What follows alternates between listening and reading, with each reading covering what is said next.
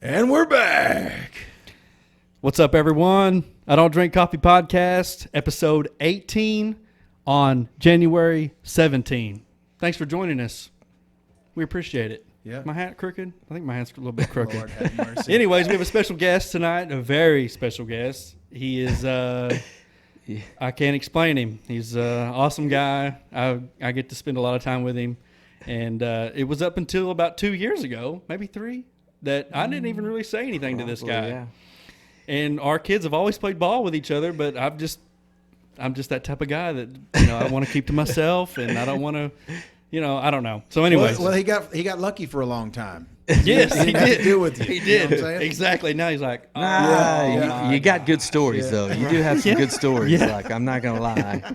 a lot of stories I'm sure a lot of people don't believe, Well, they're hard to believe. Yeah, they are. But you can't make that kind of stuff up. I'm just saying. That's true. It's way, it's very you true. can't do that. So anyways, Coach Mullins. Yes. Justin Mullins, longtime McAlester favorite, I would think. He's the depends who you talk to. He's I the think, poster maybe. boy in McAlester? I think so. I don't know about that. I always It heard just depends kinda- who you talk to, I guess. Golden I don't boy is what I was always told. He's the golden boy. Okay, Golden boy. yes, There you go. yes. Yeah. Perfect That- words right there. Yes. I think I heard that too.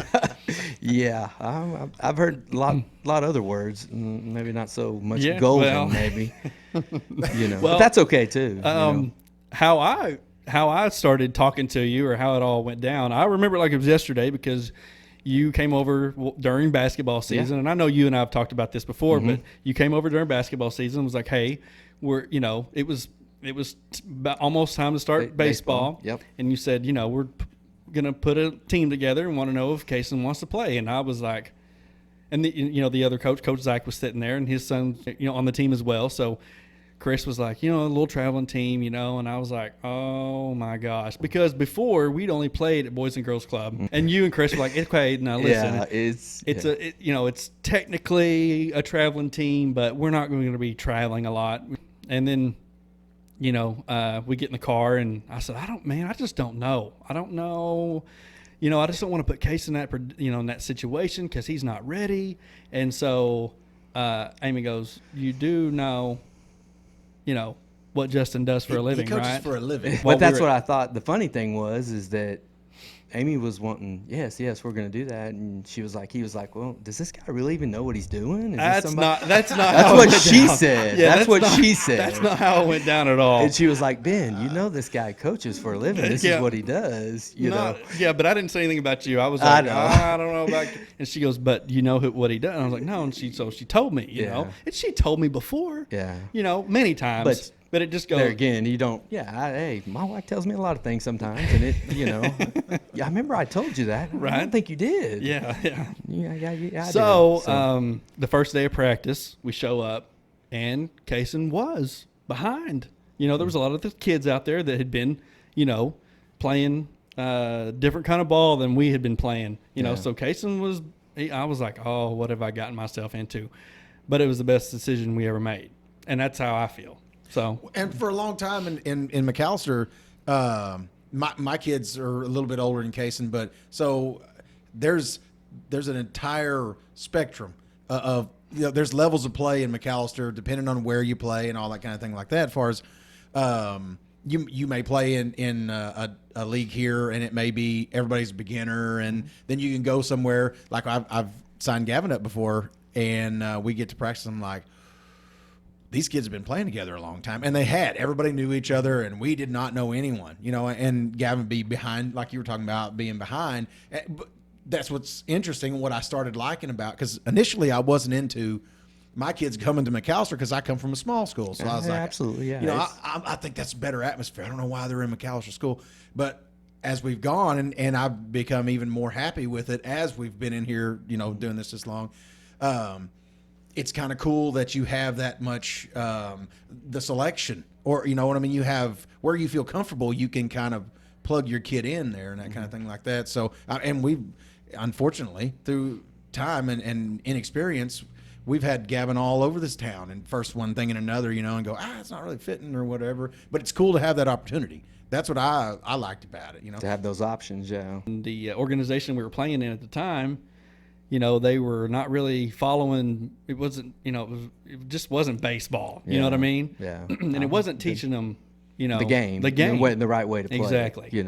And so I did what I could behind the scenes with Kaysen, but, we mainly were focusing on, because he loved basketball, and I was always throwing him a football. So that's really the two sports. Well, and it's funny you say that, because especially with nowadays with the, so many kids specializing in everything that they do, and I tell people I've truly believe that every sport helps in another sport in whatever you do, because you can tell a certain kid, well, I can tell he doesn't play football, just by the way he does things, his aggressiveness, his, different things like that. I mean, you just, I can tell he doesn't play basketball. He doesn't have very good lateral movement. He does, I can just tell. And baseball, mentally, he's not very tough. You can tell he doesn't play baseball.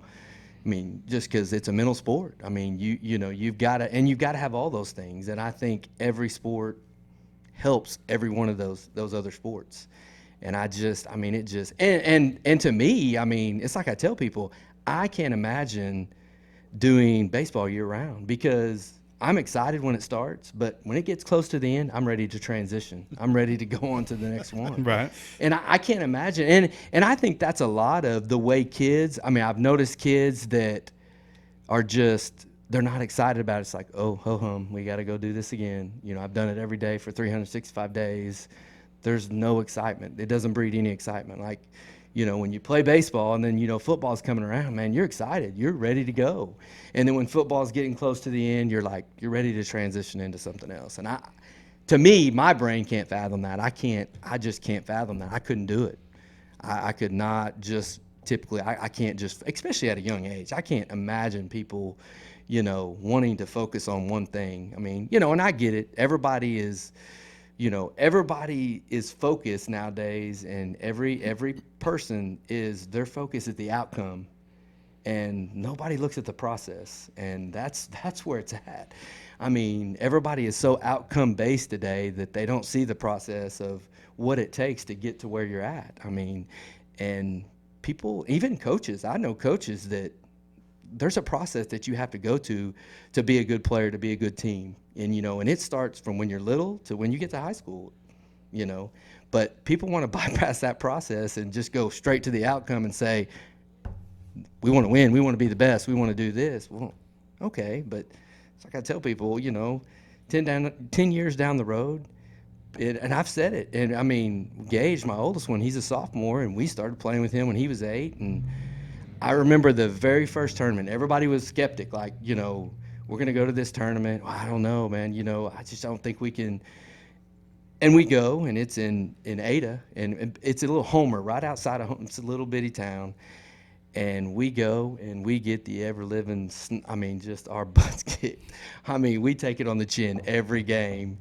And, afterwards as a team, they went to the park, and everybody played, and da-da-da, and to this day, none of the kids can tell you, hey, we got beat every time. All they talked about was when we went to that park and went and ate afterwards. Right. Yeah. And that's the thing, is people get so caught up into, I've got to win right now as an 8-year-old, that they don't understand the experience is what the process that you go through, the bond building, that type of stuff is what's more important than the wins and losses.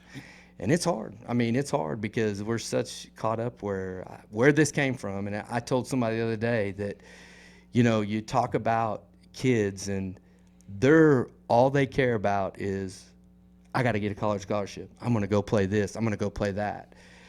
And where that started, I have no idea, because when I was in school, that thought process never came to my mind. Like, I played baseball, I played football. And I was decent at both of them. But I never thought, hey, I've got to do this. My stats have got to be this so I can go play college ball. Yeah. And I'd never thought that. And then, before I know it, people are calling me and saying, hey, and nobody big. Small colleges. And I'm like, really? You think I have a chance? I could go play? And, that type of thing. But I just wanted to win, play with my buddies that I grew up with, And it's like I told somebody, I said, I'll tell you, and I've experienced it, and I played at a high level, and I went was able to play college baseball. We were very successful, and I would trade that 4 years of college, of playing and being able to play, to win the last game I played with my high school buddies. Because it's nothing like it. You meet good friends. I've got great friends that I had in college and I played with, but it's something about the guys that you grew up with from when you were little, and whether it was at the park or, and you knew them your whole life, and something about growing up with those guys and being able to win that last game and, say you did something special. I would trade that for 4 years. I wouldn't even go play. That's fine. If I got a chance to win, and I said I can say that because I've experienced both.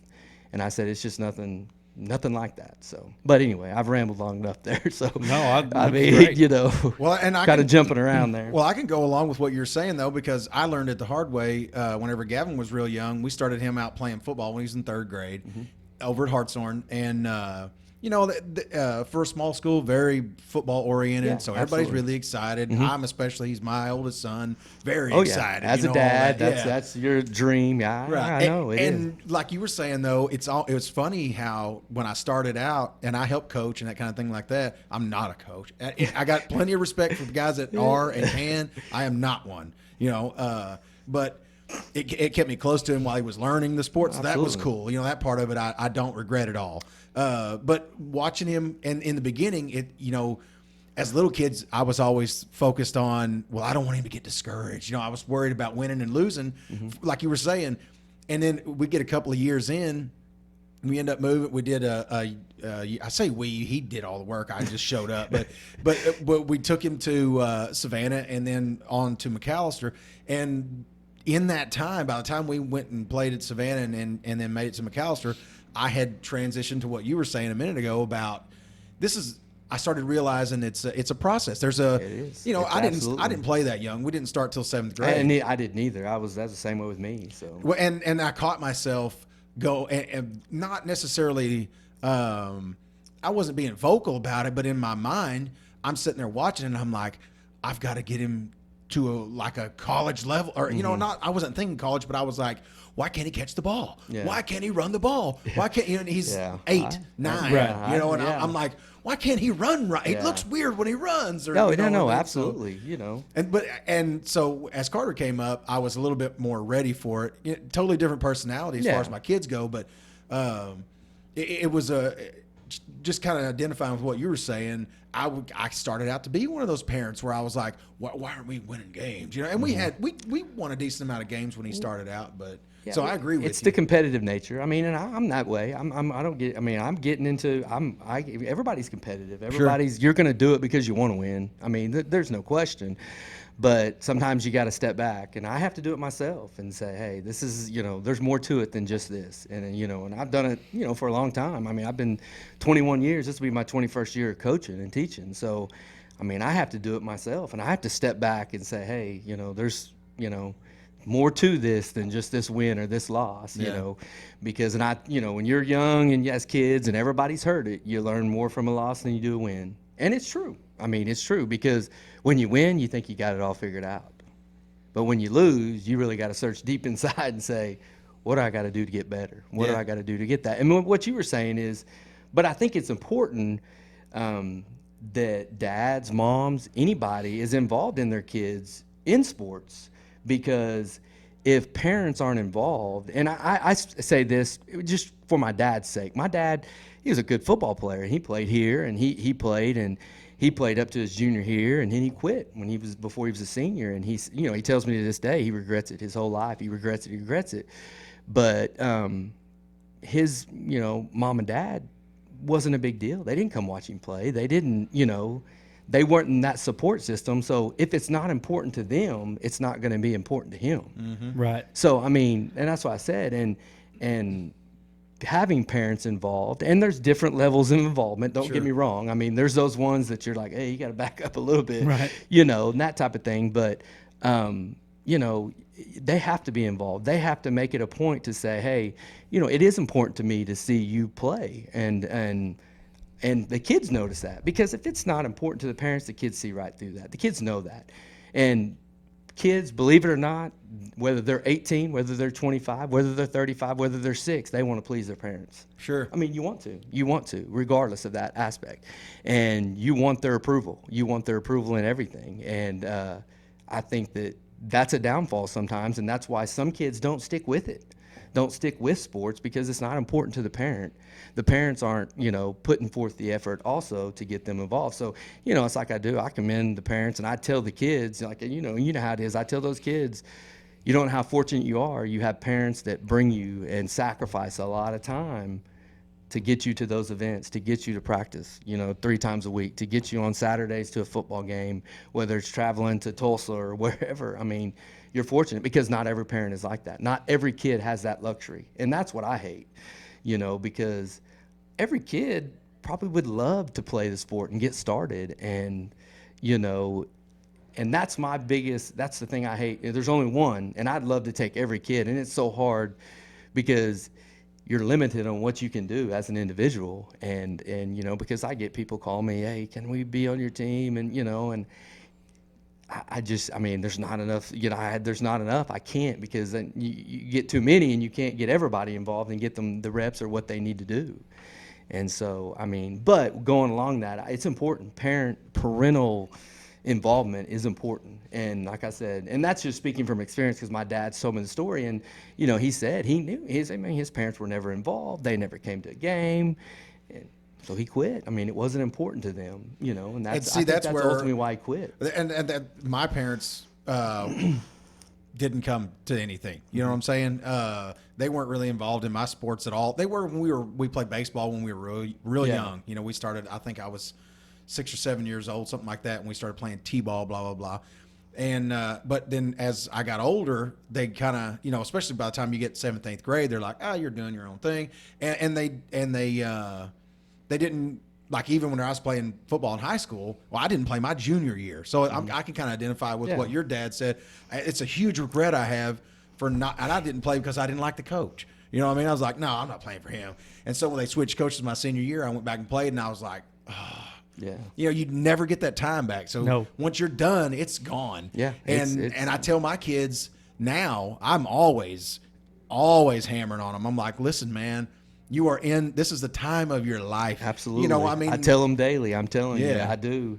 And I said, so many kids are I can't wait till I get out of here. And I can't wait till I can go and get on my own. And I'm like, you don't know how good you have it. Yeah. You get in the real world, it's not like that. Yeah. You think it's this big, it's not like that. It's not, And that's what I tell the kids. I said, man, and cherish every day at practice. I know it's grueling. I know it's, but when you get done, you'll wish. And every kid that I tell that to comes back and says, Coach, you're right. Yeah. Man, I wished I had one more year. I wished because I always tell them, don't leave any regrets, man. Go out and play hard every day, whatever you got to do. And I said, because one of these days you're going to wish I wish I could practice one more week to get ready for a football game, that type of thing. And then during the time, and I was there, I know, you dread it. It's not fun to practice. I mean, nobody likes the 2-hour practice and the grueling part of it, but then you don't really know how good until it's not there no more, and that type of thing. So, I mean, it's been there. I've done it. I've seen it. With kids and different aspects. I mean, it's a reality, and that's, like I said, that's the number one thing they'll say, Coach Mullins, you were right. You said it. I said, one of these days you're going to miss this. You're going to wish. And they were like, you're right. Even when it's, hot and you're tired and all that kind of stuff, you wish you could do it again, those type of things. As your role as a I guess I wouldn't say an authority figure because that sounds a little bit stoic, but I mean, but in the spot you're in though, I remember like you're doing junior high guys, you know what I mean? So I remember being in junior high and my coaches, I still remember them to this day, and I enjoyed them. At the time, I didn't necessarily because I'm thinking, these guys are making me run. We're doing all these things. They're screaming, and all these things like that. But looking back on it, man, I mean, and I had for as small schools I went to, had some really good coaches that were fun to be with and real good about joking, absolutely. And good sense of humor. And it was a positive thing that I had, even though like I said, my parents weren't that involved. they were in my life, but they just weren't involved in my sports and that kind of thing like that. So those guys were really good, positive role models that I had. Most of them were as I was moving through. So I was really interested in, I was excited whenever I found out that you wanted to come on the podcast, because you got that, you have a really neat spot to be in. I know after 21 years, I'm sure you kind of are like, Jesus, I mean. No. And I'll be honest with you, at the junior high, it's different. Don't get me wrong. But, you like it because, kids, most of them, the majority of them, 99% of them, they come in there and they don't act like they know everything. When they get to high school, they feel like they start to know, like, you're trying to tell me I already know that, but majority of the junior high kids, they're thirsting for knowledge. They're wanting to know. They're wanting to please. They're wanting to, and, they want to do it. They want the process. Now, it's like I told you, I mean, it's hard, because, I get after them and I demand a lot of them and I tell them that. And I said, but I'm not going to treat you any different. I wouldn't treat my own. And I said, I'm not going to sugarcoat anything for you. I'm going to push you. I'm going to try to make you be the best you can be, that you want to be. And hopefully that's what you want. And I said, I may come off like a jerk and you may hate me at times, but one of these days you're going to appreciate it, that type of thing. So, but it's unique. It's like I said, because I've been at the high school level and I've been down here and to take the kids and, to see, because I'm kind of a guy, I like to see where they start and where you're finishing. And to see that is what's more rewarding than anything. You take a group that everybody's like, oh, they're not any good. They've never won a game. They've never done this. And then by the end of the year, you may not as win, but you won a few. And then next year you're better. And I mean, that's the reward of that kind of thing, of just seeing those kids kind of mold themselves into a team and become players, good players, and seeing that, hey, they're going to contribute. This kid's going to be able to contribute. He's going to do this. And, to Todd, everybody told you wasn't any good. And, you guys are good. You got to believe in yourself type thing. That's the rewarding part of that down there. Because, you get to the high school level and you're obviously, everybody wants to win a state championship. I mean, that's the number one thing. And people don't know how hard they are. I mean, they're just so, I mean, I played in one as in high school in baseball, didn't get to in football, but it's almost like the stars have to align just right. I mean, just things, and I was able to coach in one in football. My last year coaching at the high school was the last year in 2013 when we went to the state finals that year. And, it's not much what I did or what we did as coaches. I mean, we were talented. There's no question. I mean, to say we worked miracles and, we're one of the only 10 teams in the state ever to score over 700 points in a season, all that stuff. And it's me. I did, no, we had great players. I mean, good coaches, you got to have good players. Good players make good coaches. I mean, and it's tough. I mean, I thought, the year that I coached in it, I thought, man, we were better. We were probably the better team, and we just, the things just didn't align right with what we needed to do. So to win it, and that's the ultimate goal. And it doesn't happen. And only one team is only satisfied at the end of the year. But in the junior high, you get that taste in your mouth, and the thing that I like is you can end the season on a win or a loss, a tough loss that you learn from. And you can build off that, and it's not everybody's also, but, it's rewarding down there. I will say that. It's different. It's trying at times because they're kids. I mean, they're young. They're bouncing off the walls. They're like, you're wanting to strangle them every now and then and that type of thing. So, yeah, I mean, but not like they're any different at the high school level either. They're like that too, just a little bit more mature. But, and it's like I said, in the junior high level, it's so hard because down there, and this is the bad thing I hate, and you try to encourage kids, but the more physically mature kids are going to be the more successful kids. Doesn't mean they're always going to be the best kids when they get to high school. And that's the hardest thing, is because kids get discouraged. They do. I mean, they get discouraged about, well, this guy, look at him, man. He's, but he's a mature kid, and you haven't hit your, puberty. You haven't hit your growth spurt, and you're going to grow. You're going to be a good player. You have the attributes. You just got to stick with it. And it may not be, and it's like I said, instant gratification. Everybody wants the outcome. Nobody wants to do the process. Yeah. And I think that's, and I think that's what we miss. And I think that's what parents, that's what kids, that's what coaches even, they miss that same thing. Everybody wants the outcome, but nobody wants to take the process to get there. And I think that's important. I mean, I really do. I mean, when I was young as a coach, I thought it was all about drawing up that right play. It was about that play that I was going to draw up and I was going to do, and man, this was going to get us to the next level. It's all about that, you know, and it's not. It's about building relationship with kids, getting the kids to buy in and believe. That's the number one thing. It doesn't matter. It's because, like I tell people, it don't matter if you run spread offense on, you know, whether you run the wing tee, the wishbone, they all work. They're designed to work. But, and, you know, I use the story of like Davis down there. They've won, you know, numerous state championships. They run the wishbone. You know, people hadn't ran that since the 80s. I mean, what is that? You see on college, everybody spreads it out, throws it all over the place. And they beat teams that are way more superior. Athlete for athlete, this team will win if you put it on paper. But I'm telling you, the town believes in it. You know, they believed in that offense. They believed in their football. And, you know, they do things that not many people can do just because of the belief in what they do. And you know, and that's the downfall of a lot of coaches, I think, is that, you know, you have to get kids to buy in. You have to get parents to buy into what you want to do. And if you can, it's hard to be successful. It is. I mean, because you're not going to like everything that coach did, but deep down inside, parents know if that coach has got, you know, that player's best interest at heart. Definitely. You know, and there's no doubt about it. Well, that's what I learned, and this is just kind of a little, I guess you'd say, a little thing pointing at your ability as a coach that we agree on a lot of levels. And coming in, I didn't know you or anything. I knew what you coach. Yeah. And when you were coaching Gavin, it was awesome because Gavin came to me one time after a game, and I don't remember what happened. He got cleated or it's something pretty small, but he thought he was hurt. And he come to the sideline. It was at Wagner. I think I remember that. Yes. I think I remember that. It was awesome because he comes to me after the game, and he's wanting some sympathy. You know what I mean?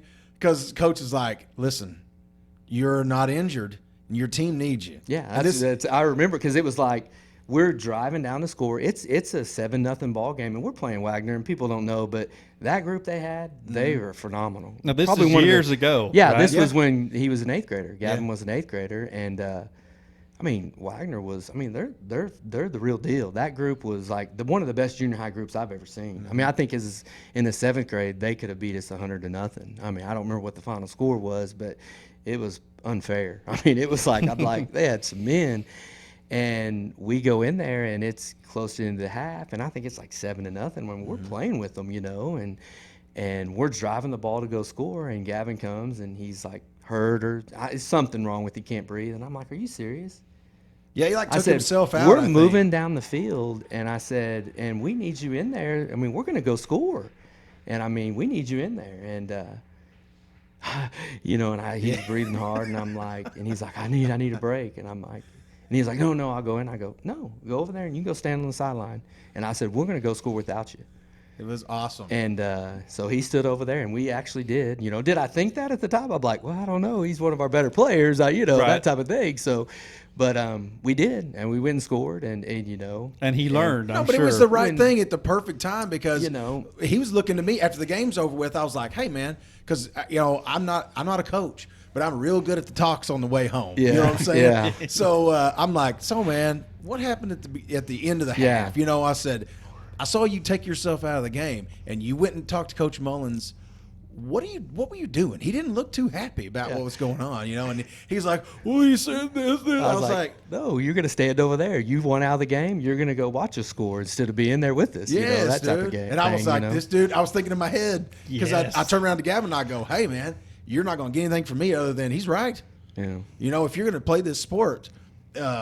I'm not saying somebody should play injured, but pain Yeah, is part well- of it. Welcome to football. Well, you and know? and there I mean, again, like I said, and I knew, you know, right? he wasn't wasn't injured. injured by any means Right. because I mean, obviously, I wouldn't throw a kid back out there Right. by any means, but I knew that he was a little tired, you know, probably, and he, you know, Mm-hmm. I think he had caught a pass and ran, you know, or something, you know, and did some things. So I think he was tired more than anything, whether he, you know, got the wind knocked out of him or something, you know, and you know, and you know, I don't know.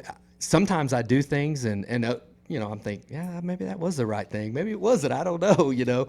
But I just kind of go with the gut sometimes. It's like, no, you're going to learn a lesson. Kind of that's what I was Right. thinking. Yeah. You're going to stand Yes. over here and you're going to learn the lesson. big lesson. Of whether, you know, whether we score or not, Right. you know, you're going to learn that, you know, that type of thing that, hey, you know, I can do a lot more than what I think I can do. And that's at junior high. That's what you got to try to get out of them. Yeah. You got to try to teach them how to practice hard. And it's like I tell them, I'm a firm believer.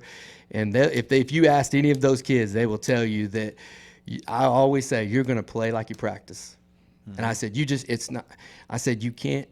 can't just say, hey, coach, when the game gets here, I'll play really hard. It doesn't work that way. Because I tell them, you train your body how you want to play. Mm-hmm. And I said, you may think that, hey, I'm going really hard, but you're not.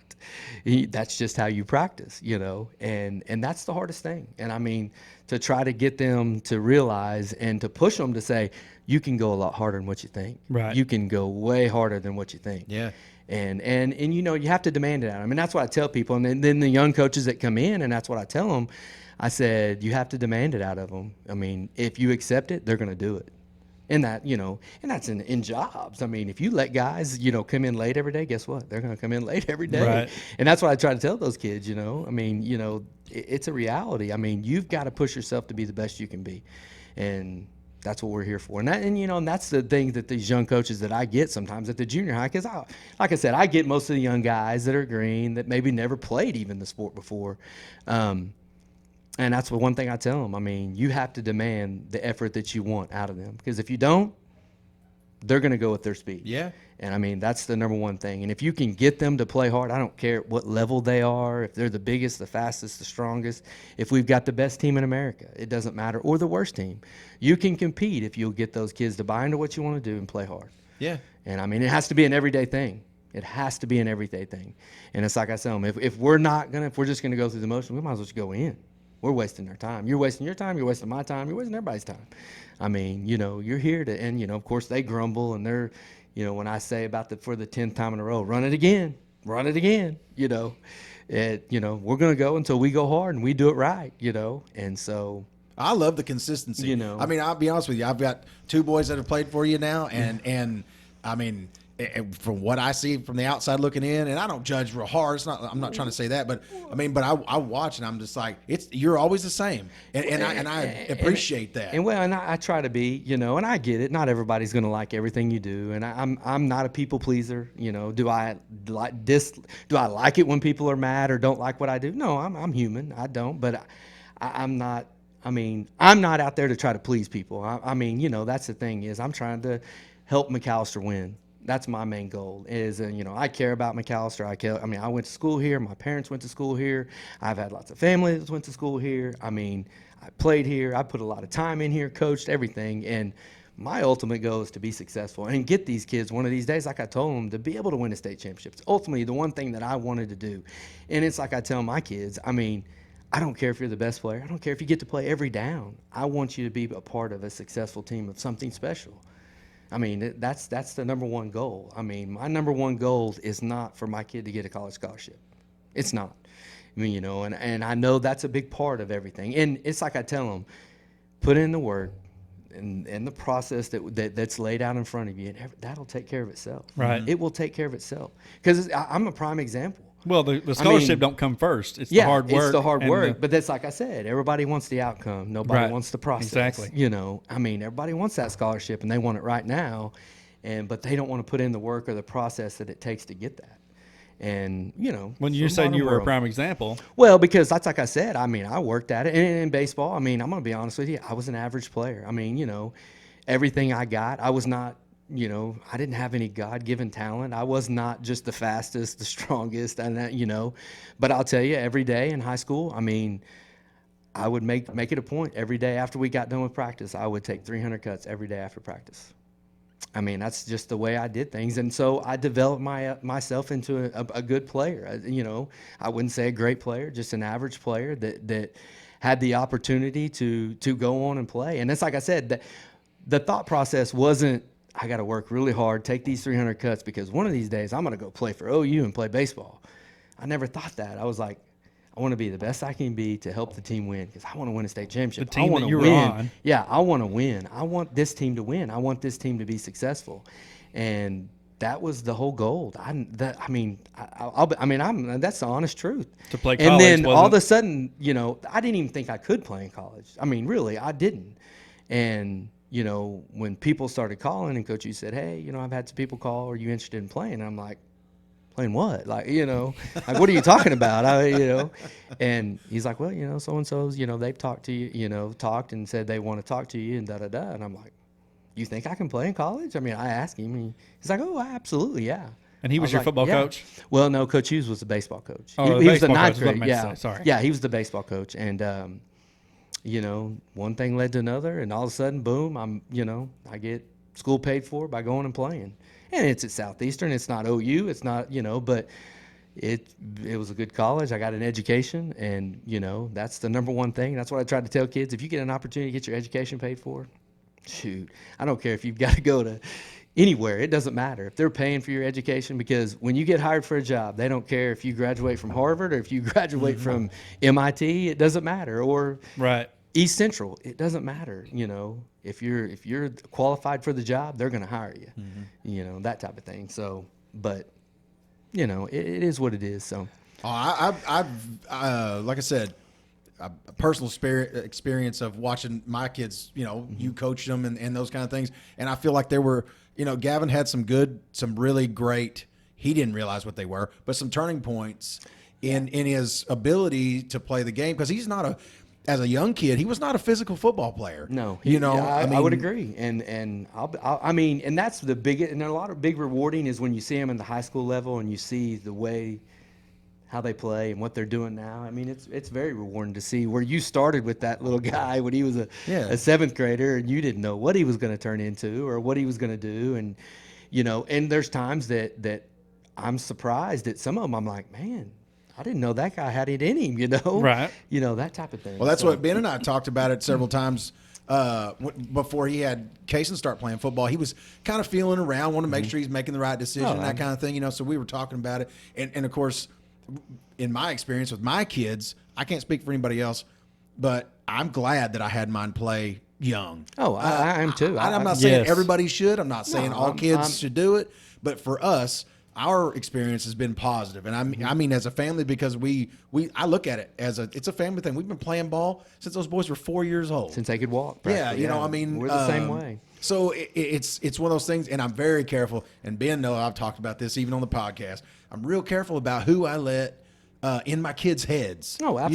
You know what I'm saying? No. I don't disagree there. I mean, and at the end of the day, I mean, you're a parent and you want what's best for your kid, and you want positive influences in your life, and you want them. I mean, you're like any other parent. You want it being taught to them the right way. I mean, it's a big encouragement whenever you hear something that they say that you said that I would have said. Yeah, absolutely. I'm like, okay, we're on the right track. And it is big like that. And it's like I said, and I tell people when they ask me, about playing football as a third grader, or starting baseball when you're 8 or 6 or, whatever, basketball. And I'm like, if you don't do it, you'll be behind. Sure. I mean, it's a reality. Sure. It's a reality. And not to say that you can't get caught up, but it's a reality that when they step in as seventh graders, I mean, I'll be honest with you, unless they're just a phenomenal athlete and just this, that, or the other, you can tell the ones that have played, and they're typically the ones that, get to play. I mean, that's playing. I mean, just because they know the game, they know what to do, and they, I mean, like I said, physical maturity sometimes helps some other kids that maybe haven't played that get out there. But, I mean, that's what I encourage people. And in the football aspect, I mean, so many people, they think that they watch, Saturday college football, they watch Sundays, and they're like, well, I'm in concussion. I don't want my kid to get hit. And I'm like, you've obviously never watched a third grade football game. Yeah. I mean, if you think that's going to happen, then you're sadly mistaken. It's more Huggy Bear and, that type of thing. Now, man, they may fall down and hit their head on the ground. I mean, you're more apt probably to get hurt wrestling around with their brother in the living room than they are playing football. Or before the game. Or before the game, absolutely, yeah. I mean, like we did this year, the kid, Only injury we have came before the game. Before the game. It had nothing to do with football. Oh, I remember. Gashed his eye open. Gashed his eye. But, that kid, there's not very many kids went that would to the do hospital, went to the hospital, got sewed, stitches, and came back and played the game. I mean, I was like, that's phenomenal. I mean, that kid's going to be successful. I'm going to tell you. He's got toughness. He's got all the stuff that you need as a person to be successful in life. Yeah, his determination. When he came back, it was like, 'cause Of course I'm here. All the He's other ready to go. Yeah. Exactly. All the Yeah. kids would look at him like, Well, and the funny thing about that is that, their mom and dad, and they're great people, and they're like looking at it, and I'm looking, and I'm like, yeah, I think, do you got some, like, maybe some stuff that we can just close it up and tape it and we can play? And I'm like, yeah, I can kind of see the bone. I mean, Right. or the flesh is kind of hanging, Yeah. Well, let's not worry about the game. Go ahead and right. take, We needed him. And they're like, we well, absolutely can we needed go him. ahead and weigh in? And that way, we can get back. And I said, well, we'll go ahead and weigh in. But I said, don't worry about, let's get this, taken care of. This Right. is beside the point, and And we planned you to not know, have him. we did. When they walked off to go to I didn't know if they would come back. Yeah, Yeah. they were like, we knew they would come back. we knew just didn't know. I didn't know if he would play or not, and I wasn't going to push the issue, and he's a good player for us. But I mean, I'm not going to. I mean, I'm okay with losing the game to not, Right. to get this kid. I'm not, Proper by any care. means. Yeah, exactly. And she never missed a beat, never complained about it, anything. No, it was came right back. And then, and I've been around football for a long time, and I've never in my life seen that. And that's a fourth grade kid. I mean, 9 years old. I mean, that's, Well, like you said, though, I mean, parenting, you can't lay it all at the foot of the parents, but I mean, because the kids got to get out there and do it. But you can tell that I can always tell a difference in what kind of parents these kids Absolutely. have by and from the first day they get out there, the first Oh, hit absolutely. they take, because No. that's the eye opener. It's Yeah. always first day of pads. Yeah. Everybody's got the too big helmet flopping around. Everybody's bumping into each other, and then you run a play and you see them take a hit. Yeah. And it's like they cry a little bit, Yeah. and they don't know what to think about it. And you're like, okay, let's see what he's going to do. And you Oh, can yeah. tell people who's went, hey, to their kid when they're 5 years old and fall down and scrape their knee, they're like, get up and get out of here. We're Yeah. crying. Or come here, baby. You can tell the difference in them kids. Well, and that's like I said, probably people, if they come and watch me with those guys, they probably think I'm pretty harsh, like I'm a jerk, because when they do that, that's kind of how I mean, get up, let's go. You're okay. Yeah. You're fine. That's, you're just, and I, and now, his legs turn this way or That's something. I mean, different. that's different. Yeah. But I mean, when they're laying there and they're grabbing this or that, and I'm like, you're okay. I mean, it's a toughness factor. I mean, Yeah. kids have got to learn that. I mean, the old adage, are you hurt or are you injured? Yeah, I say it to them all the time. That's the thing. I mean, are you hurt or are you injured? I mean, there's a difference. There's a big difference, And with that being said, I'm dad of the world, being a coach. My oldest son in football in 8th grade, we're towards the end of the season, we're practicing, and I take total blame for it. And I just try to do it sometimes, and I quit doing it. But, the last week, I let the kids have a little fun. They put in a lot of work. They practice every day after school. And what's the lineman's biggest dream? Carrying the ball. So in practice, hey, I'll let the lineman carry the ball some, at the end of, last week of practice or something like that, last 5 minutes. And I tell the scout team over there, I said, because we'll have some big kids. And I said, I tell them, hey, don't hit a kid at his knees. Don't, if you can't tackle him, get out of the way. You know what I mean? It's okay. We're just trying to have a little fun here. And so my kid did. And he's just as much to blame. And he ran over a little kid one day. And then the next day he breaks it and we blow the whistle. And that little kid don't forget, and he hits him right in the side of the knee. Well, he falls and he's screaming. I could tell he's hurt. I thought he broke it. I'm thinking he broke it. And I'm like, oh, shit, that's stupid of me. Why did I do that? And so I go over there and, of course, and I check. There's no bone sticking out. He's not broken. He said his knee's hurt, da-da-da. And I'm like, get up. You're okay. And he walks and he's like, it's just kind of giving out. And so I was like, okay, whatever. And so afterwards I have, Baker, I call him and say, hey, come look at him. He got hit in the side. Well, Baker looks at it. He's like, it feels pretty tight. I don't feel like there's anything structurally wrong, and da-da-da. And he said, but it's kind of swollen. So, that could be a little bit of it. Let's give it a couple days. We'll look at it again. Okay, Well, I knew he wasn't going to play that week, and da-da-da and all that stuff. So we gave it a couple weeks. He checked it again, and he felt it. I think it's all right. I said, can he run? And he takes off, and he takes running. I feel okay. Yeah, it feels good. It feels fine, And I was like, okay. He's like, well, just let him start practicing basketball. And I was like, okay. Well, we'd go basketball, and they'd do some drills, and they'd slide and get, shuffle a little bit, and he would go out on him. And, he said it would hurt. And he said he'd sit down, and 30 minutes, he'd feel okay. He'd ice a little bit. He'd be okay, Well, I'd do it about once a week, And I'm just thinking, well, maybe it's just still, maybe give it a little bit of time. And so I talked to Baker, and he's like, I just think, I don't know what it is. I can't really tell, and that type of thing. And So we go in there for a while, and then he goes to a birthday party, and they're like, well, we're going to go run and play hide and seek. And I'm like, well, it's dark. I said, we just be careful, da-da-da. And we get a call, and they're like, hey, Gage, he hurt his knee again, da-da-da. And I'm thinking, well, it just went out. We go there, and he's like, well, it kind of felt a little different, he said, but, and so I was like, well, let's forget it. We'll go get him MRI. We'll get it shored up, make sure nothing's wrong, and you're talking December 17th or something when we got the MRI. So we're talking a month and a half before we did this. And we go have the MRI, and I'm thinking, well, everything's going to be all right, da-da-da. And they call back, and I was like, well, he's tore his ACL, and he's tore both meniscus. And I'm like, oh, my gosh, are you man. serious? I remember this.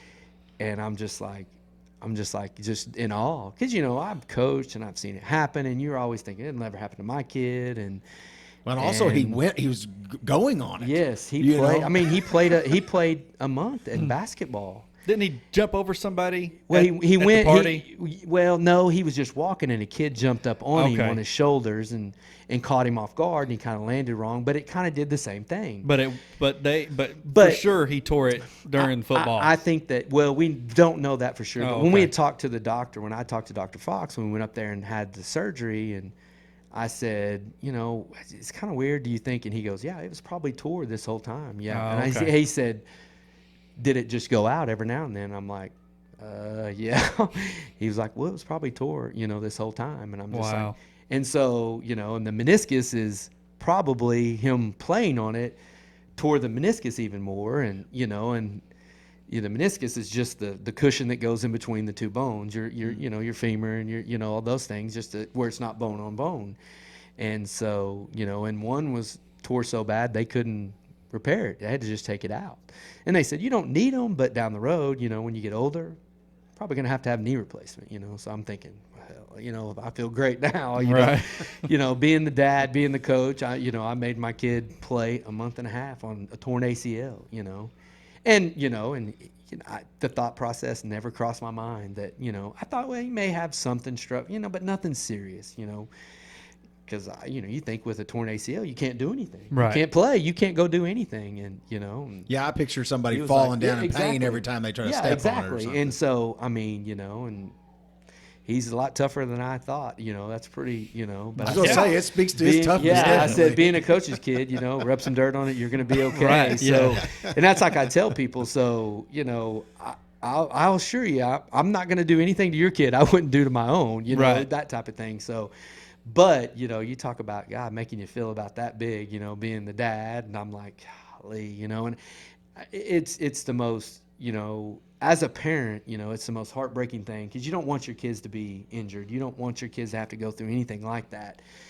And, a 6 to 7 month process like that is Right. just heart-wrenching. Because, especially in high school. and that's why, Or in school. and that's why you try to tell kids you don't know, play it every play like it's your last because you never know. You never know when Very true. When it can be taken away from you just like that, And I was fortunate enough it never happened to me, but when it happens to your own kid, it kind of hits you in the gut a little bit to say, hey, it's a reality, because you don't know if you'll ever come back from it, and you don't know if you'll ever be the same. I mean, Yeah. and not only the surgery part and the rehab part of getting back and when he is back and the struggle of the first year that he gets back when he's not like he was before and he wants to know why, and it's tough. I mean, it's tough. I'm going to tell you, I don't want to see, it puts a whole new perspective on that for a kid, for me, and I've seen kids and I've not seen the day-to-day process like I did with my own kid, Right. I've seen the kids, but I haven't seen them Right. day to day, like how it affects, daily and what it does. And he was in great spirits. He never, Yeah, faltered. he was. Never, Well, from what I saw. yeah, anyways. I mean, he never did. I mean, never one time did he question or cry or say, why me? Or, and, you just say, God does this for a reason. He's got a plan for you. This is part of your journey. I mean, it is, it's a reality. And like I said, as a coach, you don't realize it because you don't see that day to day. But as a parent, when you see it, I'm telling you, it puts a whole new perspective on it, of that process of what it takes, and that type of thing. Because even like, here across, Josh Carney out there, I coached him and, he tore his twice. And to have to go through that twice, that it speaks to the toughness of a kid like him, and to do what he does now. I mean, golly, man, I can't imagine that, and for their parents and that, that sake. So I would be nervous as if I had ever torn one. I would be nervous about doing it again. That'd be another thing that'd be in my mind. And that's the thing is, and I think that because they told me that, it's going to take 6 months to a year for him to overcome the mental side of it. Sure. Of, the thought process of not, and I could see it in his play. I'm not going to lie. I could see him when he played. Yeah, I was going to say, you and I have never really talked about that part of it, so I didn't know. I mean, I could see it. He wasn't like he was before. He's getting back there. I could see it this year. He only had to wear the brace for a year. We made him wear it in football because he's a lineman. I was like, right. not going to hurt. It's not going to hurt. You're not a skill guy. You're not going to score touchdowns and run, But, this is the first, when he just started baseball, he wants to go without it in baseball. So, he's seemed to hit it running and not worried about it. And so, kind of leery as a parent, you're I don't say anything. You don't say anything to him or anything like that, but, you're kind of leery. You want it, and, but he hasn't missed a beat. He feels, back to normal. He's Awesome. And he's a worker. He gets after it. He's not the greatest. I'm not going to say that by any means, but he's a hard worker, and it's like I said, it's a tribute to how he cares about the game, because I don't know if he was more upset when they got beat at Carl Albert than some of the kids that were seniors, I mean, he's in tears and he's bawling and he never plays a snap, I mean, but it means something to him. And I'm more proud of that than him going out there and scoring 8 touchdowns or playing every down. Right. But to know that he's poured that much into it and playing scout team every day, which we've all done, and pouring that much into it and it meaning that much to him, at the end of a game, knowing the season's over. That speaks to his character, definitely. And that's what I said. And as a parent, I'll be honest with you, that means more than winning and scoring touchdowns and being the stud player to me. I mean, and I'm a coach and I look at it different than most people because they would rather have their kid be that guy and be on the field every down. But, man, I'm telling you, that made me more proud than anything. And like I said, he never played it down. He snapped a little bit, long snap for him, but he never played it down. And, and it meant that much to him when it was over. That's what I've noticed about him. Like when he comes over, when he's not practicing or whatever, and he comes over while we're practicing with Grant and Kaysen, and he just jumps right in. Yeah. And he's a coach at heart. You know what I mean? He is. I'm like, dude, he is so much like his dad. And Gannon comes in there and he's playing around and stuff. And I don't know if he's not like that. He's not geared like that. He's not. Gannon and him, and it's kind of crazy. I didn't know if Gage was like that back when he was Gannon's age. He was not. No. Gage is like, I'm like, dude, he is. If he don't, whatever he wants to do, if he can always fall back on coaching because he is a natural. It's kind of funny because, Gage he's kind of built a lot like me. I mean, he's very laid back. That's how I was when I was in school, and it's funny that you say that because Coach Homer, he said one day last year, he's walking by, he's playing basketball and they were in the weight room over there. And he said, I walked by and he said, I had to take a double take because Coach Homer coached me in high school. And he said, I thought that was you. He said, he looks just like you. He said, that is, that's the typical, But, I'll be honest, I really, at a young age, I wanted to be a coach. I don't know where it came from. I don't, I didn't want to be a doctor. I didn't want to be a lawyer. Now, I grew up with my uncle, Bill Ray Holt, and he was a coach, and so I was around it, quite a bit with them. I mean, I was the water boy, I was the ball boy, and all that kind of stuff, and I just knew that, hey, I want to do that. It just is, that's something that I want to do. I want to be involved in the sport, regardless of what happens. I want to do that, and then, of course. You have a guy like Coach Homer, which was my coach, and he was very instrumental in me wanting to be a coach, and Coach Hughes and Coach Harmon and all these guys that I've had, they were a big part of it, with the way, I want to do that. I want to do what they're doing. I want to help kids. I want to be that, that guy, and I still want to be around the sport. And, and that's one thing I always tell kids that when they're in school and when they get done, I always tell them, give back to the sport what it gave to you. Whether it be coaching, whether it be somehow, the sport that you loved. You don't have to be a coach in high school, or you don't have to, but somehow, some way, find a way to give back to the sport what it gave to you. Because I think that's important. I mean, I think that's important for those guys to do that, because all the stuff that it did for you, you need to give back that to somebody else and be that driving force for them, in whatever aspect it may be. It may not be in coaching. It may be in some other aspect. I don't know. But, give back to it what it gave to you. And so, I don't know. I just always knew that, hey, I want to be a coach. I want to be that, because I would ride the bus with my uncle, and we'd ride the bus, me and my cousin, and we were ball boys, and I'll never forget, we were ball boys, and they were for McAlester, and we go over to Ada, and it's rainy, and Ada's really good, and they're beating the snot out of us, and they're griping at us because the ball's not dry, and me and my cousin, we're like, Aaron, we're like, it has nothing to do with the balls. You're just not very good. They'll tell us that. Good Lord, you try to blame it on us. Good Lord, that type of thing. Y'all reaching now. You're like really reaching. Come on now. I mean, that ball's dry. Don't give me any crap about that. We're like looking at each other like, really? Come on, man. They're really good. You guys suck. You're not very good. So quit blaming it on us. We're not. The balls being wet or whatever you think they are. That's not a 40-point difference. I'm sorry. So that's kind of one of those stories. I'll always remember that. We're just like, no, it's not us. I can assure you. So does Gage want to be a coach? He hasn't really talked about it. He hasn't really talked about it. And I'm good with that. I mean, of course. He don't have to have it figured out right now. Yeah, he doesn't. And would I like for him to be a coach?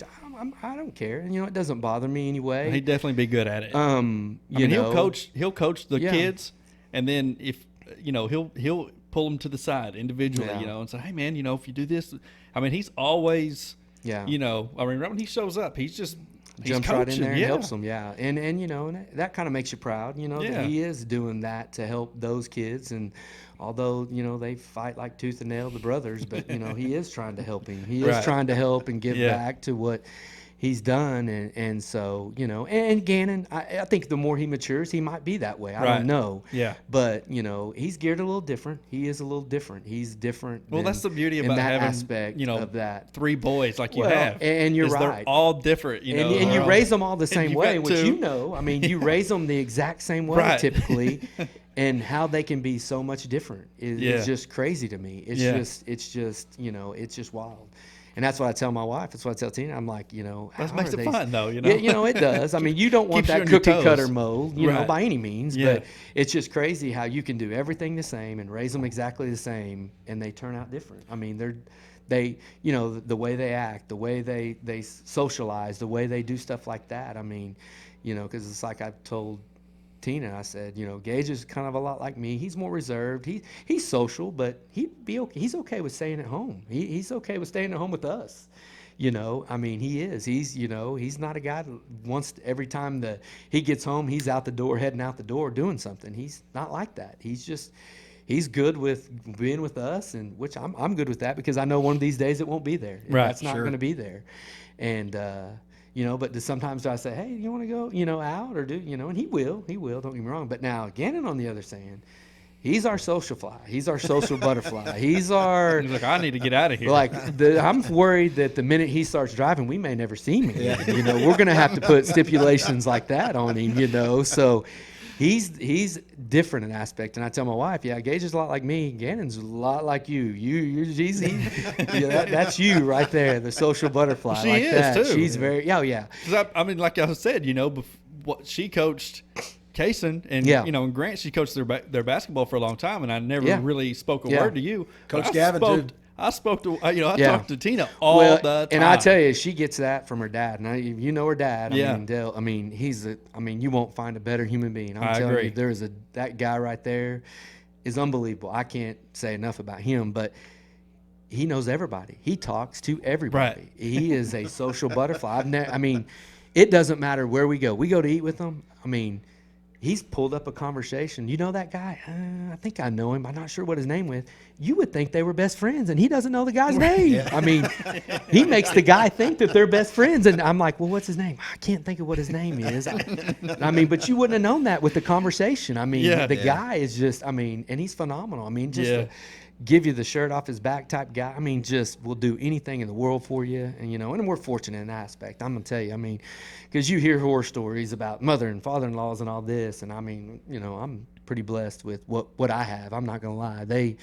They're tremendous. They help us out tremendously. I mean, I can't say that enough by them by any means. You know, as far as supporting the kids and all that with everything they do. They're I mean, every every game. And, you know, fortunate with my mom and dad too, you know, which they live a little harder for them. They live 5 hours away, but they come down make a lot. time, and they come down a lot and try to make things, you know, that they can. And I mean, you know, they'll drive 5 hours and drive 2 more hours and spend a weekend in a tournament, you know, and that type of thing. So, you know, we're fortunate, we're blessed. And I mean, with that aspect, I can tell you, because, you know, there's horror stories. You hear stories and stuff like that. Well, you know, to lead the life that you're leading, this is outside looking in, but I mean, you're a busy guy. I always think I'm busy until I get to paying attention to sporting events, and you guys you're at everything. Yeah. And you're always coaching, you know, and your wife too. You know, you guys are busy. And I'll be honest, you know, my wife, she's kind of the rock. I mean, because I'll be honest with you, in high school, when I was doing high school football and baseball, I mean, she was a trooper. I mean, because I'll tell you, in football season with Coach Pratt, I mean, you know, we spent lots of hours up there at the field. I mean, we practiced till 5:30, 6 o'clock. After the practice, mandatory coaches had to sit down and watch practice video together, you know, so, you know, we're getting out of there 6:30, 7 o'clock every night. You know, that's on a regular day, on a regular practice where you're not even having to travel, go to a game, you know, get back late on a Friday night. You know, I was the video guy. I'm putting in the video, inputting it, you know, and it, you know, sometimes I may not leave till 2 a.m., go home, having to be up there in the morning at 7:30, 8 o'clock in the morning for a coaches meeting with the coaches, bringing kids in, being done by 2 p.m. on Saturday, from 2 p.m. to 2 p.m. on Sunday. That's my free time that I had. And, you know, Sunday we were back up there and we worked until we got done. It could be 10 o'clock, it could be 8 o'clock, it could be midnight, you know, and then start all over, do it the same thing the next week. And I wouldn't trade it, don't get me wrong, but I mean, you know, she was a trooper. I mean, she loaded the 3 boys up and would go to every game. You know, sometimes by herself. A lot of times she would ride with my uncle. You know, and so, you know, with her, golly, I mean, I'm not sure, you know, that I could do it, you know, with the time frame that I had, you know, with that aspect. And then, you know, and I'm not trying to say a sob story. I enjoyed it. I did. Right. But, you know, and that was a big part of why I stepped away and went to the junior high, because of my kids, ultimately. Because, you know, all my kids want is me to coach them. That's all they care about. They don't, at whatever level, they don't, you know, it doesn't bother them. And, you know, I spend all this time with everybody else's kids, and I'm neglecting my own. Yeah.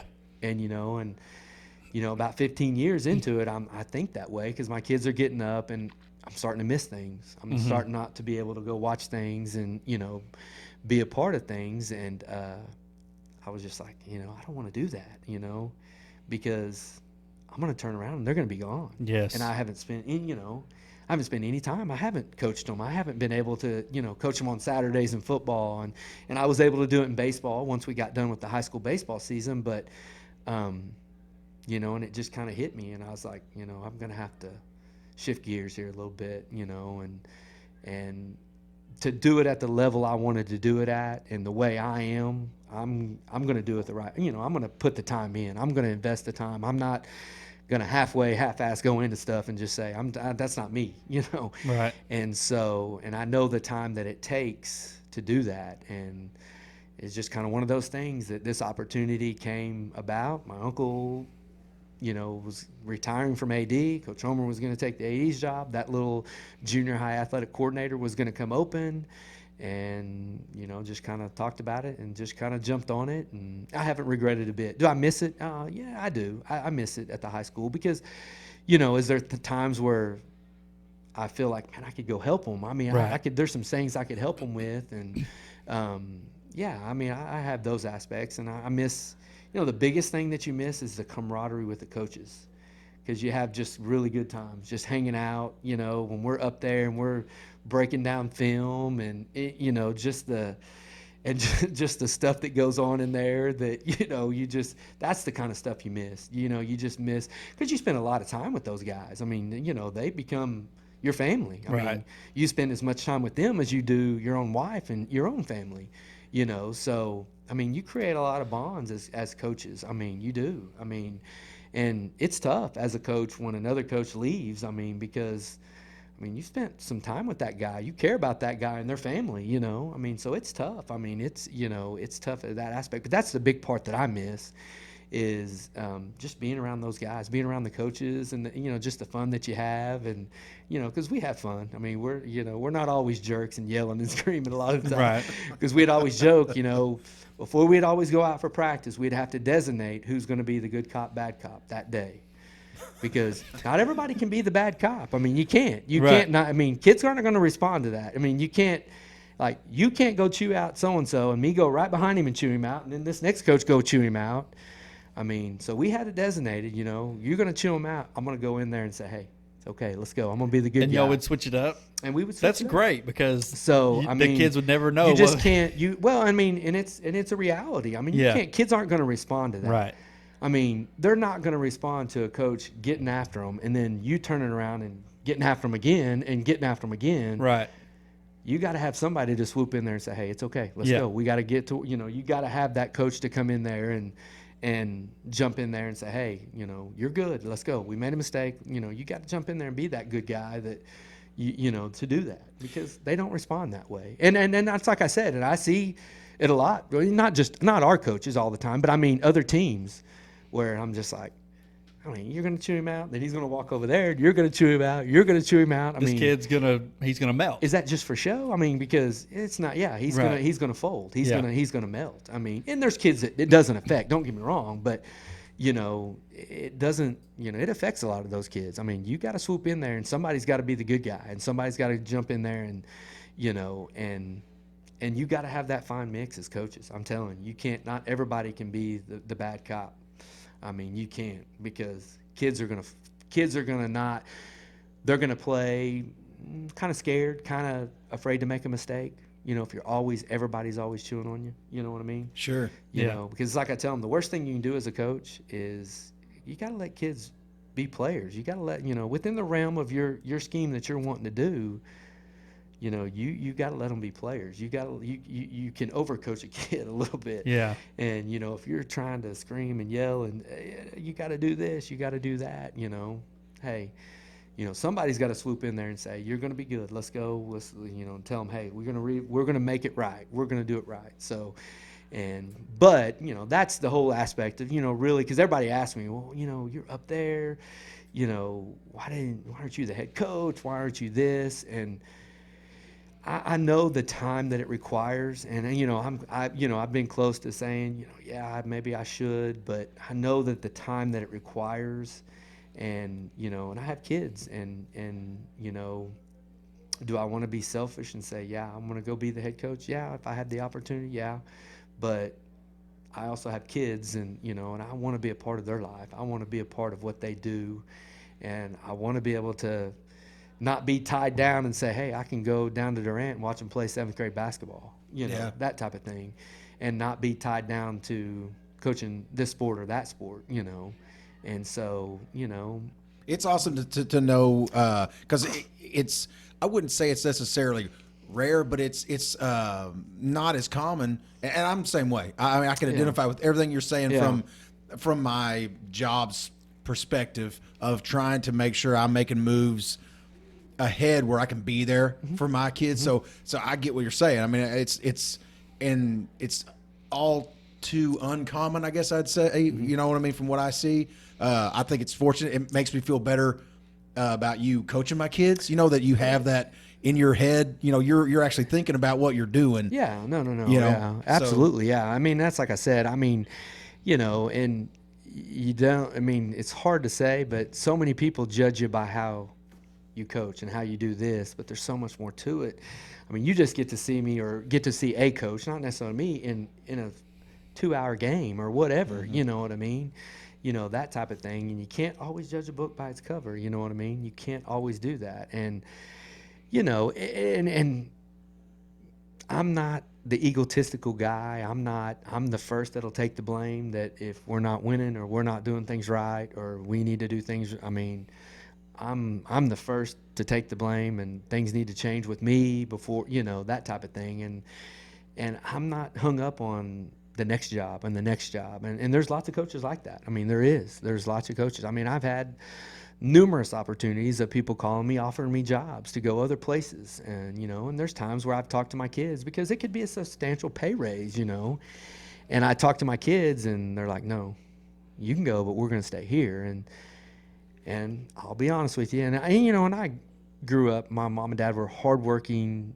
You know, my dad was an electrician. He's a lineman, you know, high lines, and he worked, you know, he worked his butt off to, you know, but we're just, you know, we lived on the north side of town. I was lucky if I had a ball glove. Not that I ever did without anything, you know what I mean? But, you know, we make ends meet. You know, every month my parents would do what they could to, you know, put food on the table. And, you know, by any means I was never neglected. I got everything I wanted for the most part. And I knew that I'm not going to ask for another glove. I'm not going to ask for a bat. I know we can't afford that. I mean, I know, and, you know, I wasn't dumb to the fact to say, I want that bat, I want this, you know.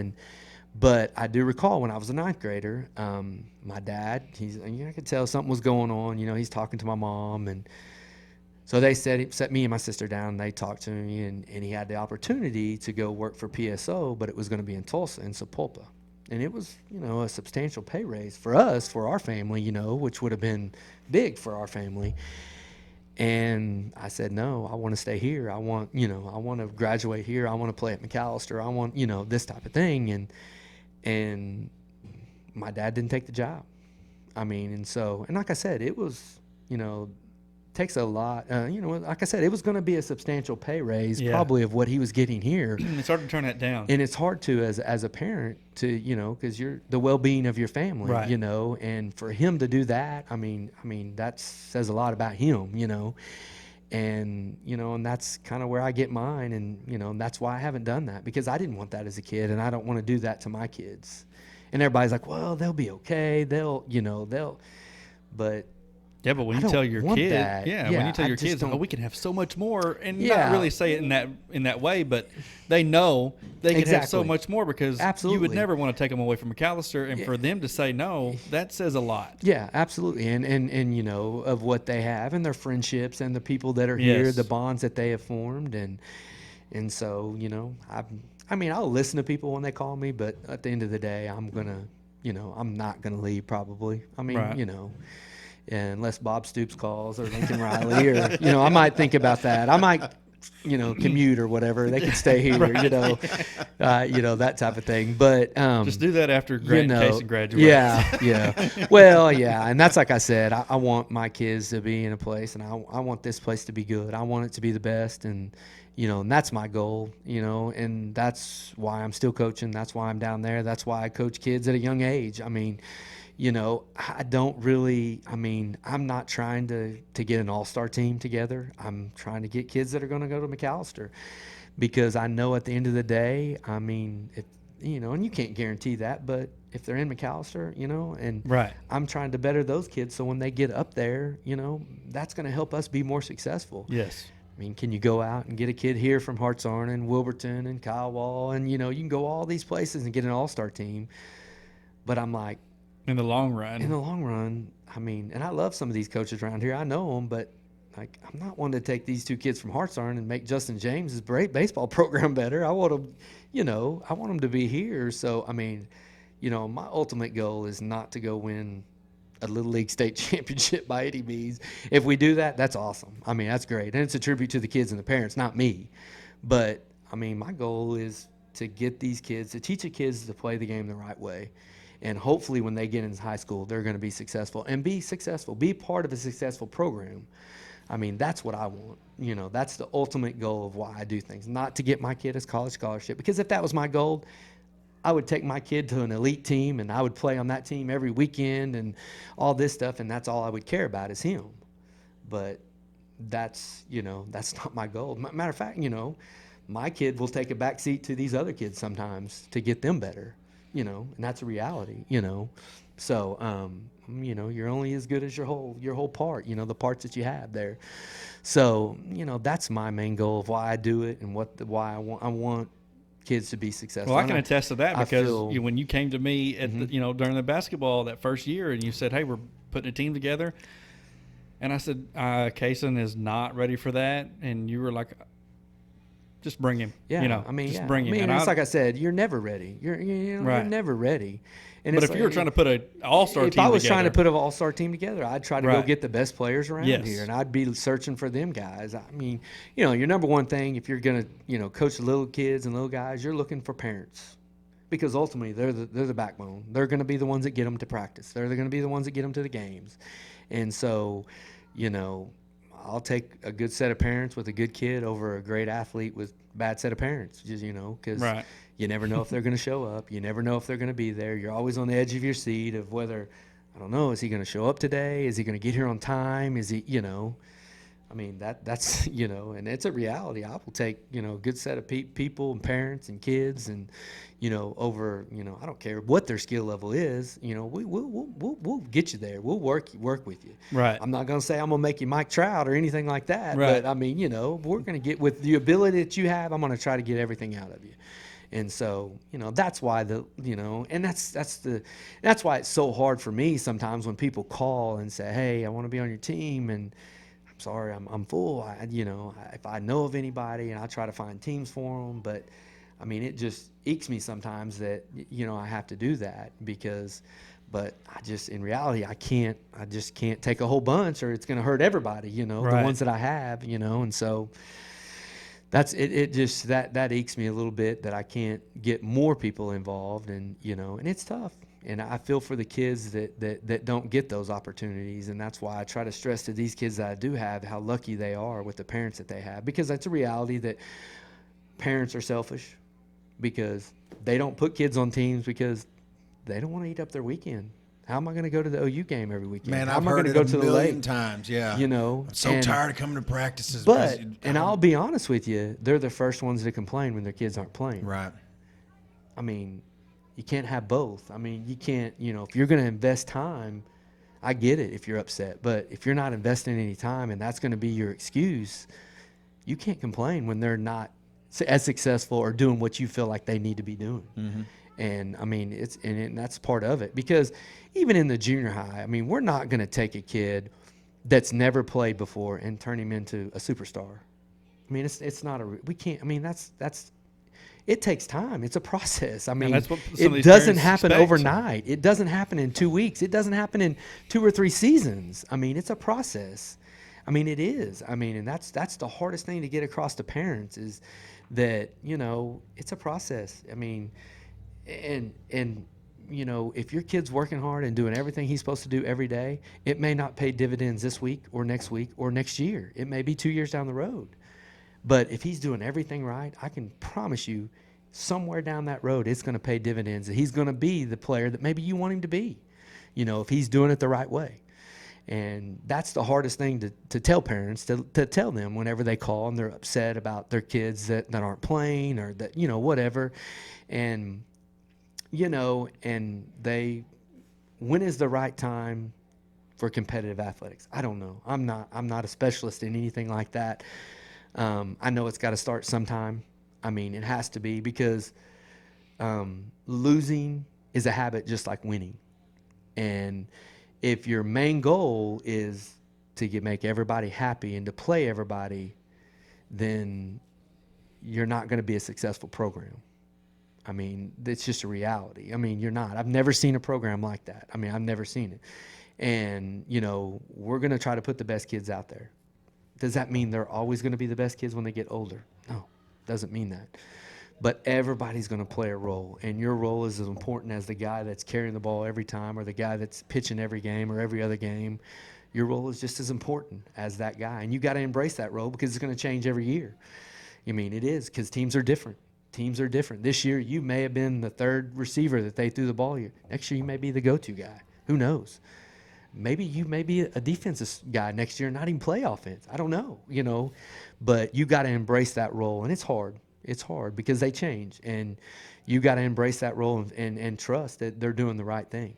And, and it's hard at the junior high level because you feel like you're putting them in a position where they might play in high school and it could completely change. Their body style could change. And that's the hardest part, I think, down there is to say, this kid is going to be an outside backer. This kid's going to be a receiver. And they are now, but they change. Well, you see it all the time in college or in NFL when they say so-and-so used to be a college quarterback and he broke the record at his school. And you didn't even know he was a freaking quarterback. All you've known him as is a wide receiver. Yeah. And it's like this dude can throw the ball. Yeah, absolutely. But he's not throwing the ball. Yeah, I mean, it's a reality. And, I in teams that win, you got to sacrifice your own whatever outcome, your own personal goals to help the team win. At the end of the day, that's the number one thing, I think.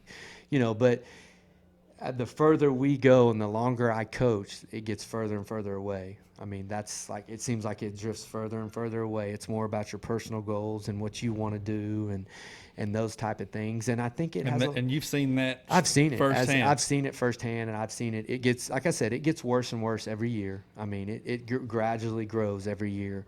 Is that, and that's all they hear. That's all they see. That's all they, that's all they know. Everybody, if you don't do this, you're not going to do this. And it's like I tell people, it doesn't matter what your stats are, because when college coaches come in here and ask or to recruit a kid, they don't say, well, what's his stats? They never ask about stats, because there's so many different realms of, like, and by no means am I knocking the kid from Canadian. He's a phenomenal athlete. I can't remember what his name is. The quarterback that was phenomenal. You know what I mean? I can't think of his name either, but I know who. But he's a phenomenal athlete, and he's a great player. But he's playing 8-man football at a Class B school. The numbers that he puts up there probably are going to be a little different if he's at 5A or if he's in 4A or if he's in 6A. So the numbers can be skewed a little bit. And so those college coaches don't come in here and ask that. And that's what so many people think. Well, I've got to get my numbers up there. I got to get my stats up there. I got to get this. No. I mean, they first of all going to go look at your grades to see if they can recruit you. That's the number one thing. Man, I tell my kids that all the time. The number one thing is they say, let me see their transcript. Before they even talk to the kid, they look at the transcript, and if he's not going to qualify and his grades aren't, they turn around and leave. They leave. They don't care what kind of player he is. If he can't qualify, who cares? Yeah, who cares? I mean, I'm wasting my time. Basically, I'm going to get on down the road. Yeah, he's going to be a headache later on. Yeah, and that's a reality. He's going to put your team at a, And so, I mean, and that's what people think. I mean, they want to know, and I'll be more nowadays than ever. College coaches want to know how their parents are. Yeah. Really? More than ever. 10, 15 years ago, I never heard a college coach ask about parents. Nowadays, that's a question they ask. How are their parents? Yeah, the family dynamic's a lot different. You and I are really close in age, I think. Yeah. And so 43. When did you graduate? 95. That's when I graduated. Okay. Yeah. And that's what I mean is, like, you and I can kind of see this in the same way as the parenting dynamic or the family dynamic has changed. I know definitely since I graduated high school, as far as, like you're saying, kids getting affected by what's going on at home, as far as their, the parents being split up, and a lot of things can contribute to kids' behavior, to their grades. To, I've guarded it really hard on mine, tried to. Yeah. Ups and downs on that part of it, but I can see what you're saying though, about how now as coaches, there's a lot to think about. Oh, yeah. As far as a kid's mentality moving into it, gifted. Since I've been here watching high school sports and my sons got into high school, I watch these kids, super talented, unbelievably talented athletes, and mentally, I already know. I'm like, this kid's got no work ethic. He's going nowhere. And Gavin's like, this dude is. And I'm like, dude. Yeah. He's not going to go anywhere. I'm sorry. Don't Yeah. pattern yourself after him. Absolutely. I'm not saying my son's better than him. Yeah, That's not absolutely. what I mean. No. But I I'm know like, exactly what you're talking about. but I'm like, yes, he's very gifted, but he's got so many other things going on up here that he won't go, man. He won't do much. Yeah. He's too much to climb over. I've seen it. I mean, I've seen it happen numerous times. I Yeah. mean, I've seen some phenomenal athletes never get out of this town because of the dynamics that they come from or that they live in or their work ethic or the stupid stuff that they do, throughout their career, their high school career that affects them. They don't understand that it affects you when these guys come in because, with the way social media and everything is nowadays, they're not going to take a person that's going to be a liability for them, that they're like a loose cannon, I mean, they're not going to do that. And that's what you try to tell kids. And, I'm not dumb to the fact that, we all did the same stuff. There was just no social media. There was no phones. There was no cameras. There was no, I mean, because I can tell you, there's times where if there was people that we saw with cameras, like these old cameras, we were like, nah. Right. Out of here, man. We don't want no proof, that type of stuff, that type of thing. And nowadays, there's a camera in everybody's pocket or it's everybody's like I hand. said, yeah, and it's crazy because, it's gotta be just like careful. at the school, if something happens, that's how you find out about it because somebody videos it and it gets on social media and then a parent sends it up there and then, Right. and I'm like, golly, I mean, and back in those days, it didn't happen. It didn't happen. And that kind of stuff. And which is sad for these kids nowadays because you have to guard yourself on that so much more than what you did back when we grew up, because you could get away with a lot of things and nobody ever knew about it. Right. Nobody ever knew, Yeah. But nowadays, you do one little thing, it's posted all over the world. I watch Forensic Files a lot, right? And it's like old, it's back in the 80s, 90s, and early 2000s and stuff, and you're watching these episodes and they're talking about, whatever, this murder that's happened or whatever. And they asked this guy's whereabouts and he was at the bar, and people, I'm like, in the back of my head, I'm thinking, well, just pull up his cell phone. Exactly, and, yeah. Oh, wait, there was no cell Cell phones back phones, yeah, then. exactly. Pull up his GPS. No, Yeah. okay. Well, Man, we had it made back then. Yeah, I know. And you're right. I mean, because like I said, the stuff that they have to guard against, we never had to worry about. Oh yeah, and Gavin. it's a lot on kids, man. Gavin learned it pretty early about getting not paying attention to where he's at and who's doing what. Oh yeah. His mom, somebody sent her a video of him, and he is at this little party, and he's dancing, he's having this good time, and all this kind of thing like that. Well, she sends it to me. She's really upset, and she wants me to do something about it. Of course, and I'm like, okay. I'm looking at the video, and I'm like, and this is before he could drive or anything. He's pretty young, I mean, I say he was ninth grade, I think. So I kind of put it on him like I pick him up from school, and I got it pulled up on my phone. So when he gets in, he's like, hey, what's up? I'm like, hey, how you doing, man? He's like, I go, dude, you got to see this video. Dude, it is awesome. I said, just look. I said, it's ready to play. Just push play. And he pushes play. He looks down at it, and he goes, everything fades off. Oh, yeah. And I was like, dude, I hammered him over. You know what I mean? He got in huge trouble. And I was like, number one, you don't need to be doing what you're doing. And number two, pay attention. Yeah. Everybody's got a camera, goofball, I mean. Well, and you hate that because, kids got to be kids too. Yeah, kids want to have fun. Sure. I mean, I to that aspect and, and it's like I've told mine, my oldest, he's sophomore, he's driving, and I tell him, I said, I know it's a reality. There's alcohol. There's going to be alcohol at places. You're going to get, pressured into doing whatever, and I said, but, if you're drinking alcohol, I don't want you to do it, number one, but if you are doing it, never get in a car with anybody that is doing it. You can always call.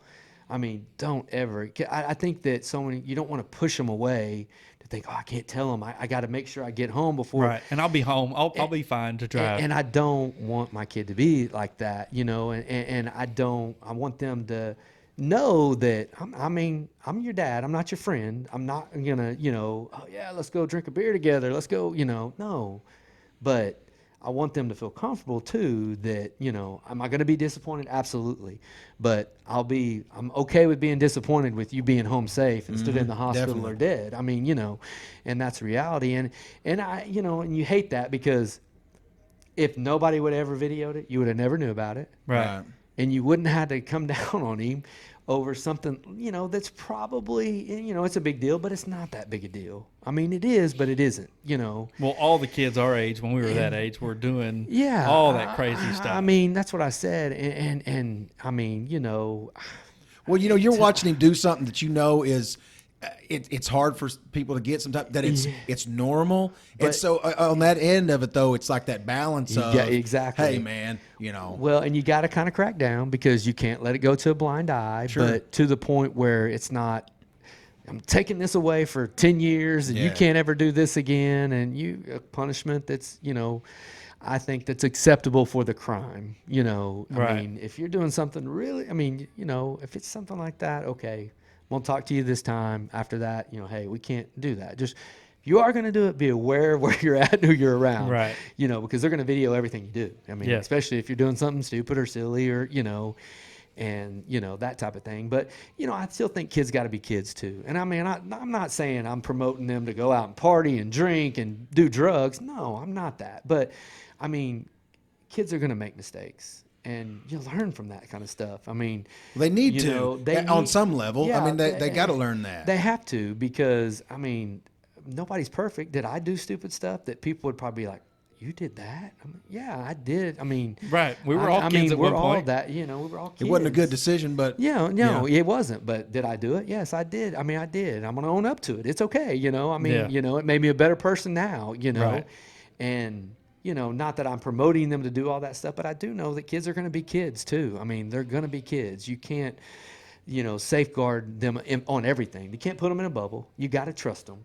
You have to trust them. Because you can't be at their every beck and call. Mm-hmm. You can't be everywhere they're at. I mean, you have to trust your kids that they're going to make the right decisions, hopefully. And sometimes are they going to make wrong decisions? Absolutely, they are. It's going to happen. But I'm just, those satellite parents, I just can't, I mean, those people, they drive me crazy sometimes. I'm like, they're going to be okay. It's okay.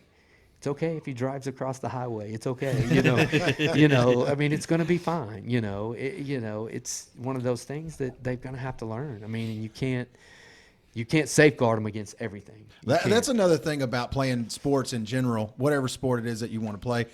I don't want to, but I tend to lean more on football as far as. Oh, I mean, everybody has their favorite. I mean, there's no, and it's fine. I mean, Well, and from a learning aspect. And you learn, absolutely. I mean, that thing, there's so many things that apply.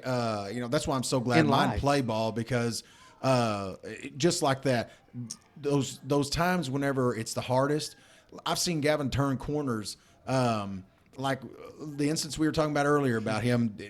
That changed something in him. He probably wouldn't ever do it again. He'd never take himself off the field, I'm sure, unless he's got some bone sticking out or something like that. I mean, I scarred him for life on that. No, but I mean, it was a good thing for him. Those scars are the good kind. Yeah, no. Yeah, I mean, well, and you got to learn those lessons. And sometimes it's like I told people, to me, sometimes you got to, and not that you want to, but sometimes you're going to lose a game to learn a lesson.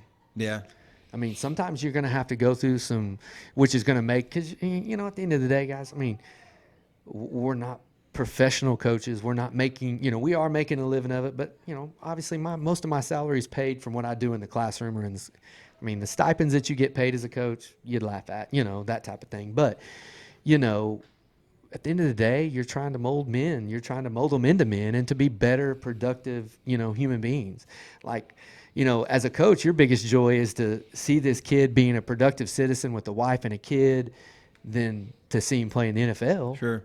You know what I mean? I mean, that's what you want, because, it's a reality. I mean, since I've been here, one kid has played in the professional level that I coached, that I had a part, coaching, and it was nothing that I did. I mean, they're God-given talent, and so, they're very rare, and people thinks that, hey, everybody thinks when their kid's 8, 9, 10 years old, they're going to play Major League Baseball. They're going to play in the NFL.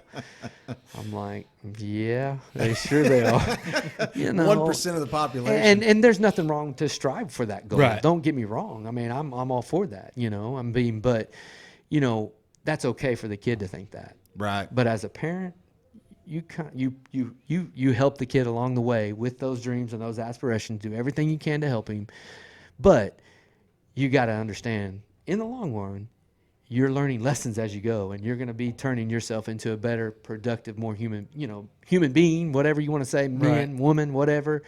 And that's the number one goal. I mean, Well, because isn't that what coaches look for too in college, at the college level, is they look for multiple sports? oh yeah, no, absolutely, and And I that's what think we a had lot of talked parents about. now, they just want to push their kid Well, into one sport. I don't know if it's necessarily just the kid. I think it's more the parent. I've seen more of the parents pushing the kid than the kid, because I'm pretty sure that when a kid is young and he's growing up, he wants to play everything.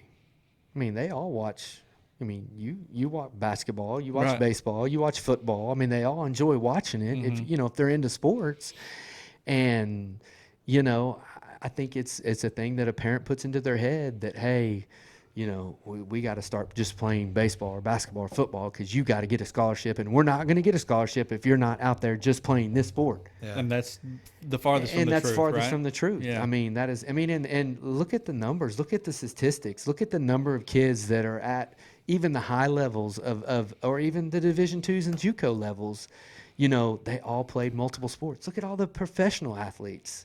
I mean, the amount of those guys that played 3 sports. I mean, and why people think that specialization is going to turn you into this world beater. Because, and I tell people, your talent is your talent. You're going to tap out what ability you have in your body. Some is more than others. I mean, it's a reality. It is. I mean, some people, you have the work ethic, you do everything right, but your ability in that body that you have, you've tapped it. You're at your limit, and your limit is maybe playing high school and being a good high school player. It may be college and being a good college player or whatever, but I mean, you're only going to go as far as what your genetics you're at, because be honest, the people that are in the NFL, I mean, genetically, I mean, they're there. Sure. They've got all the it factors. I mean, they're all fast, they're all big, they're all strong. They may be short or maybe a little under the average player height or whatever you say, or whatever, but they all have that it factor or they wouldn't be there. Right. And so that's the hardest thing to tell parents, that your kid's level of play is dictated by his ability of what he's got. I mean, he can work hard and he can do everything every day and work his tail off, and he can work his way into that next level, of whatever it may be. But eventually it's going to come to an end. I mean, you're going to tap it out, and Sure. I'm at my max. I can't go any further. I mean, when I was in college and my senior year of college, and I had a successful, I was successful. I did some good things. I did some bad things, as far as playing sports. But when I was a senior in my last game, I knew I was done. I knew I was over. I knew that there was I wasn't at that next level. I've exhausted all of my ability of my body. That, I'm at the highest level I can go to. I mean, I can't. I'm not. My ability is not going to take me to the major league level or whatever. The minor leagues are being drafted or whatever. And it's a reality. I know that. And I knew, and I was comfortable with that, and I understood that. Some people it takes longer. Some people have got to, I'm going to keep trying. But eventually it's going to hit them. I'm kind of done. I've exhausted everything that I've got, and it's not there, and it's like I said, and by no means am I trying to damper anybody's dreams of any kind, because, I'm not trying to do that either. But it is a reality. And and I'm okay with reality that I have 3 sons. They're probably not going to play any professional anything, and I'm okay with that. I'm okay. I want them to be good human beings. I want them to have a family. I want them to, and to start all over with their kids and do what I did with them, and me be able to enjoy that. If they get to go on to college and play, it's icing on the cake. Awesome. Man. It's just Yeah. awesome. Right. Sure. At whatever level. I don't Yeah. care if it's OU or if it's BFE. I don't care. Right. If they want to go play and they want to, then it's about the experience. It's not about, everybody gets hung up on, I would rather my kid not go to OU and have to set the bench the whole time and never get to play, and not go there and go to Southeastern and get to play. Right. Because that's the ultimate goal. Everybody, you just want the look of saying, I signed Division I.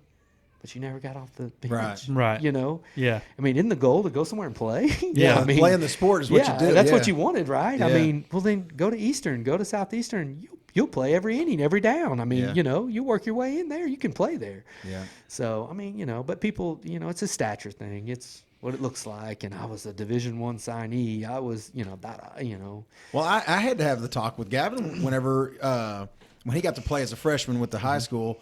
Well, you know, it was one of those things where I in the back of my mind, I didn't say anything to him, but in the back of my mind, I'm like, he's like 14, 15 years old. These guys are 18. Yeah. So I'm like, you know, I'm trying to prepare him. I'm like, listen, man, these guys are going to be bigger and faster and stronger. Just be ready for it.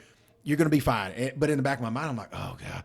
Well, we get a little through. leery, I know. Right. I mean, I mean, you know, as a parent, you're Yeah. kind of leery about that because I am. You know, I would be too. Sure. I mean, we get through his freshman year though, and it went okay. He had that experience, that kind of thing. Like that. It was awesome.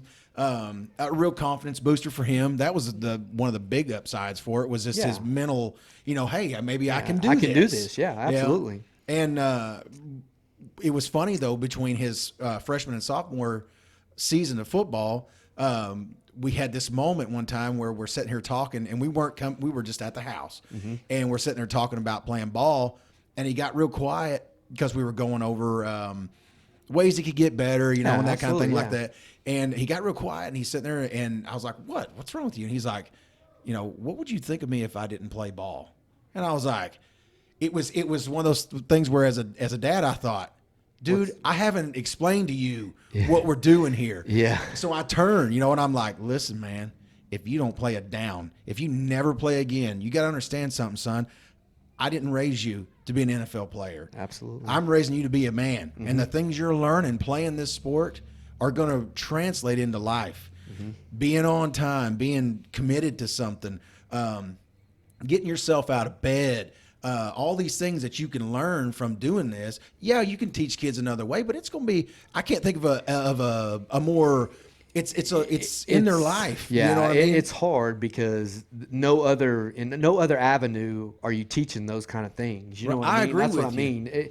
That's why I tell people sports are just the ultimate a teacher. I mean, you know, because of the stuff that you learn, being there on time, making yourself accountable, being disciplined. Sure. To not jump off sides or do whatever, line up correctly every time. And I mean, that's discipline. That puts discipline in your life. And Well, he started getting up they had morning workouts in the summer. Yeah. And now that was a new thing for him. Yeah. You know, hey, we got to be here at 6:30 on a summer day. Oh yeah. You and know, and in junior high they're not used to that. And when they go to be a Right. ninth grader, you know, it hits them hard. You know. yeah, and he because was they're- like, you know, what was good, and this is what I told him whenever he stopped, because I think for a long time he was worried about what we would think, which is, I think, good on a level. Yeah, you know, absolutely. feeling you out, just kind of, yeah. And there's nothing wrong with that. I like either. expectation for kids. You know what I mean? Absolutely. For them to feel like my mom and dad are expecting something out of me, I think that's a good thing. Oh, no. You know, the I mean, expectations of your kid, I mean, you have to set that bar. I mean, you know, if not, then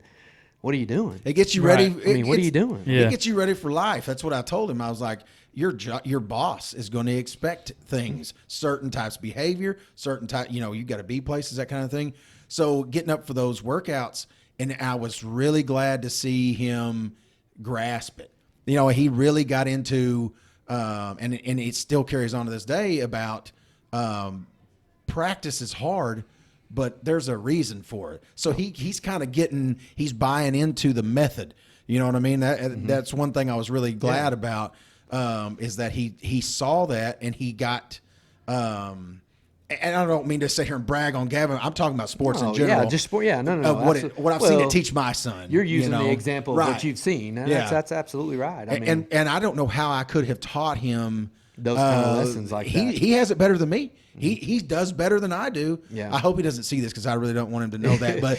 But I mean, he's more in life in general, for all the things that he's so, you know, whatever about. But he takes some things in life very seriously, and getting up and being on time. He hates being late. Yeah. I'm late for everything. You know what I'm saying? I mean, it's a horrible thing that I do. So I'm so glad that he learned it. Yeah, you that he know? learned that. Yeah, and that's right. You're exactly right. I mean, Yeah. that's it. You know, and mine, and I was like that too. But like Gage, I mean, crap, he'll do the morning weights, and I mean, it's not till 6:30, and he's leaving at 5:45. Right.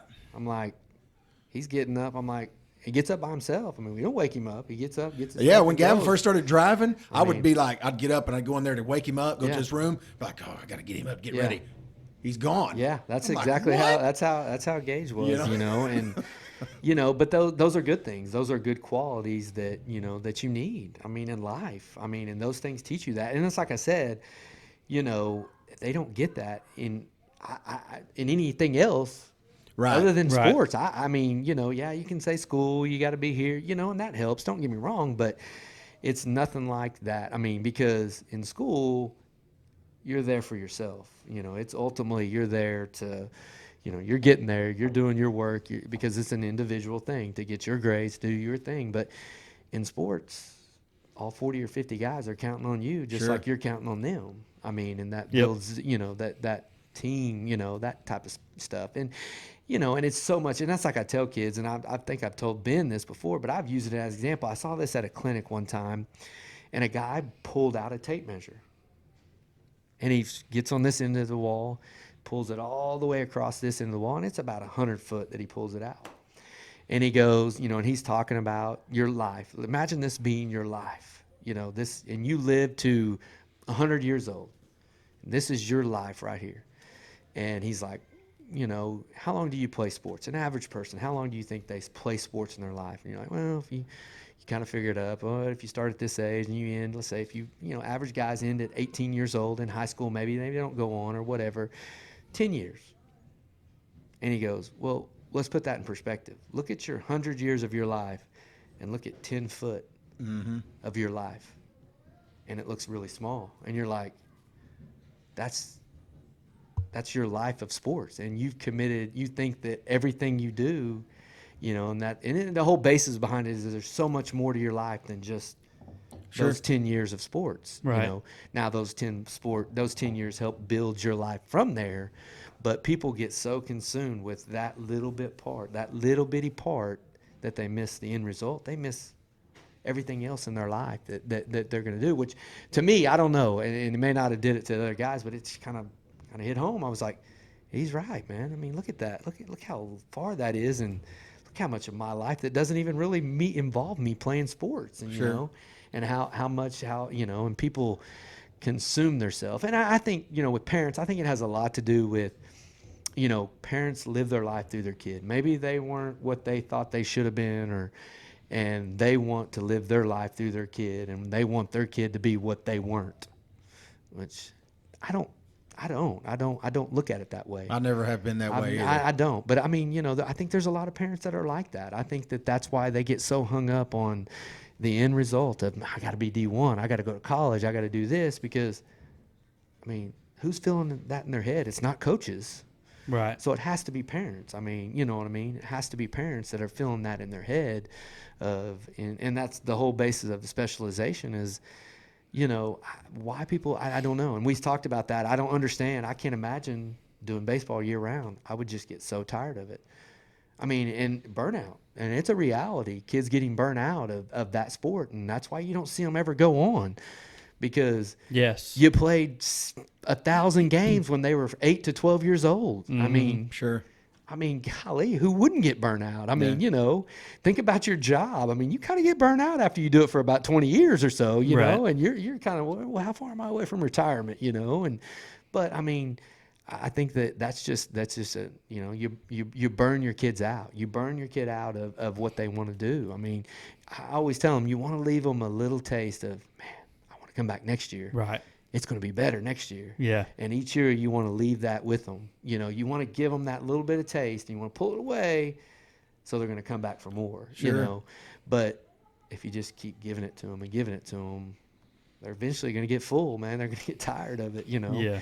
And so, I mean, and I'm a big guy that I'm not a one sport guy. I wholeheartedly believe that all sports, they all help each other.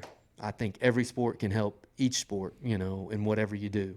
And I'm a firm believer. And people are different. I get it. People think that I've got to go showcase this kid and that kid. And, I've got to make sure I get him out there where people can see him. And I'm like, If they're good enough, they're going to find them. Mm-hmm. You don't have to go. Yeah, I mean, definitely. I mean, because it's like I said, and I use this as an example, and I mean, with Dalton Wood, he's a phenomenal player. He's a phenomenal baseball player. And, and I'm going to go on the baseball side of it because these people think that I've got to go pay this money to go get on this team and travel and go play all these showcases, and I've got to do all this stuff. And,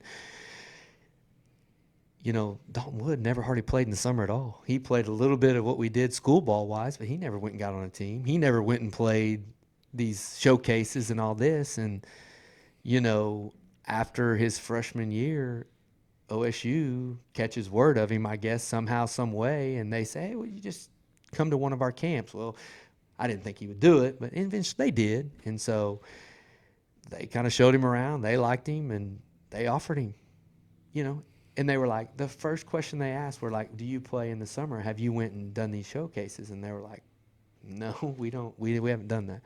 They're like, okay, good. Well, they were like, why? And because every college in the nation would have maybe been on you, right? But they don't know any, Yeah. But there's a prime example of if you're good enough, they're going to find you. They're going to find you if you're good enough. You don't have to showcase your talents in front of people.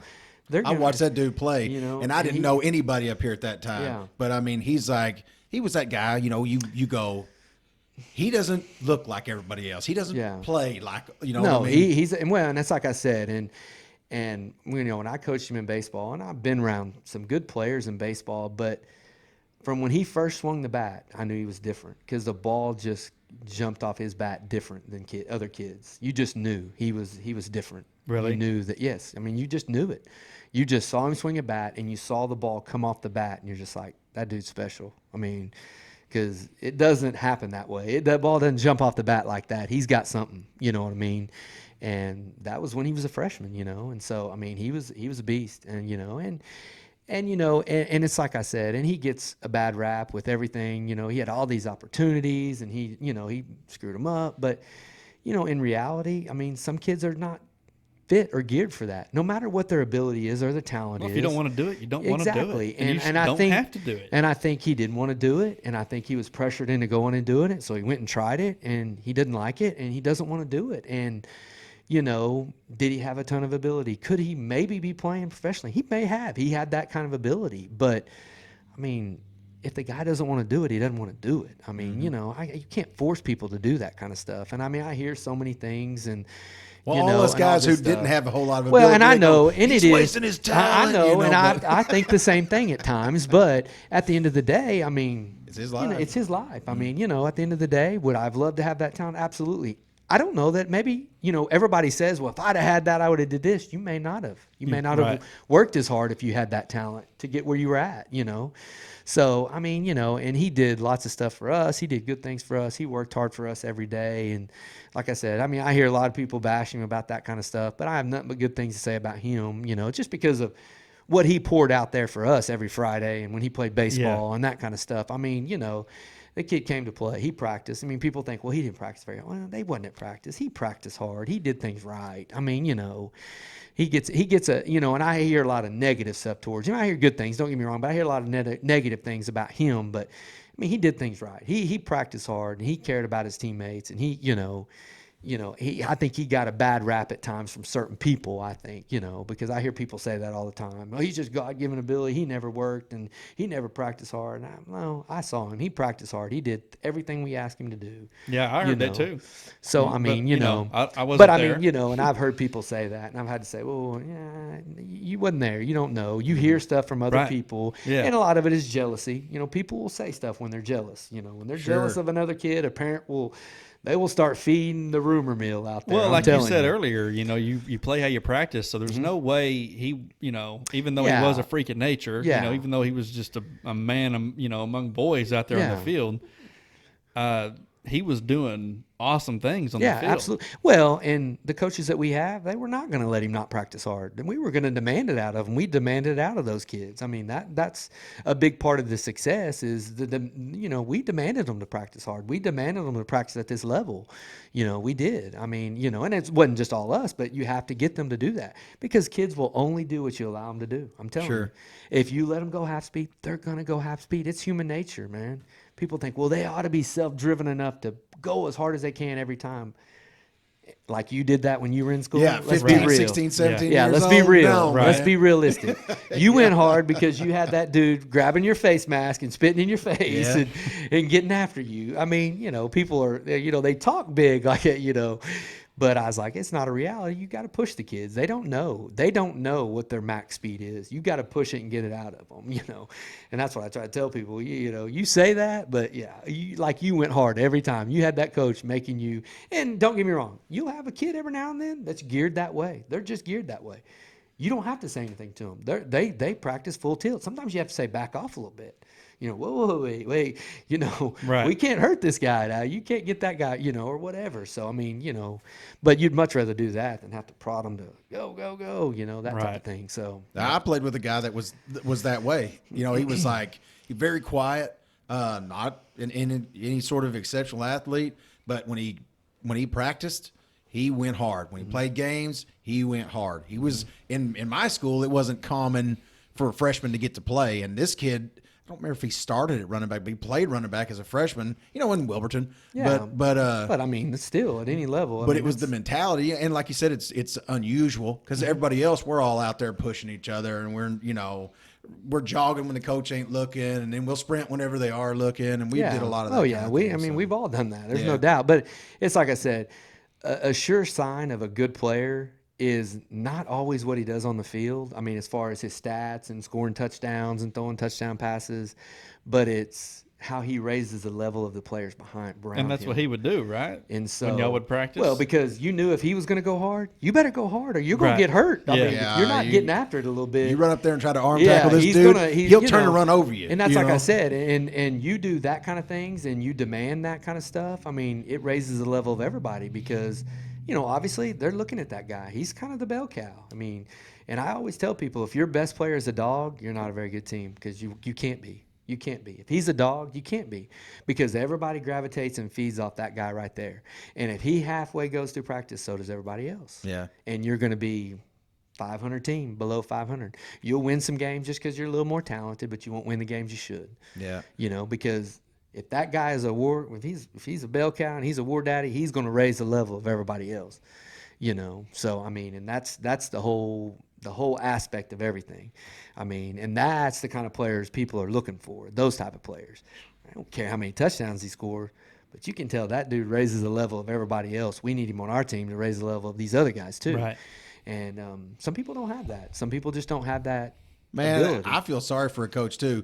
Whenever I see a team, like I'll watch them on the sidelines and everybody's just quiet. Yeah. Everybody just standing there with their arms down, everybody just watching the Yeah. game. And I'm like, man, I feel sorry for this guy because how do you build fire in kids that don't have it already? Yeah. You know what I mean? and That'd be a hard thing to do. that's a tough aspect, that is because, I mean, it is physically exhausting if you're trying to be that raw coach all the time. It's exhausting and trying to get people, and you have to have those guys. Don't get me wrong. You got to have those guys on your staff. You got to have guys like that because you need that. And there's points in the season where it's just grueling and just blood, and you got to have that guy that's a ball of energy that just bounces off the wall like he's drank 10 Red Bulls and can get anybody, You got to have that guy to get him going a little bit, Gavin always likes that, whoever that coach might be. You know what I mean? He always kind of. Well, and most of the kids do. Most of Yeah. the kids gravitate towards that guy. For example, like Coach Harmon. Most of the guys gravitate towards that guy because he is that. I mean, he's an older gentleman, but he's still got some fire in him, man. He's,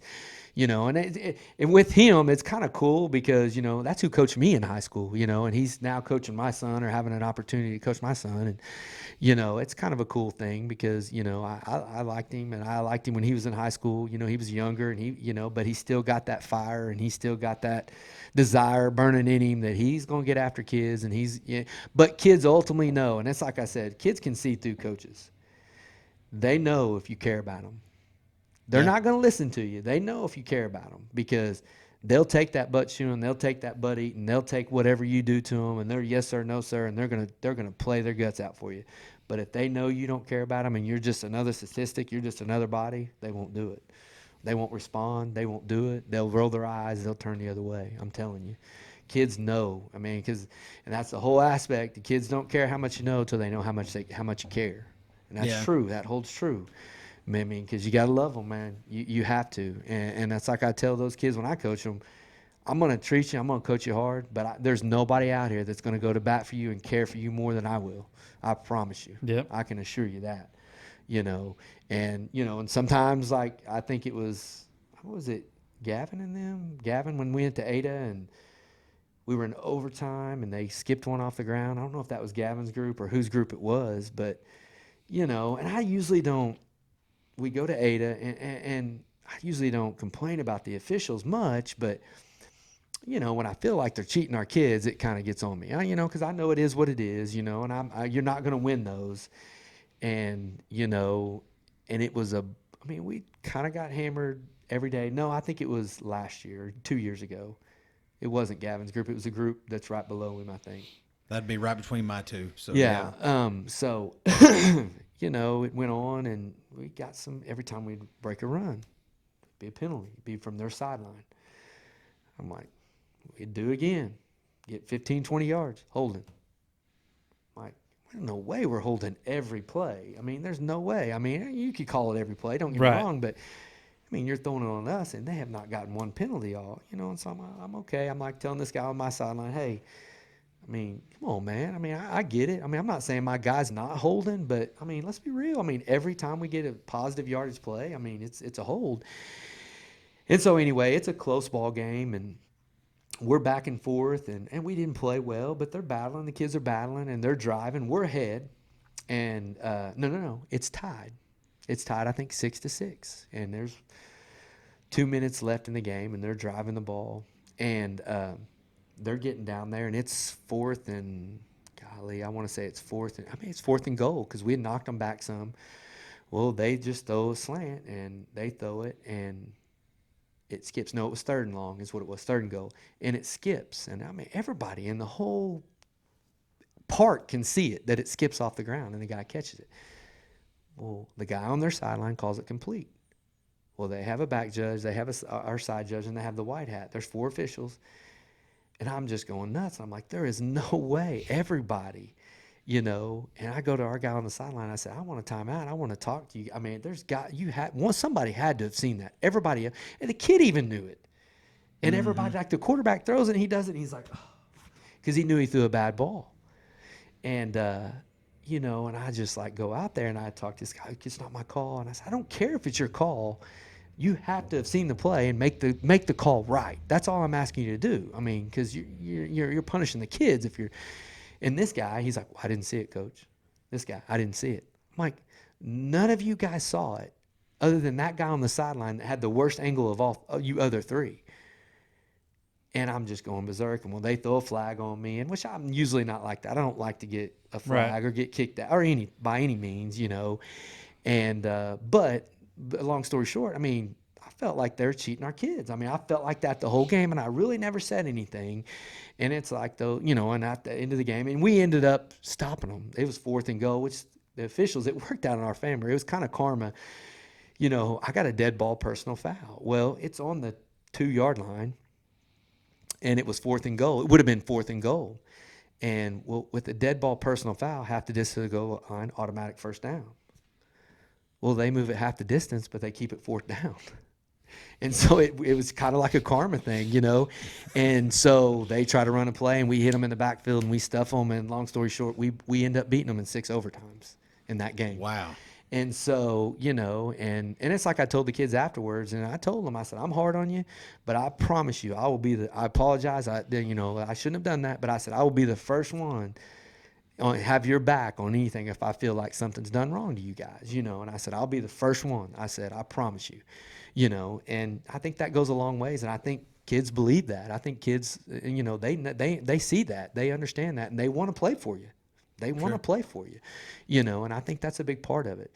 Because, like I said, when I was young, it was all about X's and O's. I got to make sure I got the right playbook, the right play, and that's how we're going to win games. But it's really not. It's about building a relationship with kids, getting them to buy in and just lay it on the line and run through that wall for you and their other teammates. And I don't care how bad you are. I don't care how talented you are. If you don't have that, it's going to be hard to be successful. Mm-hmm. Sometimes it takes a little bit for them to find that in a season.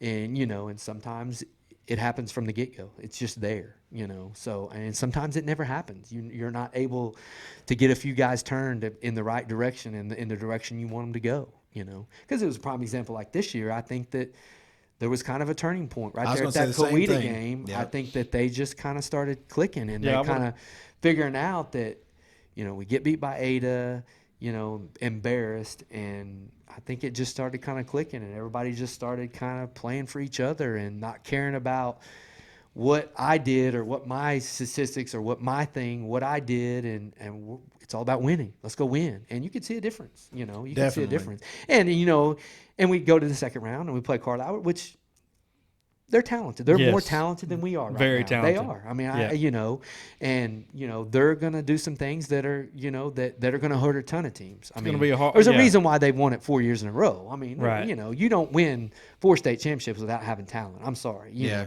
Now, you may sneak up and win one when you're kind of not as talented and you just overachievers and you're playing really high. Yeah. But 4. But to win 4, you've got talent. Right. I mean, and you kind of run up against a buzzsaw. I mean, you do. And that happens, and that's a reality in high school sports. I mean, it is. Sometimes their Jimmys and Joes are just better than ours. And we can hang with them, but eventually they're going to separate themselves just because they're physically better. Well, I thought they definitely improved towards the end. Yeah. And, pretty positive outlook for next year. Well, and I think that breeds excitement, and it brings excitement into the next year and what can be done, because you got a lot of guys coming back, But it's like I tell them, you can say that, but the proof is going to be in the pudding. You got to start from day one and grind and do exactly what you got to do. You just can't walk out there and people are just going to roll over and you beat them. I mean, it doesn't work that way. You got to have the same mentality that you had those last, 4 or 5 games of the season last year.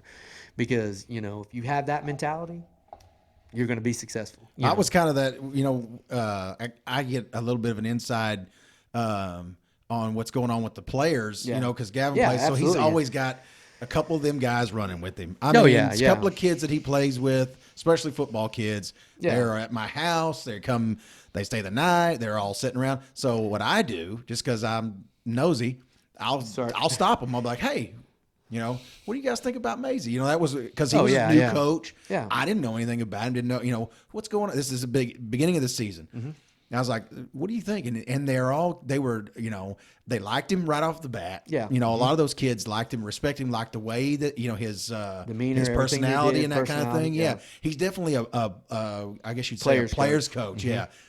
And so they liked him, but Gavin was like, well, it's different, definitely different. I don't know. And he was kind of on that.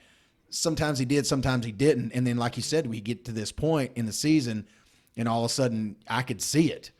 Gavin, whenever he's going like for workouts and stuff like that, he's like, I got to get in the weight room. And he starts buying in.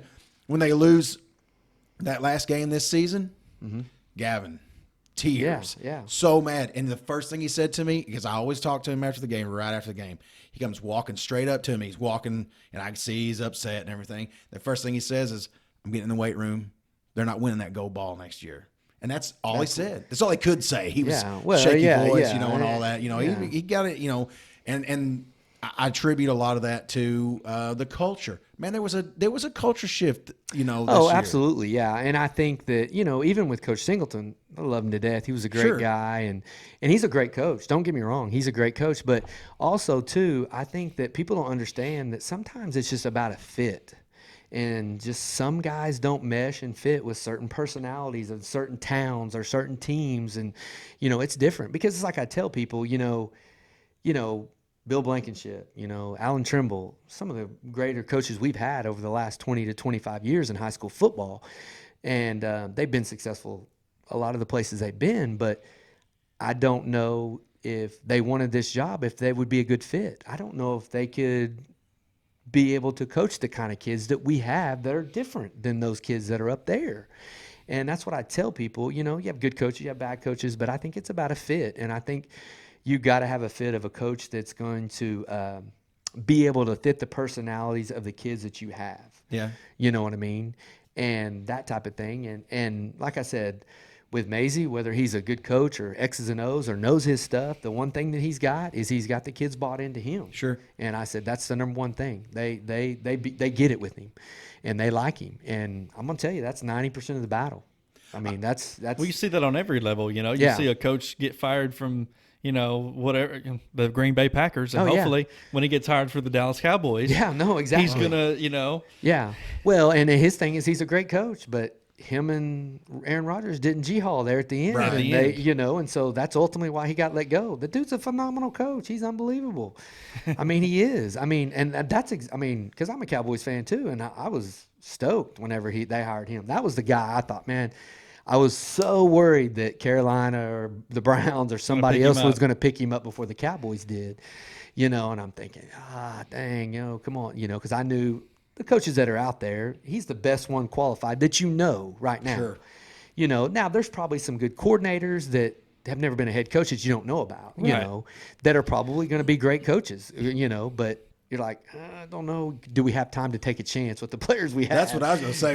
This is no time to take time. Yeah, we don't have time. You can't you need a seasoned guy that's a winner. I mean, I hate to Yes. say that. And so, I was pretty excited about, them hiring him because I think he's a phenomenal coach, man. I mean, he's a winner and he's had around. plenty of success. Yeah, he's had plenty of success. And, it's like I said, and I think it was probably he got let go, whatever. And it's probably a mutual thing, because, they didn't see eye to eye, him and Aaron Rodgers. And obviously Aaron Rodgers is the face of Green Bay Packers right now, and they're not going to get rid of him. Right. Most people know who Aaron Rodgers is, but not everybody knows who Mike McCarthy. Well, there's is. not a lot of Aaron Rodgers out there ready to take over. Yeah, so I mean, if that's what's Take Aaron I hate to say it, but Mike McCarthy is not filling the stadium. It's right. It's That's a fact, Aaron Rodgers. man. It's Aaron Rodgers. And On that level, and it's a for damn business. sure, And it's a yeah. business. So it's like I said, if there's people not. I mean, Yeah, and you don't know everything that's going on behind the scenes. You know what I look mean? at these coaches like the Browns. I mean, the Kitchens guy, he gets 1 year. Right. I He's mean, gone. He's gone after 1 year. And I didn't think it was a great hire from the get-go, but I'm like, they don't get rid of Odell. They don't get rid of Baker. They don't get rid of any of those, Garrett. I don't get rid of those guys because those are the guys that fills the seats. Those are the guys that, so as bad as you hate to say it, they're the first guys but it is a business. And of course those coaches know that. I mean, and they're going to land on their feet just like I saw a while ago. Jason Garrett, he's going to be the offensive coordinator for the Giants. Yeah, so I heard that yesterday. Yeah. So, I mean, so he's going to stay in the NFC East. And Are they going to keep Eli? I haven't heard anything on that. I don't know. Eventually you got to move in a different direction, but it's hard because of everything that Eli's done for the Giants over those years. And I mean, it's hard to. I think Eli's got to be a professional and understand when it's done, it's done. And he's got to be the one that lets go, not them, because if it's the organization, people are going to go. They're going to hate it. This dude stayed They're going past. to lose. Yeah. Because it's like I said with Tom Brady. If the Patriots don't re-sign him, people are going to revolt. People are going to, they're going to freaking riot the city. I mean, Right. And it's like I said, what's 2 more years? The amount of success y'all have had. Right. I mean, what's giving the guy 2 more years? Well, and what he's done for you since 2001? Get him some players. Yeah. Get him some players. And, and that's what I said. But I know it's a business. I do. I was not at all shocked. And I love Tom Brady, but I was not at all shocked that, it went down the way it was. And I know when they lost to the Titans, they were like, oh, NFL world is shocked. And I saw this from the get-go. I saw this from, when they signed Antonio Brown, I was like, okay, this is good. Well, they were reaching to find some talent. They're reaching, but because if they went Antonio to can if they went to stay on the sign team, him, then great, awesome, because his talent on the field is, he's as good as anybody. And Bill and Tom and the rest of them, they're not going to put up with any of his. And I thought that they would get him to buy in. I thought they would get him. But when he honed left, in. when they released him, I was thinking they're not making it this year. I remember you saying that. I'm watching them. At that point, what they like 8-0? I mean, they're 9-0, 9-1. I still had no high expectations for them. Well, I give Even Ben after that. a lot of grief because he does like Tom Brady and he likes the Patriots. I don't care what he says, but and I hate the Patriots. Okay, I'm gonna be honest, but so I give him a lot of grief. You hate Bill Belichick, but I you hate do Bill love him as a Belichick. coach, but you hate him as a Yes, I saw a video of him blow some kids off. Not one time. shaking some hands. Oh some my kids. gosh! Yeah. So anyway, I don't If want to you're get started shaking on everybody's that, hand, then you're never going to get to your spot on the field, man. Well, and it's like I tell people on that part right there. That's not what is happened. you never know what has happened to make him do that. You know what I mean? You never know if he went to do it one time and somebody flipped him off or somebody threw a Coke on him, or you don't know the whole background of that. Right. You know, and Or so he was trying to it's get to hard- his spot. It's hard to judge that kind of stuff, and so I do. I mean, I'm not gonna lie to you. I hold grudges on guys like that. You know that are like that. But I don't like people like that either. But I mean, I do understand that they're trying to play a game. They're trying to get ready for a game. They're trying to just like if it was a high school kid and he ran over there to the sideline or the fence and was shaking hands with his buddies in the stands, coach would be pissed. Right.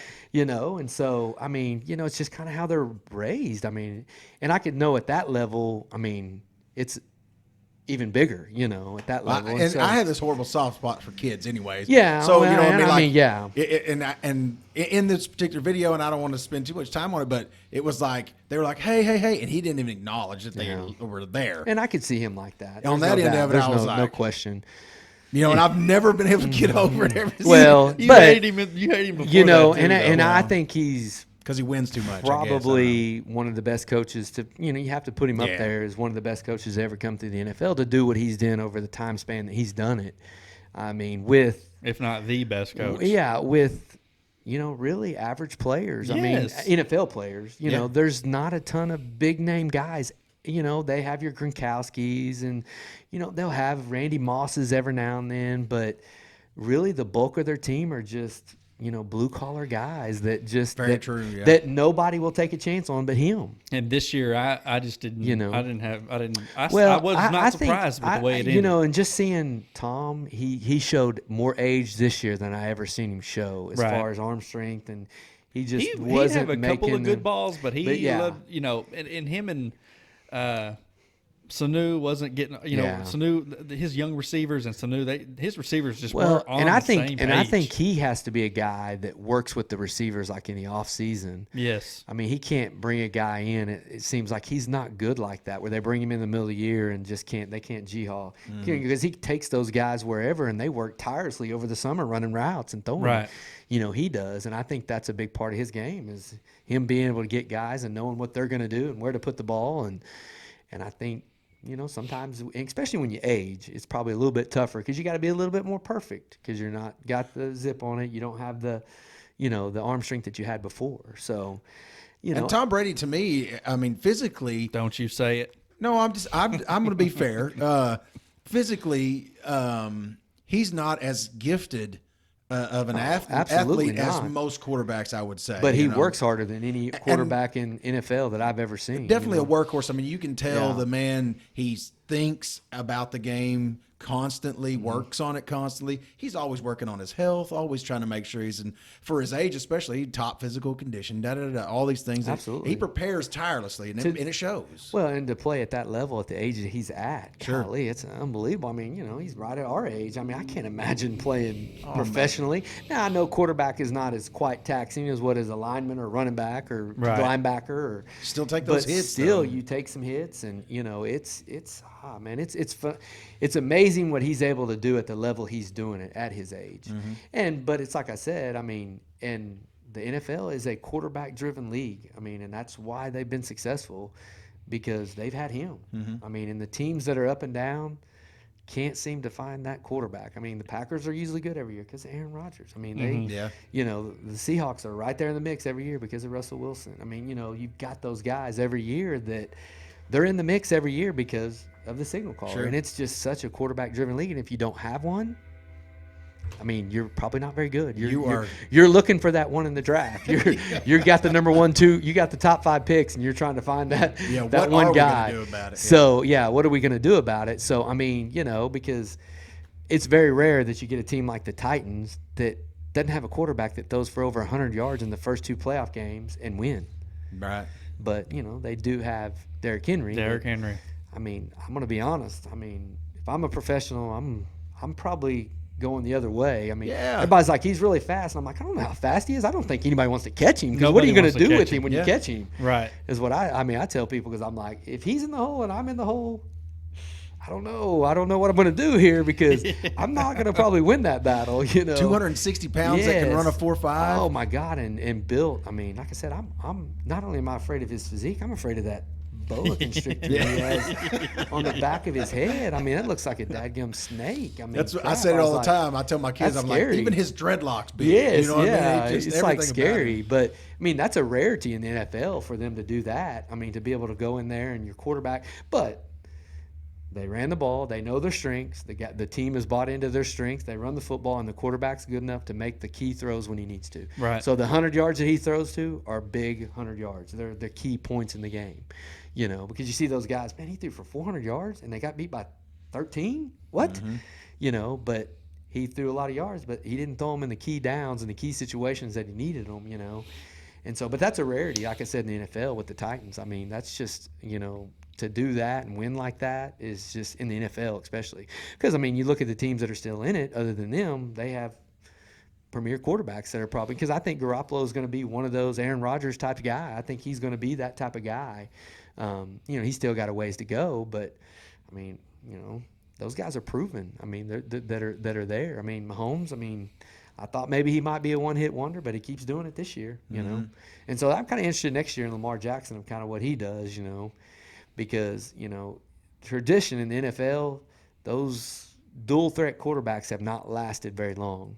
Yeah. They just haven't lasted very long because, RG3 was going to be the next big one, and he was good for about 3 or 4 years, and then they figure out a way to take that run game. Yeah, He got hurt. and they got beat. They gets beat up because you Yeah. just can't. That's why those people can't run the ball. The quarterbacks can't run the ball in the NFL all the time because they get beat up, and it's such a premier position because you fall off that much when you go to the next guy. Well, then Unless they you're try the to Eagles. Then they try to change Yeah. their. Dick Foles. They try to change their style. Yeah. They try to keep them in the pocket. Yeah, and it just doesn't really work. It just doesn't work. It doesn't. And They want it. Their natural talent, their natural ability to roll out Yeah. is the way they and that's like how to play the game. and that's how they've always did it their whole life. Yeah. And so now when they're hurt and you're asking them to be a drop back quarterback, that's not their game. Right. I mean, they can't do that. I mean, they're not a guy that's going to just sit back there, and with that being said, I'd always said that about Dax, but he surprised me this year. He threw the ball way better than I thought he could throw it. I mean, because I was like, and still in the NFL, I mean, I was like, he's got to have a run game. If he doesn't have a run game and can be able to play action, they're not going to be any good. So if people stop our run game, we're not very good. But this year they did, and Zeke didn't have the type of year, but I thought Dak stepped up and I thought he played really well as a quarterback. I mean, I really did. I thought kind of let down with Amari Cooper there. Yeah, well, the whole year I just they didn't have think him on the. They didn't have him on the field I because just he didn't didn't want think- to. They act like he didn't want to be there or something. I don't know. I don't really know if he's that guy that we need. I don't know. He's not that difference maker that I thought he would be. I think his talent wise, he has it. I think But- it's his mental. Well, you got to think Mental about it from this game. aspect. When he came in, when they brought him in last year, it was.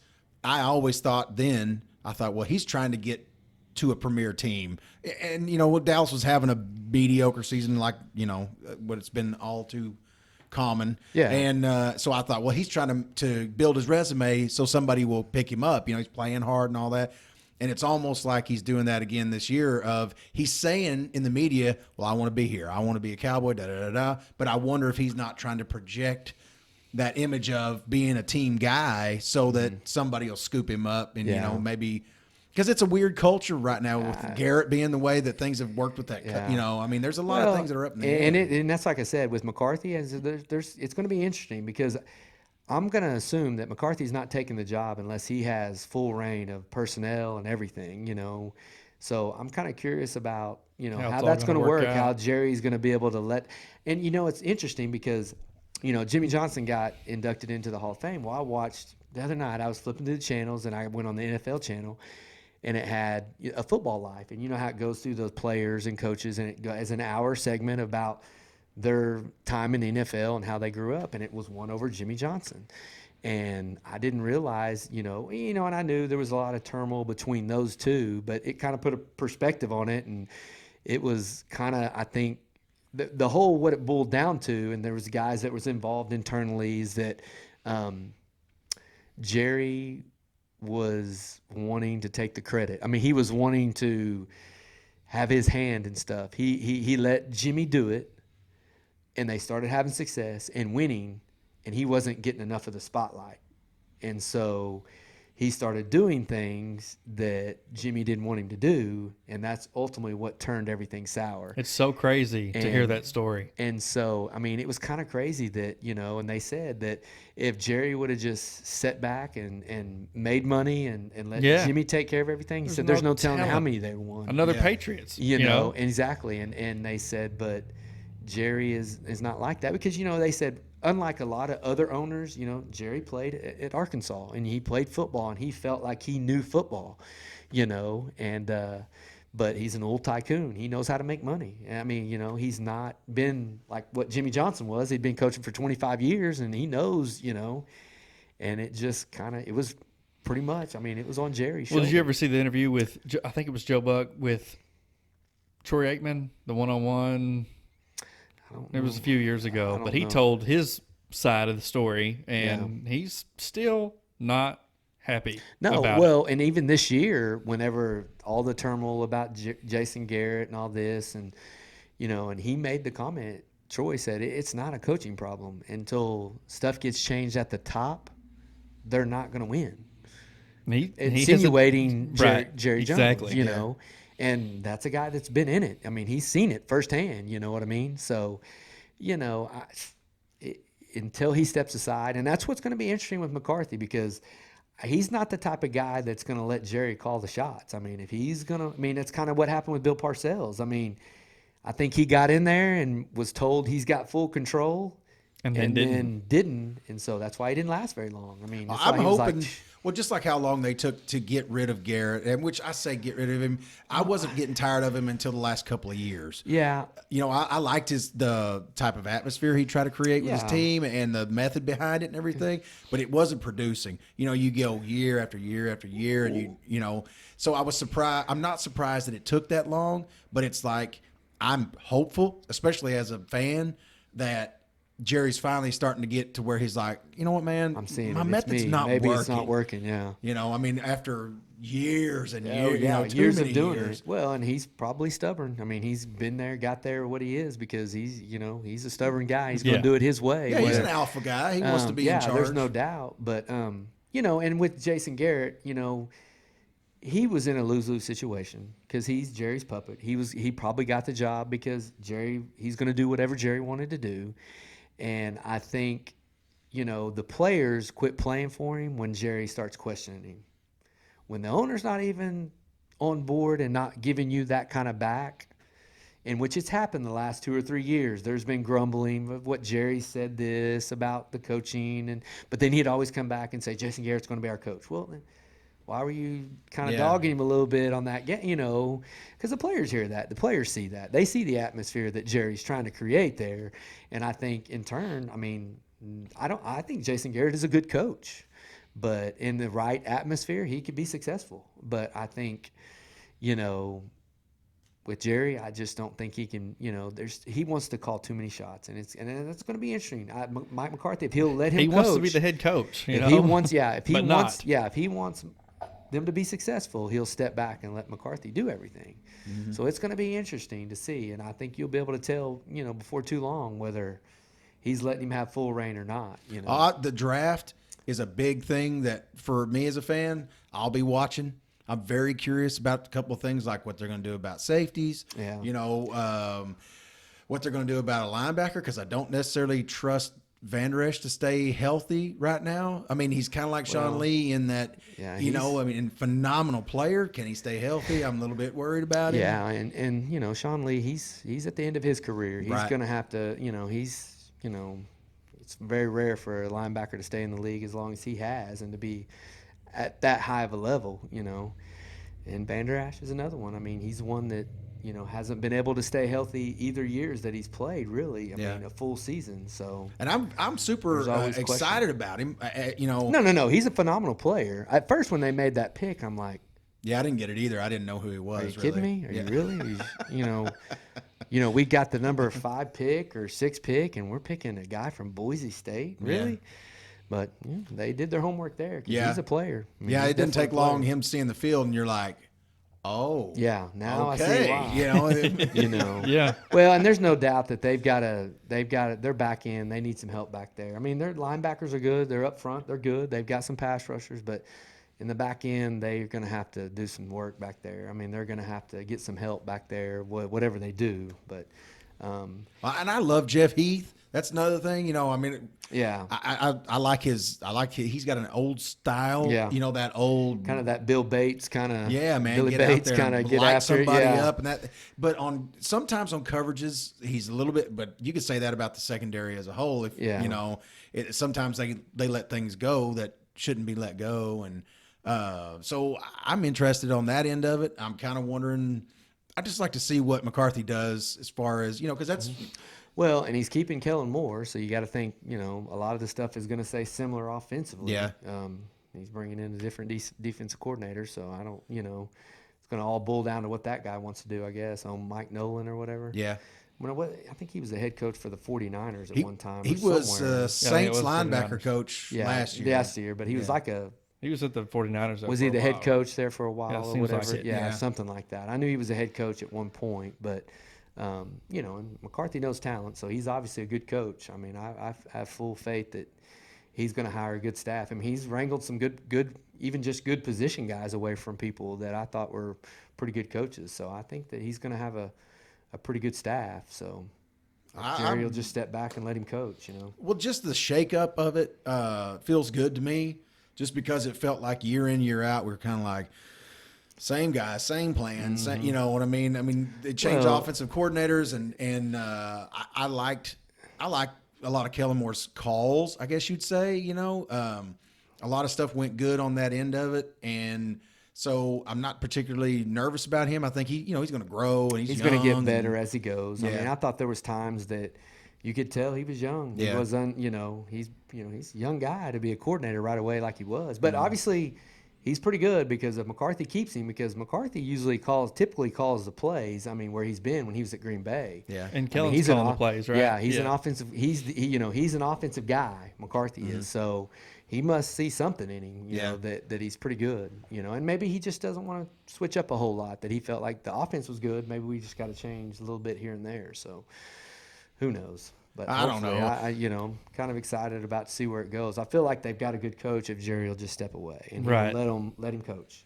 I hope that's You what's know, coming. you Yeah, I know, think I hope- everybody's hoping that. And I think everybody knows the problem, including Jerry. He just is too hard-headed Gosh, I hope to so. step away I hope he knows. and just to back off. it and doesn't just- seem like he knows. It doesn't, because it's been going on for Since how Jimmy Johnson left. since 95, 94 or whatever. I mean, it's been going on that long. Long time. I think even Stephen Jones is like, Dad, Well, they say he's worse.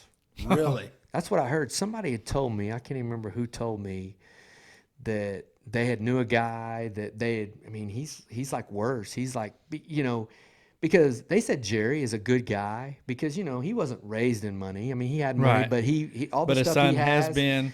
But his and he son has owns been, the- and he's typical rich kid mentality. You're below me. Go get me a hot dog or whatever, you know. Yeah. Man. That type of guy is what I've heard about him, you know, that type of thing. So Have you ever been ejected? have I ever? Yeah. I was going to ask you that earlier and I forgot. So You I want to see what know, happened.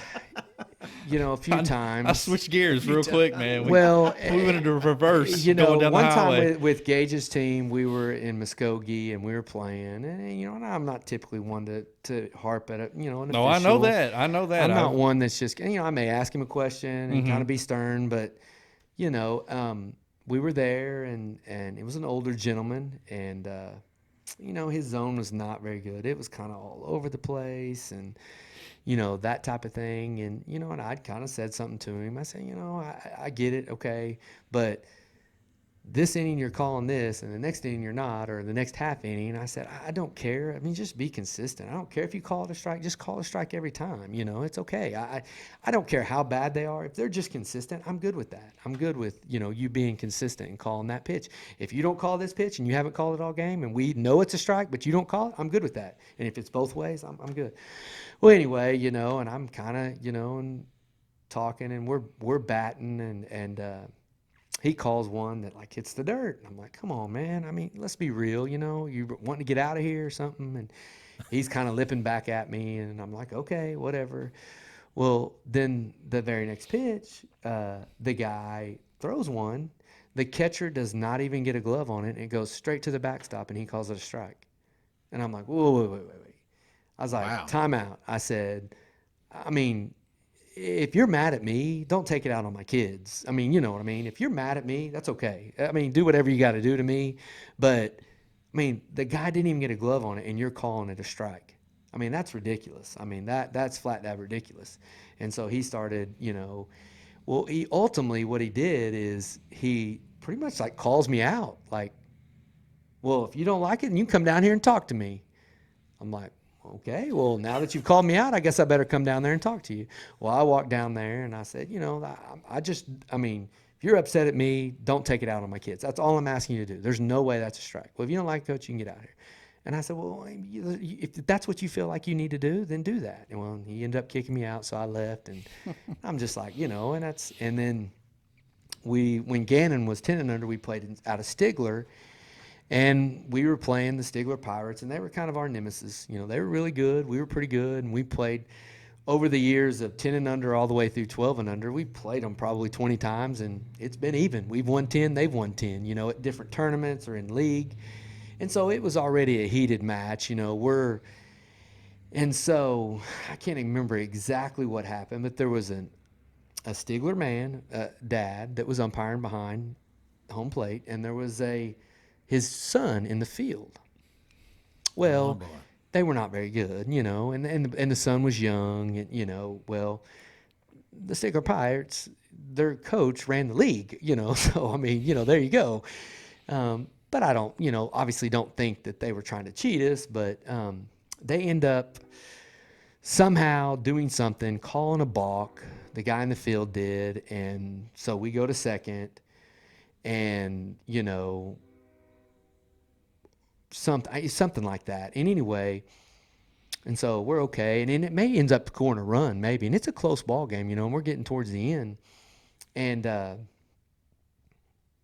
okay, everything's fine. Well, their coach walks out there and talks to him, and the old man that's behind the plate, and they're talking, and he's telling them da da da and all this, and so then he comes over there to me, and he goes, and I already knew. I was like, I'll be damned if they're going to send those guys back because of something. That's ridiculous, da da da. Because it was plain.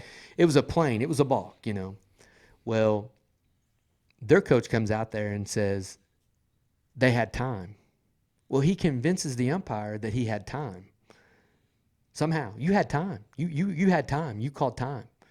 And I guess, the young kid in the field, he kind of believed. I guess, you're right, I did. And so then they come over there and explain it to me. I was like, oh, hell, you did not have time. That is ridiculous. They just told you that. And I said, and if you have time, then you need to call time, and you need to let everybody in the park know. I was fixing to say, this ain't a football game. I said, because here's the deal. You say you had time, but the pitcher towed the rubber.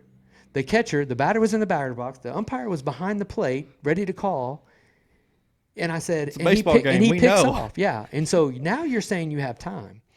And I'm, it's I'm not a kind very of loud ticked, game. because I want to beat them. They want to beat us. So they're trying, and I'm kind of ticked, and I just kind of said, I turned around and I said, well, if you're going to call time, you need to let your nuts drop, and you need to use your big boy voice and call time. And I screamed it out. He said, you're out of here, coach. And I said, well, if that makes you feel better, say it with some authority. So I left, and, shouldn't have done that. But, I mean, it was kind of a heated game. And, like I said, they were, they wanted to beat us. They were kind of cocky, about everything. They thought, they're really good. And so, Well, I know as a coach, when you do something like that, you feel like, oh man, I shouldn't have done that. But everybody else, and including your boys, yeah, they probably were glad that you stood up for them. And I know that sometimes as a man yourself, you feel like, oh well, my gosh, why'd I do that? And ultimately, you don't want. But dang, that was blatantly, you were blatantly getting obviously, cheated. Obviously, and that's what I said. And obviously, and I'm not wanting to put.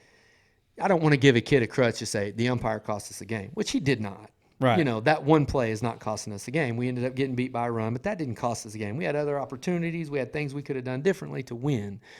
And I don't want to exemplify that to the kids to give Right. them an out. You know, Yes. we got to be better. Yeah. I don't care. You know, the umpire, you can say this, you can say that, but 1 or 2 calls is not going to cost you the ball game. Because it's like I tell people, everybody sees that last call of the game, and they want to blame the loss on that call. Well, It's so what many about other the other opportunities, yes. 50 minutes in the game Right. of all the opportunities where you fumbled or you dropped that pass or, Yeah. missed that tackle? I mean, everybody magnifies that part of it, but nobody talks about all the other stuff you did wrong right before that or, before Right. that happened and everything. So, there's lots of, and I've umpired, I've refereed, and it's not a fun job. It's not. I mean, it really isn't. Because everybody knows everything you should call when they're in the stands. Right. It's a lot tougher when you're out there, Well, then it's everybody against you And because you're so- making a call against somebody Absolutely. every call. So. And- Exactly. Every and pitch or every, and it's like I tell people, I don't care how bad an umpire is. If they go unnoticed, they did a good job. If nobody says a word and nobody complains, whether how bad it is, it doesn't matter. If he's consistent, they're probably not going to say a lot. they did a real good job. But if they go unnoticed, then they've done a good job. Whether they were horrible umpires, didn't know anything, yeah, I never thought of it that way, but yeah. But you also have those umpires that they think that people are there to watch them. Right. Right, I've seen that I too. can't stand those guys. And they're not. Yeah, nobody's here They're to to watch you. Nobody's here to watch you. Nobody's here to to see you umpire. I Right. mean, and I'm not going to be real critical because you could be real critical everywhere. Because I can assure you, and you go back and you look for every bad call you got some on the other side. You know what I mean? That Right. benefited you. Yeah. For the most part, For the yeah. most part, yes. For the most part, it's going to even itself out. So. And at the end of the day, you just got to be better. You got to be better, all the way around in your game. And if this guy's calling it this way, Well, You gotta throw it that way. I can attest to that. I've heard you say it a bunch of times. Because there's times we've had some. Yeah, we've had on some bad football ones. or in baseball, Yeah. and that's what you'll say afterward. Especially if one of our kids will say, "Well, the umpire," or a parent or whatever, and Justin's quick to say, "Listen, we're not blaming this on." Yeah. The refs, or the Yeah, it's us. We've got to be better. I mean, at the end of the day, you have to be better, and you have to be better all the way around. Whatever you did wrong or whatever you didn't do wrong or right or whatever, you've just got to be better. I mean, you can't blame it on them. They're going to make bad calls. They're human. I mean, we all make bad decisions. So I mean, it's the same way. So, but it's really tough nowadays to be an official. I mean, I feel for those guys. As bad as it is, sometimes as hard as it is to be a coach, it's just as tough to be an official. Because you never make the right call. You Right. can't make everybody happy. That's why I pick respect somebody people out. that do it. Yeah. Because I don't have that in me. Yeah, I couldn't and be. that's what I said. I mean, and there's people that need to go referee, and they would change their tune, I think, a little bit. Some people are the quick to scream and yell about them, but they've never stepped out there and been a referee on that court. Right. Same way with So- coaching. Coaching as a dad in what I call dad ball. I always call the youth football stuff dad ball because most guys Yeah, are just mostly dads they're out there volunteer doing it. guys that are dads. Yeah, absolutely. And when Gavin first started playing, I was of course I want to be involved and all that, so I started trying to coach. And by the time Gavin got done with it, I started realizing I didn't need to be a coach. What I mean? Now there's plenty of guys that can do it and they do it well.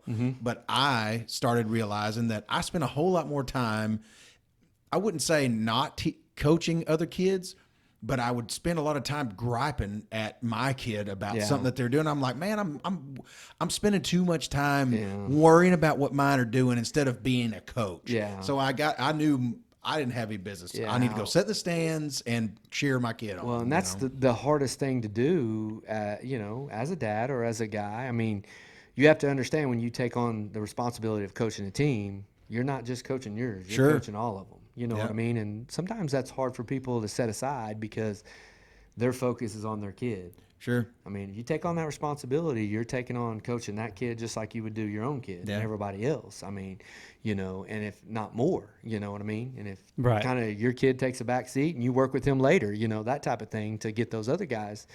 And that's sometimes hard because ultimately everybody gets into it because of their kid. I mean, Sure. that's fine. I mean, that's fine. You have a vested interest in that while you're coaching. Sure. And so, I mean, that's especially in the little league stuff. I mean, because you're probably not going to do that if you have that all that time vested in it. It's because it's like Colby, man. I mean, dude, I couldn't thank him enough, Lowerman, because I mean, he stepped in and helped us this year, and he had, other than Jasper being his nephew. I mean, he really had no son out there, and he vested interest in what we did, So Right. I commend those guys. I mean, and they're all not going to do it like it probably should be. I mean, and it's like I tell people, just because you played it, it's way different when you're coaching it, man. I'm telling you, it's way different. Everybody thinks just because you played the sport, I'm okay to coach it.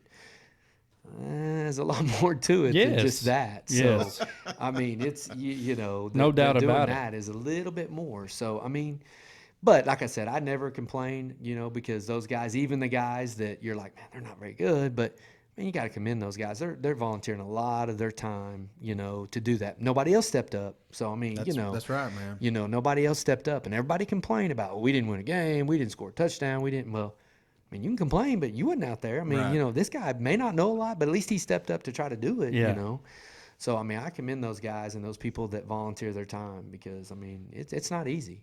That's when I would catch myself, like I was always helping a lot of times with the linemen, so I'd be sitting there coaching the line, and then like in Gavin's instance, he'd play running back or something like that. Yeah. So I'd be looking out of the corner of my eye, watching to make sure he was doing. I'm all the time going, because he would. Like I said earlier, he wasn't a physical player, so I was after him about it all the time. So I'd be like, when you're running, you got to run. I'm like, I'm cheating these boys. Right. I'm not giving them my full attention because I'm over here you're more paying worried attention about what he's doing, and well, and it's like the physicality part. Me and Ben had talked about this before, and being physical, it comes at different stages for different kids. Sure. I truly believe that, because I've seen kids that you were like, man, you can't push them down. They try to avoid hitting the ground. They won't hit anybody, and but then all of a sudden, maybe one year, like maybe start of his senior year, it clicks. I mean, he's like ripping people's heads off, and you're like, man, it's finally hit him. And some guys are just made that way. I mean, they just come out of the womb wanting to hit people, I mean, they're just like that. I mean, and I think everybody is different. I mean, we want to say, he's doing it, why aren't you? Well, Sure. They're just, kids are geared differently, man. Oh, kids are full brothers, same mom, same dad, and they are as opposite. Opposites apart as in personality, in athletic ability, as far as what they're good at and what one's better at or whatever, and just their stature of everything. When Gavin was down there, I mean, he's tall, lanky, thin, and Carter, he's not real tall. He's kind of shorter. He's not. I mean, if you were to say they were brothers, they would call you a liar. Right. Bullshit. I'm not believing that. Right. I'm not believing that one bit. And that's if nobody knew them, you know what I mean? And you said those two are brothers. No. Well, that's They're what I try to full tell brothers. people. Yeah, full brothers. Yeah. About kids too, and in my own personal experience, my niece has got boys that are starting to play, and they're young, and she's asking me about it because we went all the way up through and all that, and I was telling her the same thing. In my experience, I can't say everybody's this way, but in my experience, like you said, they're going to develop. They're just going to pick a time, man. It's just going to click, and it'll happen. Don't sweat it too much. Because with Gavin, I worried. Whenever I watch him go out there when he's in third grade, and I know he can run fast. I watch him run with other kids, so I can see he runs fast. But whenever he goes to tackle somebody, he's, you know what I mean? He's like turning his head sideways and he's hugging, and I hated it. I was like, oh, you're gonna have to get out there and get tough and blah blah blah. And I worried about it for so long, and he's still what I would not consider him a physical player, even though he likes to play defense more and that kind of thing like that. But he does what he needs to do. Yeah, and that's what I tell them. I'm like, man, just be patient with your kid. Play the sport, make them be tough about it mentally. Keep them in it. And don't get frustrated if he's not the superstar and he's not playing every inning or every quarter or every minute or every.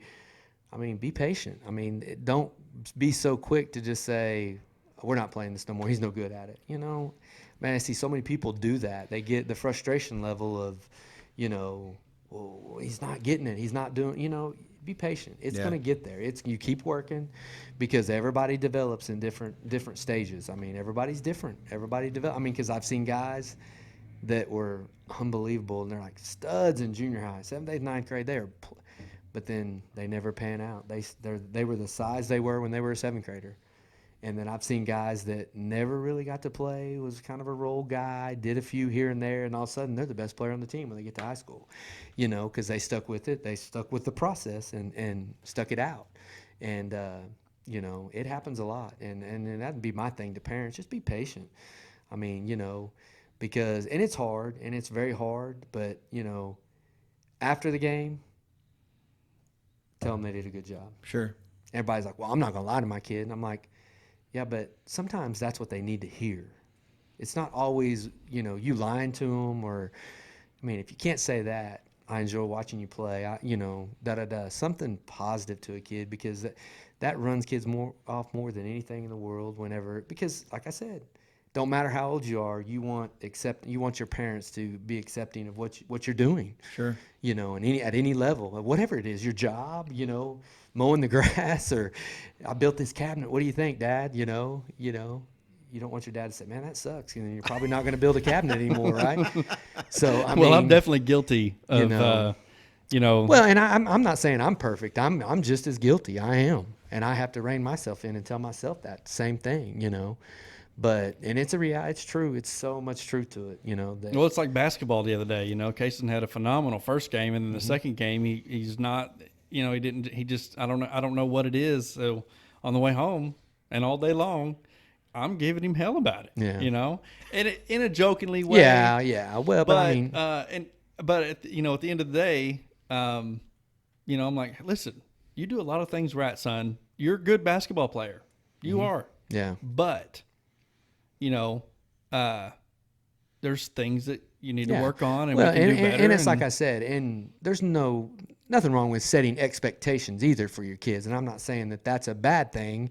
And sometimes you have to do that. Sometimes you have to. But I think people do it at such the inopportune times. Oh, yeah, sure. You know what I mean? And to the extreme and every single time. Yeah, to the extreme, or, and it's different, I think, sometimes when you're alone with them, and then when you're calling them out in front of everybody, and you're, and like I said, I'm guilty of that just like anybody else. And there's times that I step back and think, man, I shouldn't have did that. And sometimes my emotions, my competitiveness, it takes over. And sometimes, when you're the coach, people expect so much more out of your kid than anybody else. And that's what I tell people. And that's what I tell people, that I can assure you, my kid wants to be just like everybody else. He doesn't want to be stereotyped. He doesn't want to be, and I don't want that for my kid, and I've always told my kids, you're going to be treated different than everybody else. Your peers are going to treat you differently because your dad is a coach. I said, it's just the nature of the beast. I mean, they're going to tell you things that aren't true. They're going to rag on you. They're going to do things and say things just because of this, you're doing this and whatnot. You know what I mean? Right. So, and it's a reality. And, and I hate that for them that they have to do that. But, I mean, it's the nature of the beast, and I told them that.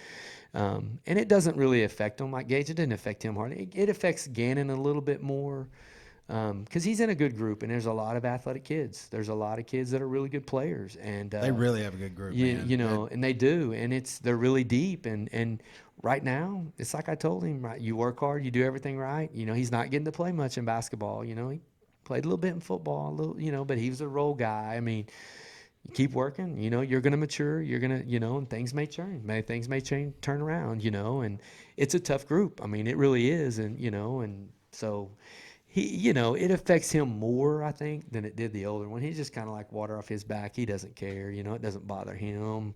Nothing really kind of bothers him so much, but, it does Gannon a lot. He's one that, because he'll say a lot, so-and-so said this, so-and-so said this is the only reason that I'm getting to play, or I got to play 2 minutes that game or whatever. And I'm like, you can't listen to that stuff. You take care of what you take care of, work hard, do things right every day. Everything else will take care of itself. I mean, So, and that's like I said, it's a tough group because it is a very good group.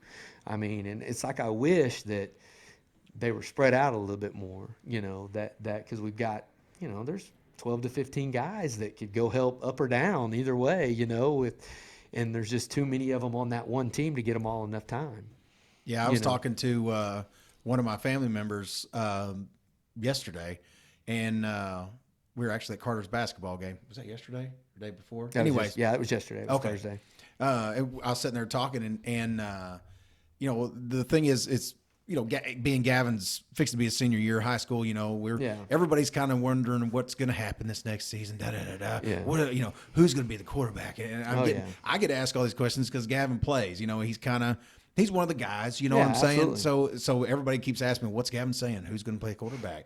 And I'm like, well, I don't quiz him every day about it. You know, but then they go, well, you know, what about what's going on with Carter? I'm like, Carter's going to have plenty of success. Yeah. Above and below him, all the way through, there are guys. When he gets in high school, they're going to have a lot of success. If half of those kids stay, there's going to be a lot of winning going on in football season whenever those guys get. Well, and the biggest thing between Gavin and Carter is Gavin, he's matured a little bit earlier than what Carter has. I mean, Carter, he's still like a baby. He's like a baby face. He's like, you know, he's got, you know, he hates it, and he is. I mean, it's a reality. I mean, you know, the Bumpus kid is unbelievable, but he's an early maturing kid, you know. I mean, it is. I mean, it's a reality of it. And a lot of those kids are like that. And it's like I tell people, those kids that are early matures, they have the most success at the junior high level. I mean, it is. I mean, but you look at those guys, they won't be much bigger. They won't get much bigger than what they are. They're tapped out. When they've got hair on their legs and hair under their arms, that's what Carter always said. know? He'll be coming to me. He's like,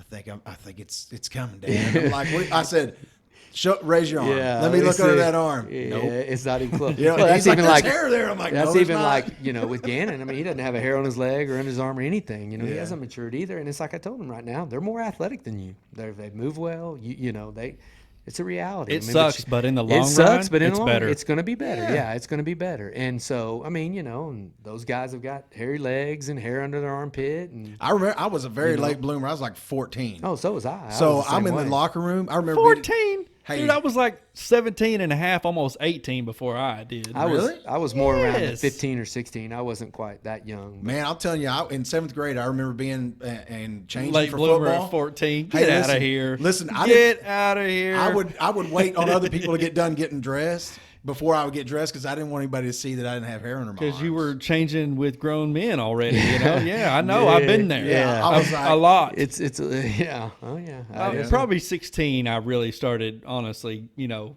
growing into, you know, 14, getting the 15, hair and I stuff. hit, you know, I hit a good growth spurt. And I tell Carter physically, he definitely takes after me. Yeah. I mean, 100%. Gavin is, I'm not sure where all that is. You know what I mean? My mom's brothers are kind of tall and some of them are thin and that kind of thing. But, Well, you know, be he genetically like that, going back even that far. I mean, you know, even something like that. So I didn't grow till, you know, high school, almost out of high school. You know? You definitely. I'm telling you right now. I know you didn't know Ben when he was young. No, and he's I didn't know told him me. well, but I remember seeing him around because he's younger than I am, younger than us. See, and way younger. I would see him at like 16 years old, and he was a small kid. You would just see my truck go through town, and you wouldn't even Seriously. see anybody driving. Seriously, I mean, they'd he pull was you over thinking you would. Oh yeah, I did get pulled over. A Let me see bunch. your license. Yeah. Oh yeah, I got pulled over a very bunch. small, very young looking. You know, Well, what I that's mean? what he said. He said, "You see, Kaysen, that was me." Yeah, He said, that's me. 100%. Yeah, Because it's like I tell people, you wouldn't think that was the oldest kid on our team, would you? They're like, well, that's whenever I know. got to know Ben later on because I didn't know him in school. Like I Yeah. said, I'm a lot older than him. But when I got to know him, though, and I'm sitting here looking at him, and I'm like, he looks right in the face, but the body's It's not not the there. It's same. not the You know what I same, mean? yeah. He's like 6'2". So I know how those kids feel in junior high that, you know, are around those other kids that are grown men already, you know, Yeah, and well. way more advanced. yeah.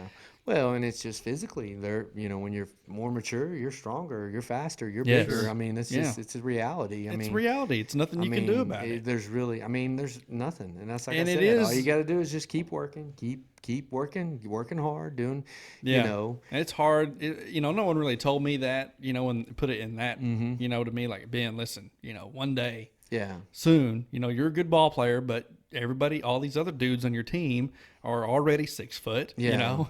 And so it's just I gonna never be a little bit expected you to longer for be tall. I mean, you were, like I said, when I saw him around, I was always like, I feel sorry for him because he's pretty small. You know what I mean? He's not going to be very big. Not. He wasn't like short and stumpy. He was small. You know, and I was like, he's just a little guy, and which was surprising because his family is tall people. Yeah. You know, and your brothers got tall pretty early.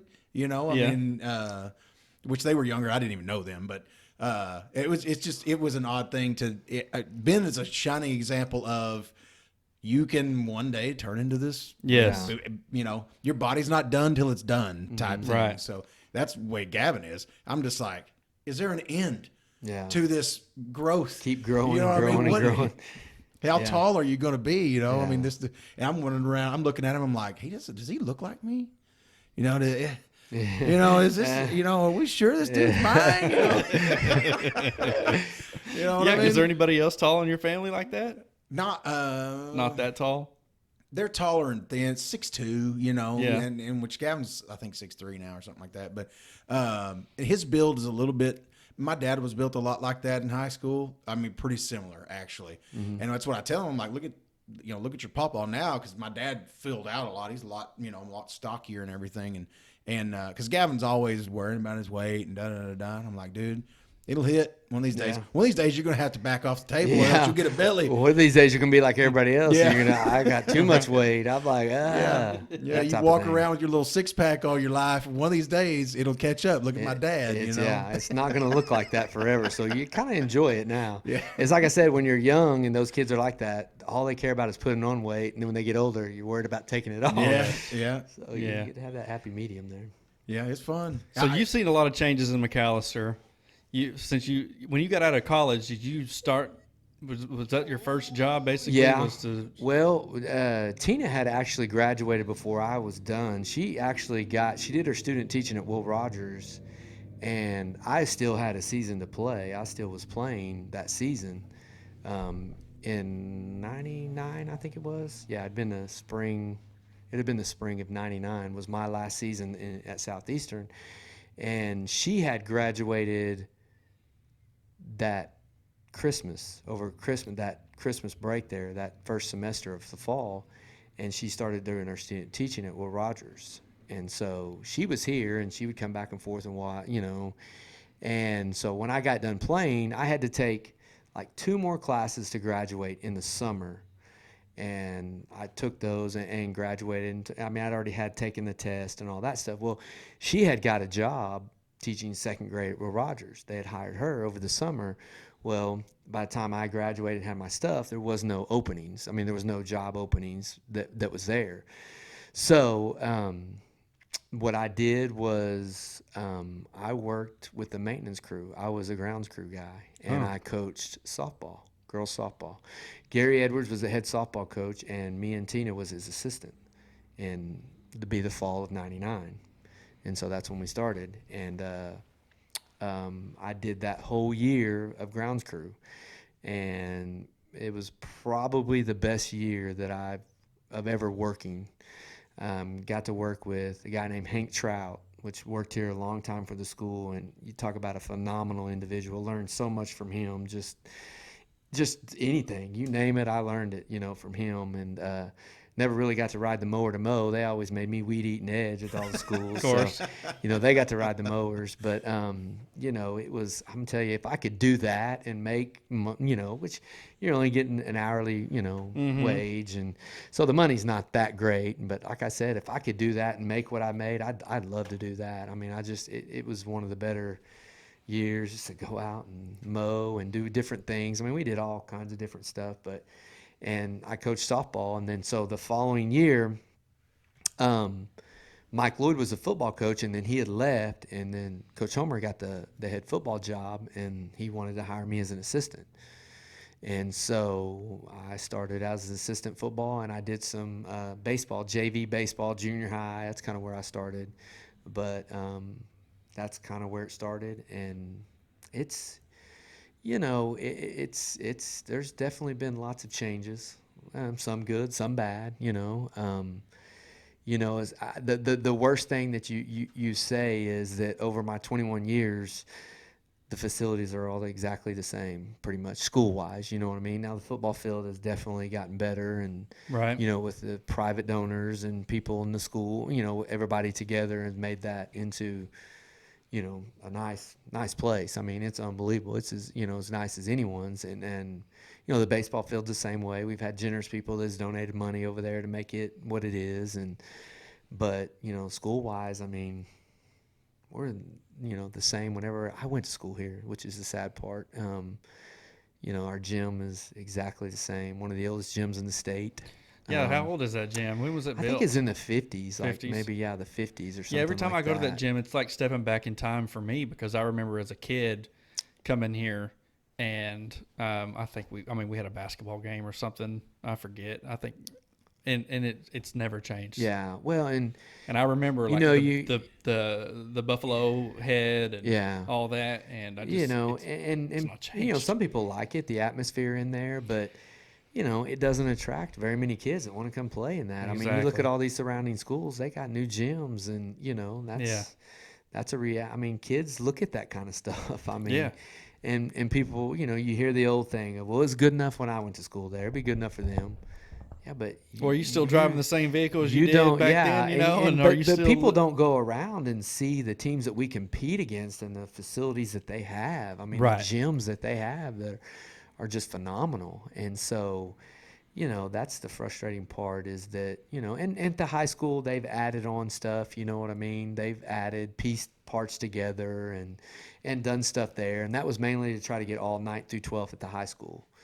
So, but like, it's like Pewter Ball, I mean, pretty much looks the same, exactly the same as when I went to school there. I mean, different, maybe a little different paint or, desk or whatever, but there's only so much paint you can put on that old, there's almost so much makeup you can put on that old lady. She's still going to look like an old lady, I mean, you can doll her up so much, but I mean, and that's, that's the sad part. I mean, that's, just, and obviously people don't understand. They think, well, then the school ought to build something. Well, it's not equipped like that. The school is not, the state doesn't give the school money to do that stuff. I mean, pretty much the majority of what we get from the state is salaries. I mean, that's what they pay the teachers with. That's what they pay salaries with. And then the little bit that's left over, everything's earmarked for certain things. I mean, people don't understand that. They think, well, you're paying your superintendent too much, you could be building another school. Well,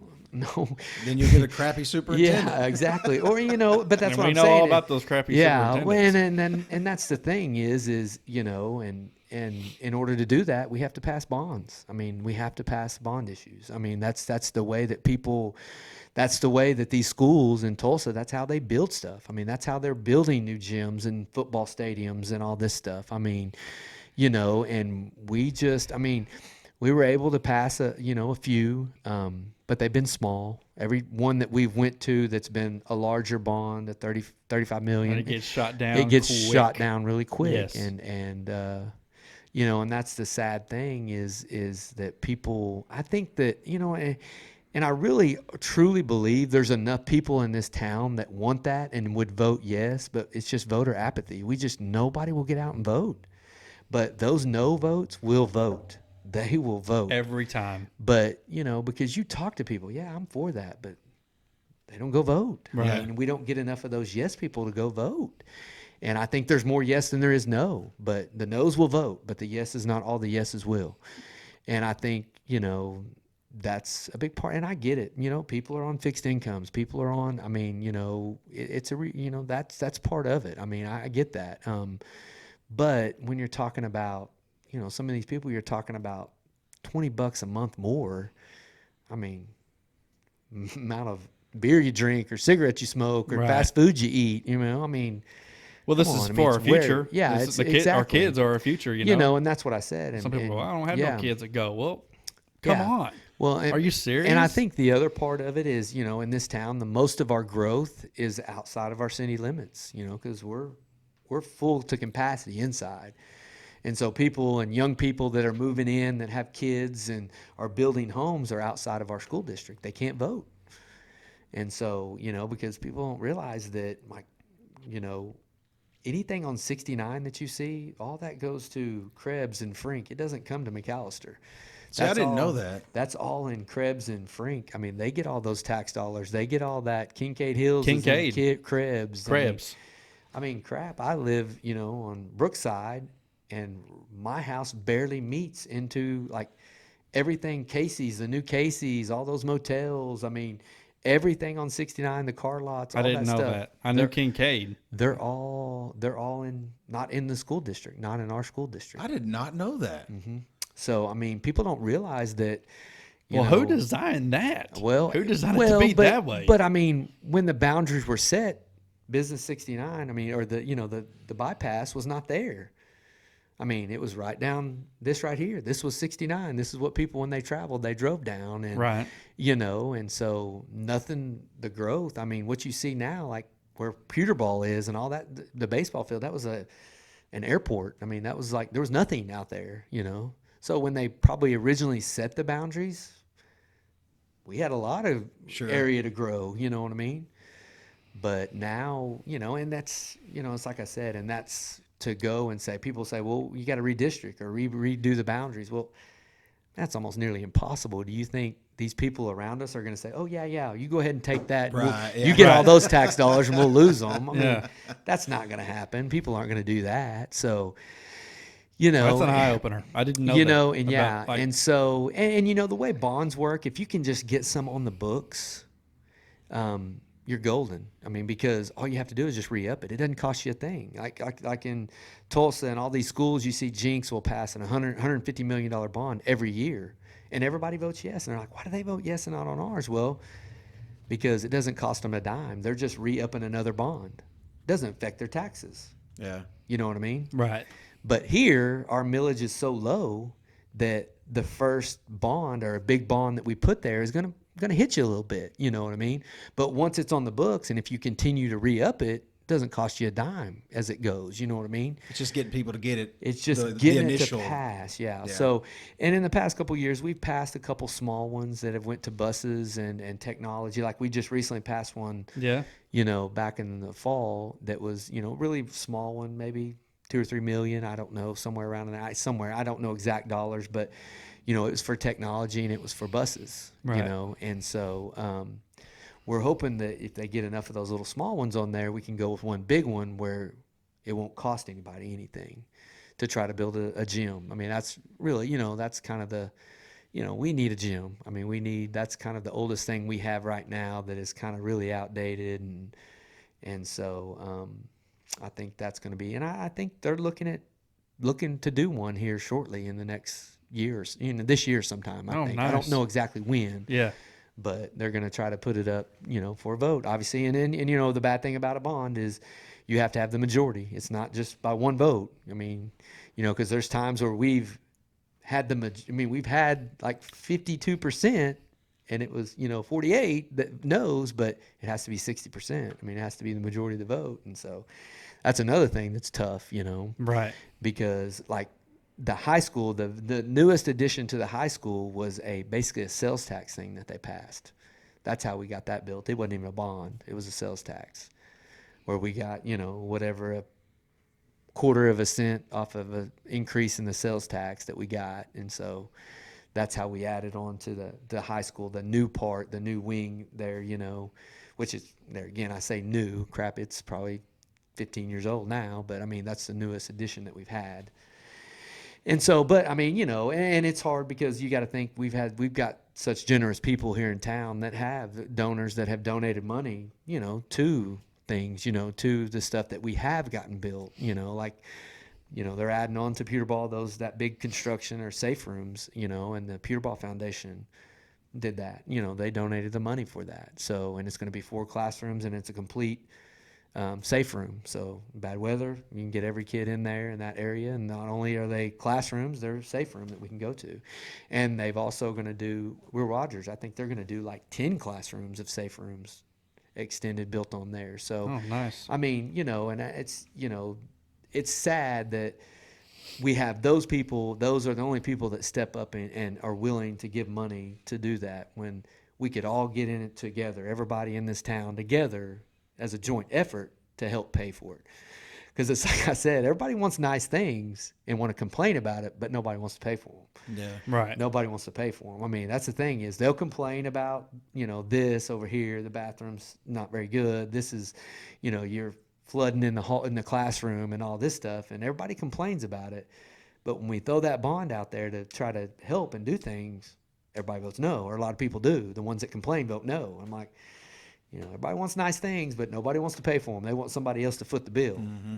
So, and and we've had lots, as far as there's change, administration, coaches, and all that stuff. But, I think that's the most frustrating thing is that, not a lot of that has changed. And I mean, not that we haven't tried to keep it up and try to do small things. There's we only do. so much you can do. Yeah, though. exactly. That's what I mean and we have. They've done a good job of trying to bits and pieces to do things here and there to what money they have, like whether it be put a roof on a school or stuff like that. Yeah.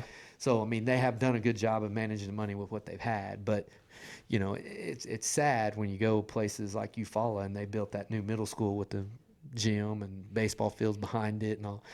I mean, stuff like that. Or, you go to Wilburton and see the basketball gym that they built, Right. that's phenomenal, you know. And Hartshorn just now built, theirs is unbelievable too. I mean, It's not as nice as Wilburton's, but yeah. well, it's not. It's in its way. I say it that is, because yeah. him and I Yeah. went to a Hartshorn game Well, a while back, and Only kept thing I saying think, that. and Wilburton's is phenomenal, but I think it's too big. No. It's too big for them. No, it's great.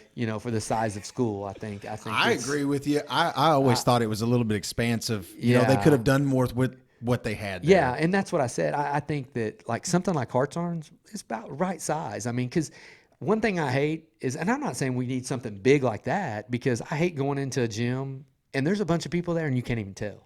You know what I Right. mean? I hate Yeah. that. And I'm sure that's what it's probably kind of like at Well, Wilburton. Wilburton's it's a multi. I think. Well, they I know, do the and that's graduation and there too, obviously so. that's why you do it. I mean, because Yeah. if we were to do one, we would probably try to do that too, where we could also utilize it as somewhere to have a graduation or something like that. But Yeah, but like you said, the old gym here in McAlester, a lot of people like the atmosphere. yeah, and they closer. like the closeness and the atmosphere. Yeah, and I get the just a lot of people say it's a tough place to play, yada yada, and I get that. But like I said, old things don't attract people. I mean, Right. things like that, people don't. This town, to me, from I say the outside looking in. I've lived here for 11 years now, but it seems like we're stuck. Yeah. We're stuck in the 80s or something. We're stuck in Well, second and gear. it's how I always explain it to people. Everybody, we are a 5A school, but we're built like a small school, like a small, like a Wilburton, a Hartshorn, and all those schools. We're the largest school, kind of one of the largest schools in the southeast part of the state, but we're built like all these small schools. Yeah. Yeah. I mean, we're structured that way with everything we do, and basically facilities and different things like that. And Yeah, but even Wilburton built a brand new elementary. Oh, I know. But, And they built a brand new gym. And the gym, I don't know if the elementary was a bond, but I know the gym was. I think the elementary was a bond. See, Quentin built the new gym. Yeah, it's phenomenal Even too. that's Well, Indianola did too. Yeah. I mean, what's they built going a new, on? So I mean, these places that and we just Reverts back to what I said before on the last podcast. McAlester politics. I'm telling you, there's a lot to do with that. and I know you probably don't want to get into that, and I don't want to get you off into that, but it's got to change. It's got to change. Well- I don't care if you've got money, if you don't got money, it needs to change. Yeah. Well, and you got to think the majority of our town, every business that we have is family owned. That I think that's why a lot of people are against people bringing in the shopping center out there with the Hobby Lobby and all this stuff, because that's going to take away business from your downtown. I mean, it will, because it's going to take business away from Yellow Gazebo and all those places, because I mean, people are probably going to go somewhere where they can get kind of similarly the same item for half the price. I mean, And you can jump off the highway. That's going to be another thing. I mean, you're just going to just jump hop right off back there on. and get back on. And that's like I said, and I get that, because you got to think most of our eating places are family owned. I mean, they've been here. We don't have a ton of chain restaurants here. We don't. I mean, we got a few on the highway, but mostly you're talking locally owned places that and so those, and not to say this, and it's good, it's not a bad thing, but typically those are your people that have the money. Right. And so they're the ones that have the money, and obviously they're the ones that got the power. Because money is power. I mean, Definitely. you hate to I say know it. back in the 80s, seems like it was in the 80s or maybe even before that, that Wilburton or Walmart wanted to put a Walmart in Wilburton. And Wilburton people were like, no Hell way. no. The people Yeah. that had Yeah. money, they're like, hell Yeah. no. Yeah, that's right. And Wilburton still don't have a Walmart. Well, Won't ever have. Won't I don't ever have a think. Walmart. I don't think. Well, no, not- Roy's Cardinal and all those. I Right. mean, they're not. Yeah, they're they not. don't- It's going to take business away from them. Yes. Yeah. And I get it from their side too. I do. Well, at the time they didn't really, But- Roy's Cardinal didn't really, or Walmart didn't do food and stuff like that. Yeah. But there was other businesses in town that were like, Yeah. we ain't doing it. Well, and it's their livelihood, and I do understand that. 100%, yeah. I do. I really do, and they're going to fight for what they have. I understand that, but eventually you got to come to a common ground, and you're not going to see growth unless that kind of stuff comes in. It's just a reality. I mean, Right. that's just how the modern day is. I mean, Capitalism, I guess, in its inception or whatever, it drives change,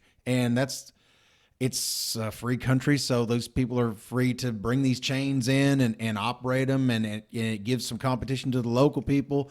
I'm kind of in the same way that you guys are about it. It's like if I was a family that had a business in this town for 30 years, 50 years, then I would be, Against it, yeah. quite a bit against it. But Yeah. you have a customer base, and if you've taken good care of your customers, this whole time, exactly. And if you put out a good product, They're it not doesn't going matter anywhere. it Right. doesn't matter what they bring in. they may go spend a few dollars over there and not spend dollars at your place, but they're going to come back. Yeah, If you're taking good care of them, absolutely. customer satisfaction, customer well, service. it's still number one. Right. It's going to be number one. You Yes. know, it's going to be that's probably as high as price on stuff. The cost of your merchandise is Right.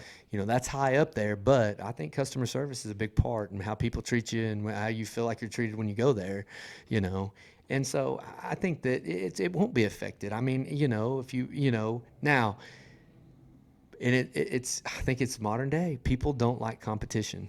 They don't want Competition is good. It's good. I agree. Competition is good in If you're everything. if you're outside of it, Yeah. you know what I mean. Well, if you're but not that's one of like the I'm saying interested is- parties, Yeah, but I mean, I think that's going to be because they know that right now they have the market on it, and you're going to pay their price, and they've got you. You know what I mean? Right.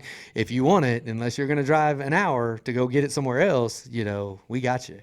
well, Yeah. and sort of towards your point you're talking about, and I've only lived here 3 years, 4 total. I lived here a year and then moved back. But then, anyway, in my time here, I'm kind of. It's a strange thing to me because for a town this size, like you're saying, it's the lack of growth, I guess you'd say, is Exactly. surprising. Well, Especially know. being on a major highway. And yeah, Like and I 69. base it off if you go to Ada or if you go to Durant. They're similar to Yeah. our size. And look at the growth they have. Look at the things that they have there that we are not even close to. And they Sure. don't have Highway 69 running right down the middle of they them. don't. I mean, You know? and that's what I said. That's the because I know that and I haven't.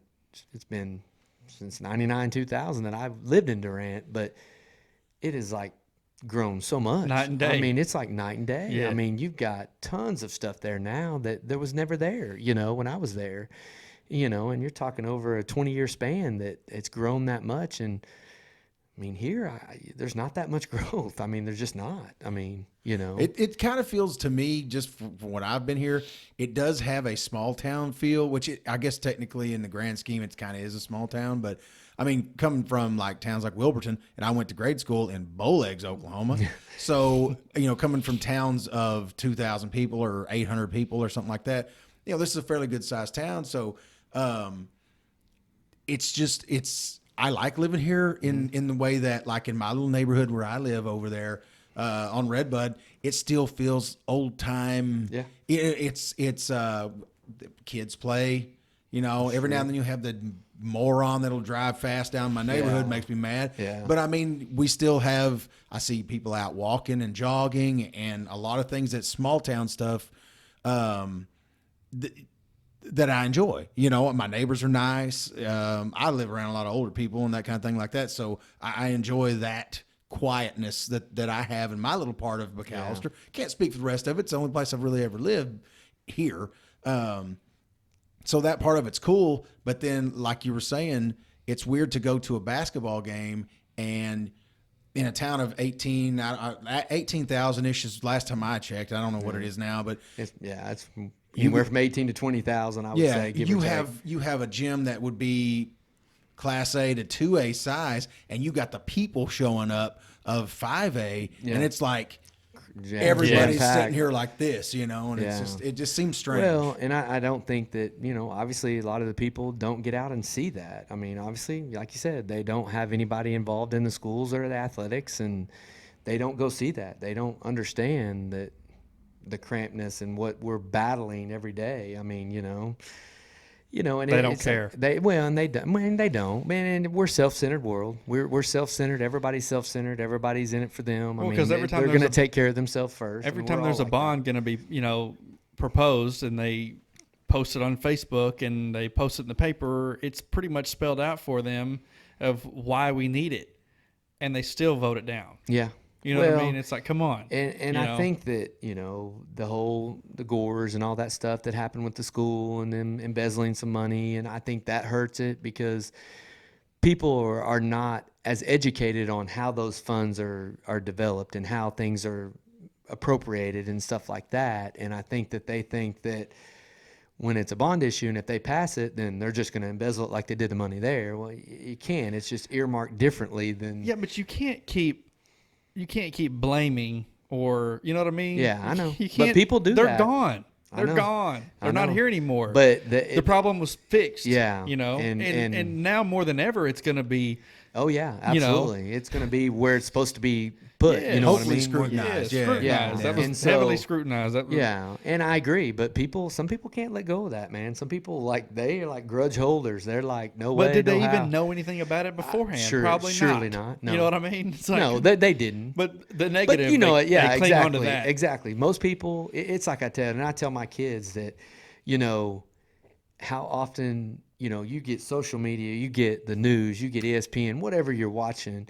I mean, how often do you see positive stuff on there, Right. or negative? Right. I mean, The negative. people are going to show the negative 10 Negative times sales. more Yeah. because Yeah. negative sales.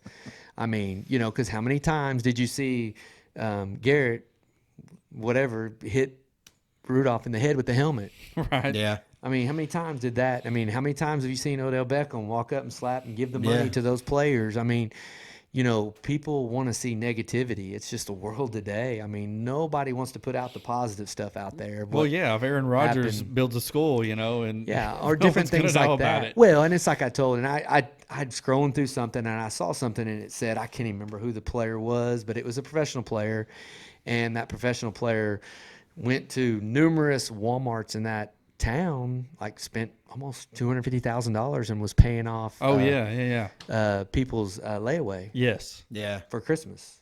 Yeah. But I mean, you'd have to search to find something Right. like that. I mean, it's just like the sign stealing with their Astros. I mean, everything you see something, everybody's going to click on that, and different things like that. I mean, negativity sells, and negativity is what people want to see, and then that's why the world is cynical like it is right now, and that's why everything's based off negativity. You don't see much positive stuff, no positive reinforcement on social media or news. Yeah, but not speaking of negativity in our town, other than all the other issues, I'll bring up one, and we talked about it in the last podcast, was our baseball field, our baseball complex being shot down, being the city screwing, Ben's about to get Toma. heated. Yeah. Yeah, I'm Well, about to, get heated, and about to you drop know, another F-bomb. I But that's think- negativity, but there again, we're talking about McAlester, and we don't, as a whole, care. And I just think it doesn't fit those people agendas. I mean, that's not their agenda. That's not what they want. And whether it be the council, whether it be the mayor, whether it be whoever it is, the city manager, I mean, I think that they have an agenda, and I think it's what they want. And it's think, blatant. Yeah. Oh, no, it is. I mean, but it's he said, she said is all. I mean, that's what everybody, and that's the bad thing about it is when the truth is hitting them in the face, they still want to say something else. You know what I mean? There's still something else interlying into that. So, I mean, That's why I say don't vote for don't vote for them unless their politics align with yours. Well, Yeah. and breaking a mentality or an atmosphere like that, it's tough.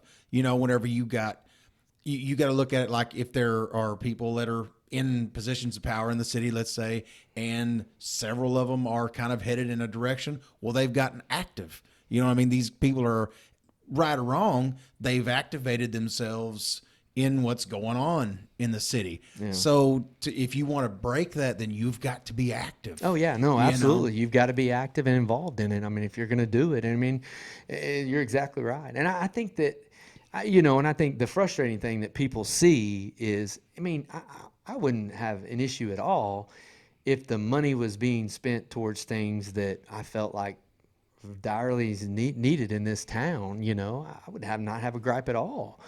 But when you see the money spent on things that you're like, do we really need that? And I know the city's the same way as a school. Money is earmarked differently for different things. You know what I mean? And I know that the big part of that they were Sertoma was trying to get out, I think, was the tourism money from the hotels and motels. They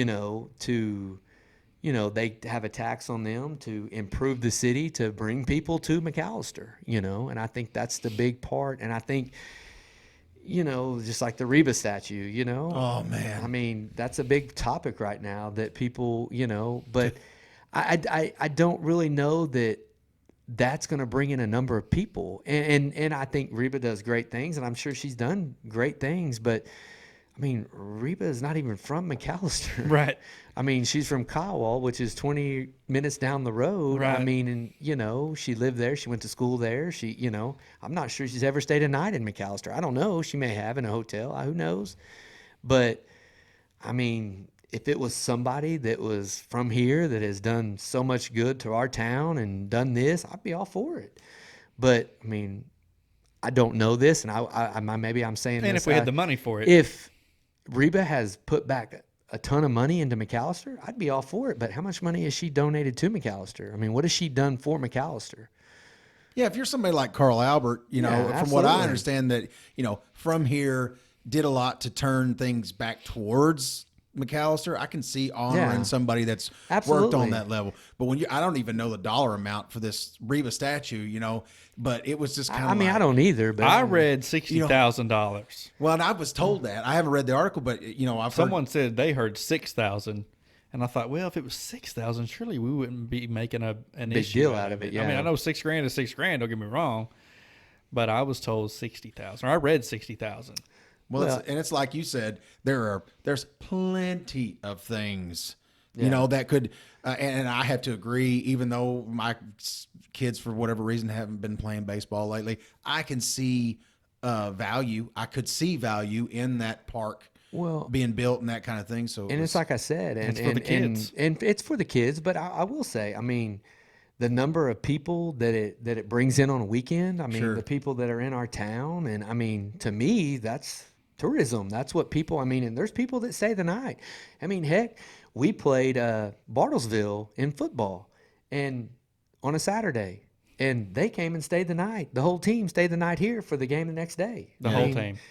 So that kind of stuff is what And like I said, I'm not against those people fighting for those things, the downtown stuff and all that stuff. Obviously they have an agenda, and they have, what they feel like is going to invest and put, things going to bring people to downtown. I said, if they want to bring people to downtown, put a Chick-fil-A down there. They'll all come down there for a that's right. Chick-fil-A. Everybody, If they're not about to do that. Exactly. But they're not going to do that because, but I'm just saying, Right. if you put a Chick-fil-A down there, people are going to come and find Yeah. Chick-fil-A. Yeah. They are. So, beautifying the streets and doing things, which I think is cool. I'm all for that kind of stuff. But when there's other needs, I don't know. I just don't feel like that's something, that is going to just bring a ton of people downtown. I don't see that. I don't either. Well, as a manager of the funds that are available, I agree with you. Just from my little bit of time here, I could see them being managed a little bit differently. And like I said, I don't have a dog in this hunt per se, other than I live here. Yeah.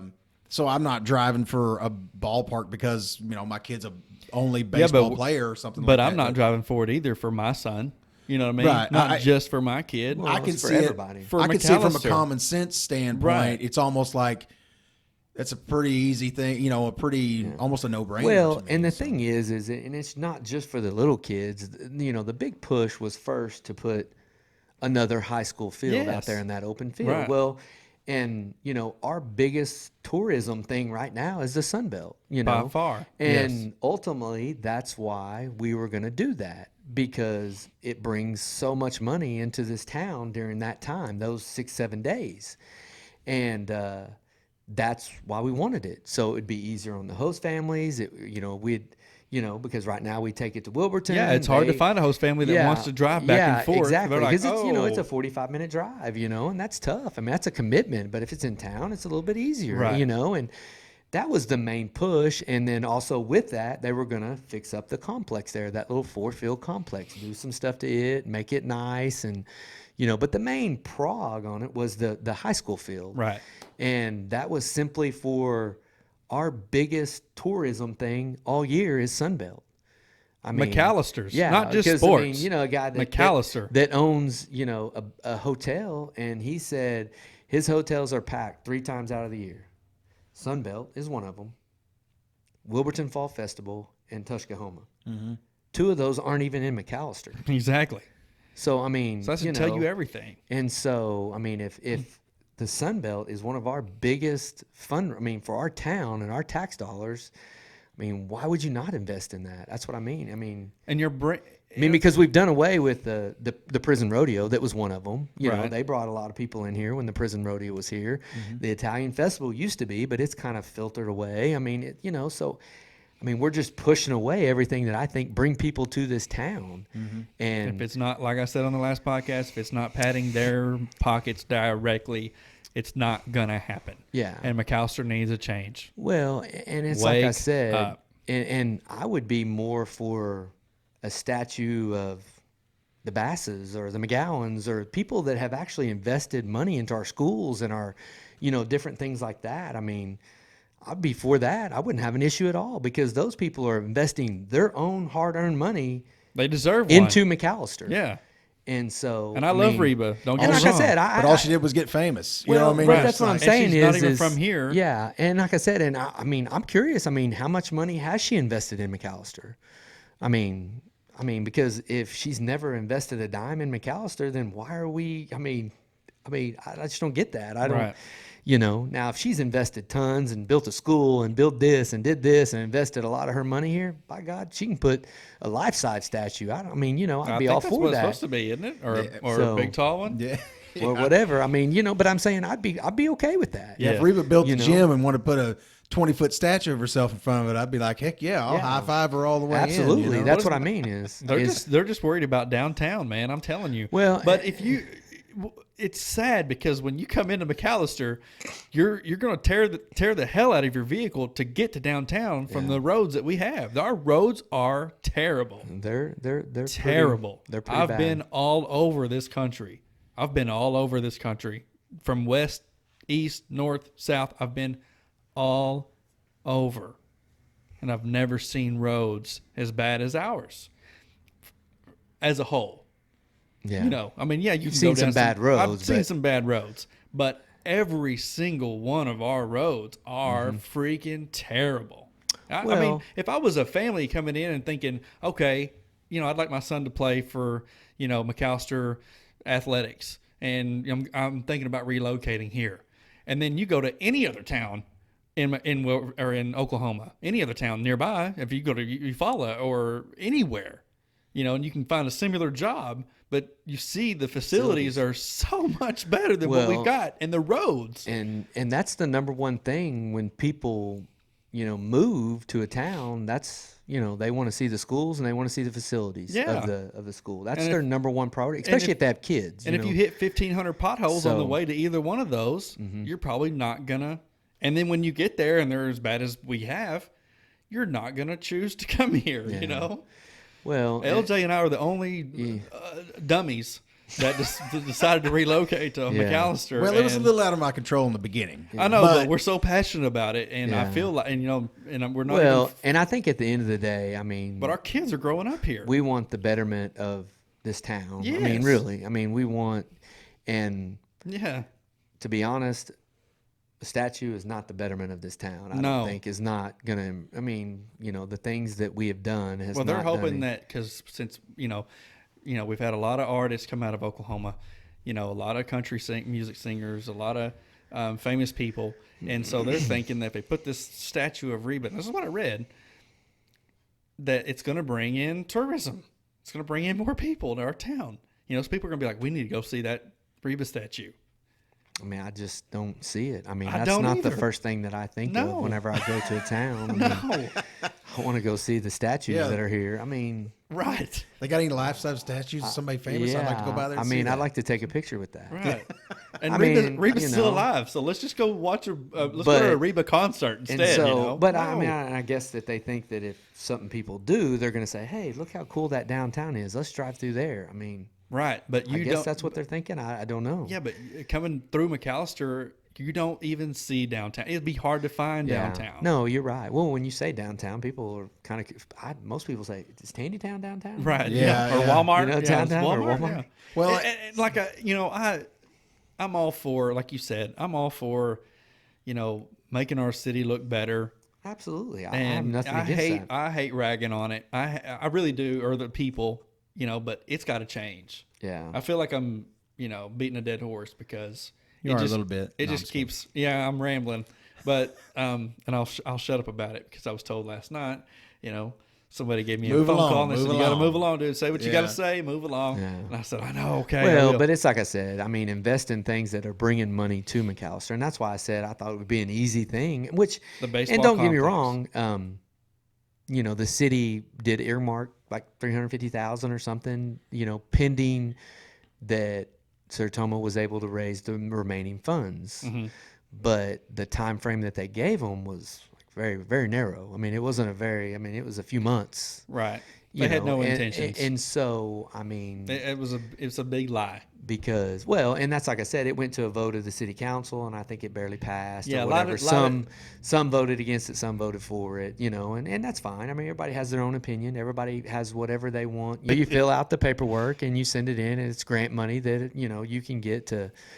Well, my understanding that Aaron Heathcock had talked to the city, and they were on board and everything, and he said, I also have these few grants that I'm going to fill out and try to get more money, da-da-da. Well, apparently, I don't know exactly, maybe the city manager or whoever said, well, we have a grant writer. We'll just do that for you. And, of course, Aaron, yeah, absolutely. That'd be great, Well, I don't know the whole complete story. But anyway, to come to find out, they did write the grant, but they didn't write it for the fields. They wrote it for something else, like a Splash park or a pad. splash pad or something. And so Yeah, they totally Aaron straight up lied. They lied about it. Lied to they somebody else is what I say. And it's like I said, and the thing is I'm sure that it's going to be the city manager or whoever it was against Aaron Heathcock. It's his word against their word because they were probably the only ones in there, and Right. he's going to say a different story than what Aaron's probably going to say. I'm sure that's the way they're going to do it, but I mean, the proof is in the pudding, though. yeah, and so I guess they took it upon themselves just to do whatever they wanted with it, and I think Aaron did majority of the legwork to find the grants or whatever. Now he didn't fill them out and do the grants; they did all that stuff. But so. Aaron's done a lot of work, He has, and done a few other people have done a lot of yeah, work. he's done tons of work, and I mean, I'm telling you, the guy has been pretty adamant about it and passionate about it. And if one avenue says no, he tries another. So you got to commend him for that. He's almost, he's got like a not going to accept no, type Right. thing. But eventually, you're going to get tired of, Yeah. nobody jumping on board and helping, Mhm.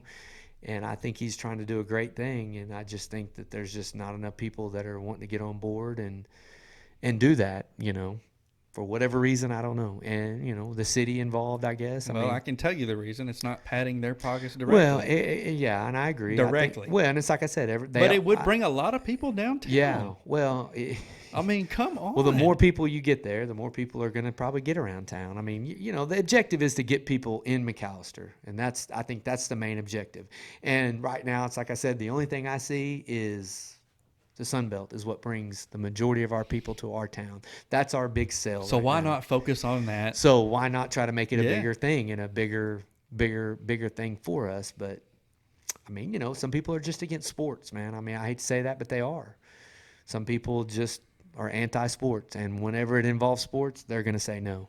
I hate it from McAlester because I see, and I don't have quite the negative angle on it necessarily like Ben does, and I'm not disagreeing, but I'm just saying there's a lot of potential in this town. Absolutely. I enjoy living here, actually. Absolutely, yeah. Honestly, I really do. What do you mean you don't have the same negative? Well, angles I of it? mean, Not to the extreme, probably is what. What you feel like they might. no, it I may see, not be but I see how I'm saying there's it. there's opportunities, and I don't think that all the opportunities are dead or that they're. I don't know if everybody is out trying to kill anything that's outside of downtown, but I see a lot of. Have you spent some time outside of downtown, McAlester? Well, lately, it's kind of obvious. But it's like I said, it's very obvious. Those people are very active. Yeah. They have Well, gotten themselves into positions I agree. to make it that we need to way. be more active. We got to make a change. And absolutely. And I'm not knocking downtown because they have beat the bushes and they've done their part to get that done. You've got to commend them for that. Ever since I've been living around here, it's a big focus. They've been doing it, and they ultimately, squeaky wheel gets the grease, Yeah. and they finally got what they wanted, and that's fine. I mean, I commend them for that. I'm not mad at them by any means. I'm not even saying that. I'm just saying I feel like there's other things in which anybody that has a business down there is going to be for that. I mean, obviously, there's no doubt about it. I mean, I don't hate them for that. I don't disagree with them about that. I mean, I would be too. But if you look at the bigger picture, I mean, is that really going to bring a lot of people to McAlester? No. Right. And I see what you're obviously, saying. I understand that their push is for it because that's their livelihood. That's how they make a living. I mean, so they're going to try to do whatever they can. Definitely. They've been fighting for that for a long time. They have. It looks good. It does look good. And like I said, I'm not against it. Now, everybody's not going to always agree about it bringing people to downtown, just like everybody's not going to agree that a baseball field would bring people, and fixing that up is not going to bring people to downtown. But everybody has their own views to that. But it's like I said, I mean, it's like our country right now. I mean, we spend more time fighting against each other instead of fighting for each other. Sure, I mean, it's right. just like Trump right now. I mean, if we could all get on board and we waste more dollars because one party is mad at the other party. I mean, and I'm think that's going to eventually be our downfall. I mean, that's going to be the crumble of the United States is that right there. Is hard-headed people that we fight more and spend more dollars fighting against each other than we do to try to better the United States. The country. And, I mean, it just dumbfounds me. I mean, people will not just, hey, he's our president. Get on board. You may not like everything he does. Get on board to try to make America better, make our country better. I mean, Yeah, I miss it just being America. Yeah. You know what I mean? It's just like McAlster's a kind of like you'd say, a small example of it. It's just like when I go downtown, I enjoy it. Yeah, I mean, it is absolutely. nice. Yeah, absolutely. It's nice to live in a town where that's available. You know what I mean? 'Cause, absolutely. like during Christmas, it was awesome, man. When I went down there, Yeah, it was I mean, nice. I'm not from towns that look like that, so I'm walking around like, wow, this is impressive. Well, there were a lot of people, initially when they put that pole in the middle of the road and they were, starting to put the Christmas decorations up. There were a lot of people that were complaining about it, right? And even I was like, what's wrong with it? Let them decorate it how they want to. That's awesome. Yeah, That's the whole point. We got a new downtown. Let's make it, Yeah, let's do what we need to do to make people come Right. down there, I guess, or get people here. Yeah. If we're going to invest in it, but everybody's got different opinions and everybody's got different views, and ultimately, it's like I said, the squeaky wheel gets the grease. Money is Right. power. People with money have power here, and it's going to be kind of what they want, and it's going to be the agenda that they want, and kind of in the time frame they want it. I mean, and that's just the nature of the beast. And I hate to be like that, but if it's not on their agenda, then they're probably going to be against it. That's what we could use a lot more Aaron Heathcocks. You know what I mean? Oh, absolutely. That's like I said. I mean, that guy. I mean, I'm telling you, and he's done a lot of that just on his own. And you've helped too a little bit, right? A Or little you've bit helped- here and there, but nothing like what he's done. And there's been other people. Don't get me wrong, but I mean, that guy. I mean, he has worked tirelessly on it, you know, and I don't know, I haven't talked to him in a while to know where we're at or where he's at on that. And, you know, he's going to get tired of fighting. I mean, he is. I mean, there's no doubt about it. If nothing's getting done, he's going to eventually get tired of it. But man, I'm telling you, man, he's been fighting it for several years and trying to do everything he can do to make it happen. Yeah, and that's what, you know, the type of guy he is. You know, you can tell he's not in it for any notoriety. No, I mean, absolutely not. he's legitimately trying to get something done. He's in it for the city, for the kids, Yeah. for things like that. I mean, that's truly what he's in it for. I mean, he's in it for that. He don't want his name and marquee lights or on a statue or anything like that. I mean, I don't think he has any kind of agenda like that. I mean, so, you know, but it's like I said, at the end of the day, you know, eventually, you know, you get tired of fighting. You just get tired of doing it after you do it for so long and it's just not getting anywhere. And, you know, so I don't know. I'll have to talk to him and see kind of where he's at on that and what their plans are or what they're even doing or even if they're even worrying about it anymore. I don't know. Well, it's kind of, you know, like our little podcast we have here. One of the things we appreciate about the platform is to get to shed some light on some of this stuff. Absolutely. You know what I mean?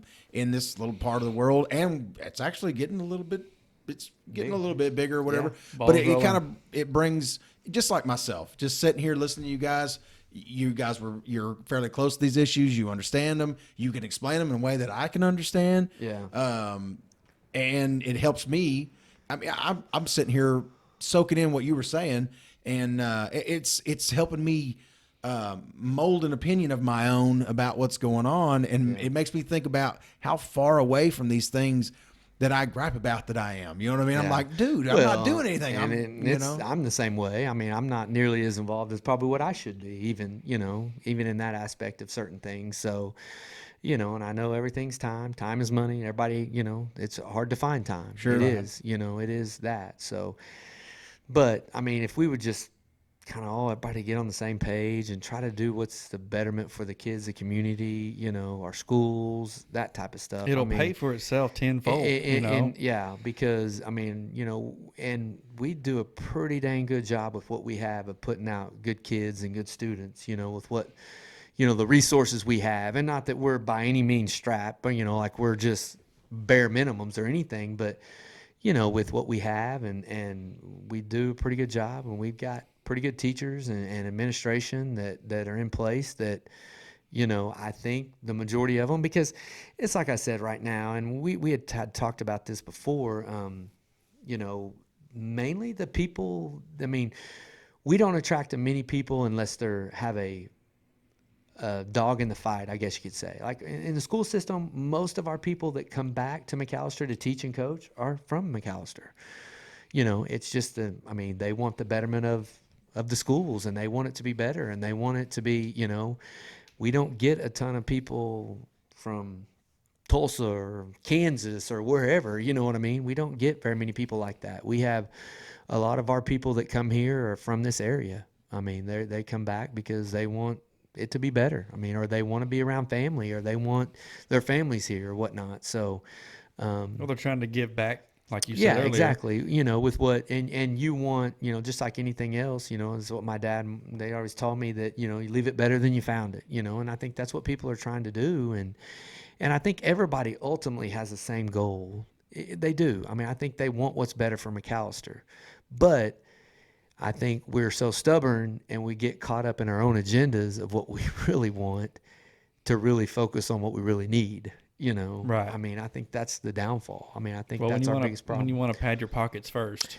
Yeah, I mean, before, you know, and you know. that, you know, and you know, Hey, that's the beauty of opening up dialogue, though. Just like we're doing right here. I mean, there's gonna be I've learned things about you tonight that I did not know.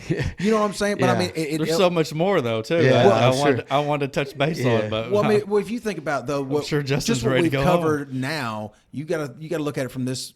There's going to be people. I guarantee you, there'll be somebody that listens to this that didn't either know something that you're saying, or maybe didn't know something about you, or something that we said that will get somebody, just another person, maybe rolling in the right direction, thinking about it, you and know? rolling in that direction of trying to figure it out and trying to help. I mean, you know, that would be it's nice. like I said. I mean, you know, and even the school system and everything in the school system is just like sports. You have to have parental involvement. You have to have people that are involved to try to make the school better. In the same way in the city, you got to have people that are willing to sacrifice and do things to make it better. Well, I feel Maybe like a not what you loser. like. I feel like a loser because I am a parent. I have kids in the school system, Mm-hmm. and like these bonds and things that are coming up, I don't know about them. You know Yeah. what I mean? I should do a better job of paying Well, attention. I don't think anybody really knows about This it, one right? right here is not one. It's in the works, so it hadn't really been publicly put out there. I think as far as advertised or Right. what, but I know, and I don't know when they're going to do it, but the hopes of maybe trying to throw one out there to try to get a gym, try to get something rolling in that direction, and try to be progressive, try to move forward in things and try. I mean, it's like I tell people, you put it out there, you try, and all they can do is say no, and then you reevaluate and you try again. I mean, it's all you can do. I mean, because most of the people that have been successful in life, they've failed a million times before they Yes. finally got the Yes. right thing to, Right. to click for whatever reason, Yeah.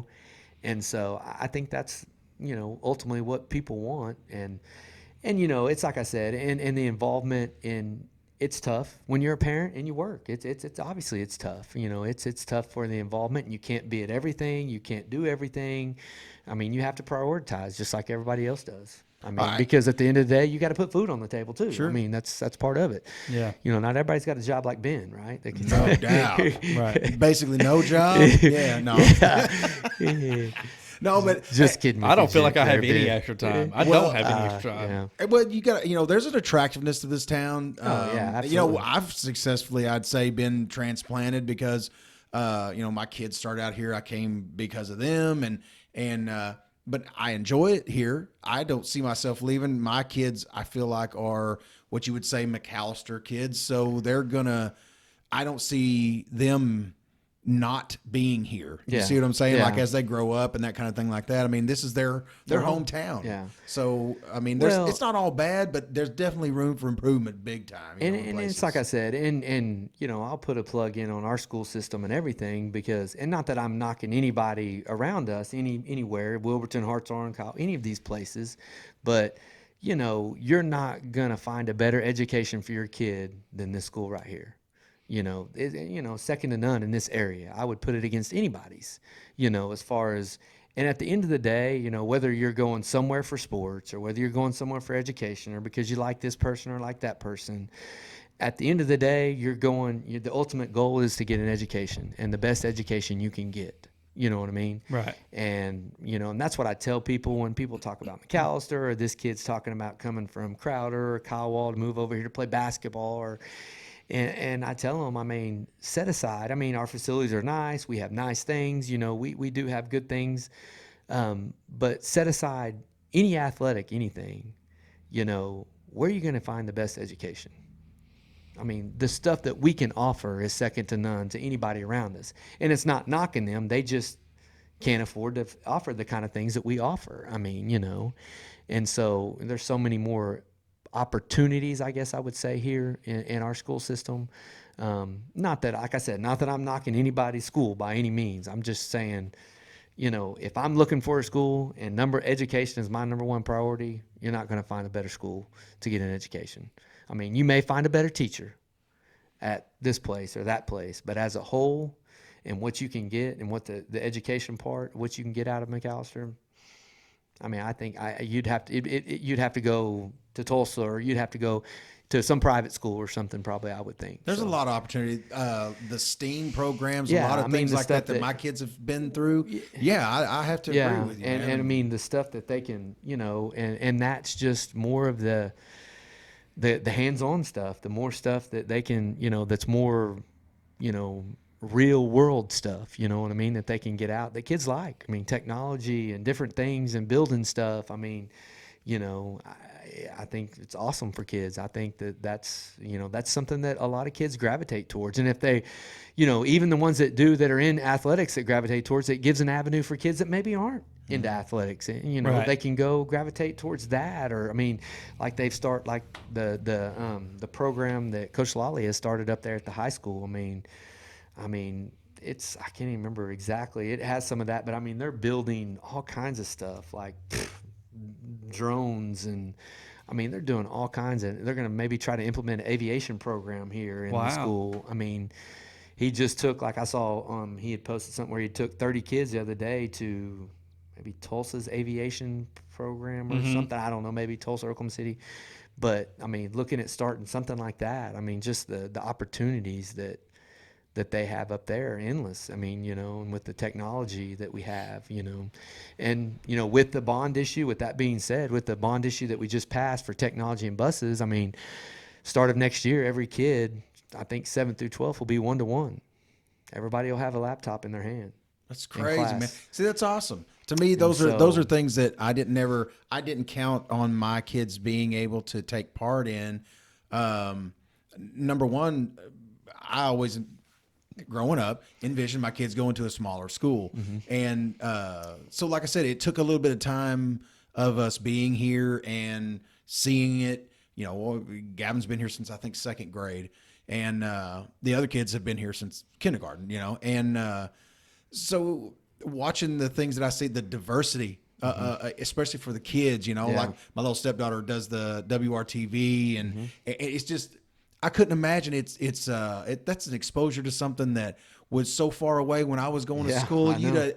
You know, the thought of being like Well, a television anchor was like, what? Yeah, well, and it's like at the high school, man. You know, you're kind of technology and stuff, and the Buff TV, man. I would have loved to have something like that in Yes. school. You Yeah. know, where they're going in video and making commercials and making highlights of, you know, football program, football, you know, everything. You know, I mean, that kind of stuff is just cool. I mean, and they've had that for quite a while. You know, I mean, so I mean, stuff like that we didn't have, and the opportunities that most people don't have. Kids that are in this area that we offer here that, you know, kids can get involved in that. And it's like I said, and you hear with the 1-to-1, there's a lot of negatives, there's lots of positives, but, you know, and we all learned with a book and paper and pencil, and but it's like I tell people, technology is a reality, and Yes. that's And it's where not we're at going right away. now, and it's not going away, and you've got to try to embrace it. If you don't, you will be left behind. Yeah, and Yeah, if you it's- don't, then the kids in the school will be left behind if we don't. If you don't believe me, you know, as a 60, 65-year-old, 70-year-old person, if you don't believe us, just go buy a smartphone. If you don't have a smartphone right now, go buy it and then just go home and try to figure it out. Yeah, You know what I mean? exactly. And You're you'll figure out how far Yeah. behind You are. Yeah. Yeah. I mean, because even And that's I'm big into it. a little minor thing, you know what I mean? Just a Very, phone, you know, compared to very with what's minor. out there. Yes. And so, and it's like I said, I mean, and kids nowadays, they learn more from technology than anything. Yes. I mean, Yep. that's the reality. And if we're wanting to reach these kids nowadays, you've got to adjust with the times. I mean, you know, you have to. I mean, Well, if you want to innovate, you know, You know. you've got to innovate. You and can't- and you I think can't- sometimes, you know, the hard part, and I think the hardest sell sometimes is not always the parents. It's always sometimes your teachers, your people, because they're always right. They're stuck in it's their the ways. unknown. You know, you're Right. getting into the unknown. Everybody's scared of that unknown, of not knowing what to do, how to, you know, do this stuff and how to work this stuff online, and you know, and I think that is a lot of, sometimes they're leery about that because they're worried that, hey, what if this happens? What if I can't do this, or I'm going to look stupid, or, you know. And working But- in an industry that I do, where I see the ability to keep up with the times, so to speak, with technology and those things that are available in the oil and gas industry. And I've done it all my life, since I've been in all my working life since I was 15 years old, and pretty much in the same area too. They have very antiquated ways. These guys are unwilling to see these technologies, and you can see the industry that I've been a part of my whole life. It's going down. You know, the booms that happen in this area are getting shorter. They're getting less frequent. They're coming up with better ways or different ways to do things, and the guys in that industry aren't finding out ways to either better represent what it is that they do, or they take for granted that it's the big money machine and it's never going away. So they're unwilling to do different things. Or it's just a fad. It'll go. It's just a fad. Right. I've seen this happen. It's just a fad. It's just, and that's it's what I'm gonna be in saying. and then come Or it out. just takes too long to learn, and you're like, man, we don't have time to learn that. We got Well- to just keep rolling with what we got. Well, and a prime example is my dad. I mean, he builds Highline, so for his whole life, he's got out maps and he's did all this stuff, and he'd have to figure out where exactly this pole is supposed to be, and this, and they finally convinced him to use an iPad and say, you go to this Google Maps and you do this and longitude and latitude, and it'll take you right there. And he learned how to do it, and he was like, oh my gosh, this is so much easier. Right. I mean, but there again, that's how he always did it. That's the only way he knew how to do it. And, you kind of get stuck in your ways. That's how I do it. This is how you're supposed to do it. And he says, I'll hit that and it'll take me right to that Yeah. spot. Yeah. And he said, before I'm like, okay, I'm driving down, there's mile marker here, and he said, I may drive by it 3 times before Right. And so, just the technology in that aspect, just that, and it's like I tell people, you're going to have to embrace it, man, because it's not going away. It's only getting bigger, man. Yeah, and I'm glad to hear that McAllister's doing big things like that behind the scenes, basically because when you drive by the schools, sometimes they seem old and And they do, and it's hard to see. It's like at Peterborough, from the outside looking in. they're doing the building of the safe rooms and the 4 classrooms, and there's been lots of gripes of the drop off and pick up and all that, but How are you going to gripe about that? but because it's changed. It's different. Well, it's like people griping about and people. roads. There's lots of congestion, and there's this, Yeah, but and I just have to set deal in with it for line now. and I get it, okay, Yeah. but we're only doing it because we're trying to help your kid be Right. safer. If Yeah. something was to happen, we have a safe room to go Yes. in, and we're not worried about getting under a desk and putting a book over our head like we used to do. That's not going to do anything for you if a Right. tornado came through. When are they going to be done with it? Do you know? I don't exactly. I'm pretty sure it'll be finished before we start school next year. Oh, okay. So they're still. I would assume that they would be done with it sometime over the summer, probably. Oh, okay. And I don't know. It's kind of weird because at first I was like, it seems like they'll work on it for a week and then you won't see them for 2 or 3 weeks. I don't, and I don't know if it was the process they had to go through. That's what contractors do. Well, and I know, and I don't know if it's when they put the concrete, they had to let it set for so long, and then they do this, and you got to let it set. I don't know. Probably not. They probably who started their knows? project, went somewhere else, started Exactly. another Well, that's project, that's what I figured. work on it a is little that, bit. But they have here lately since they've got the walls, and they've been getting after it here Good. quite a bit. So Yeah.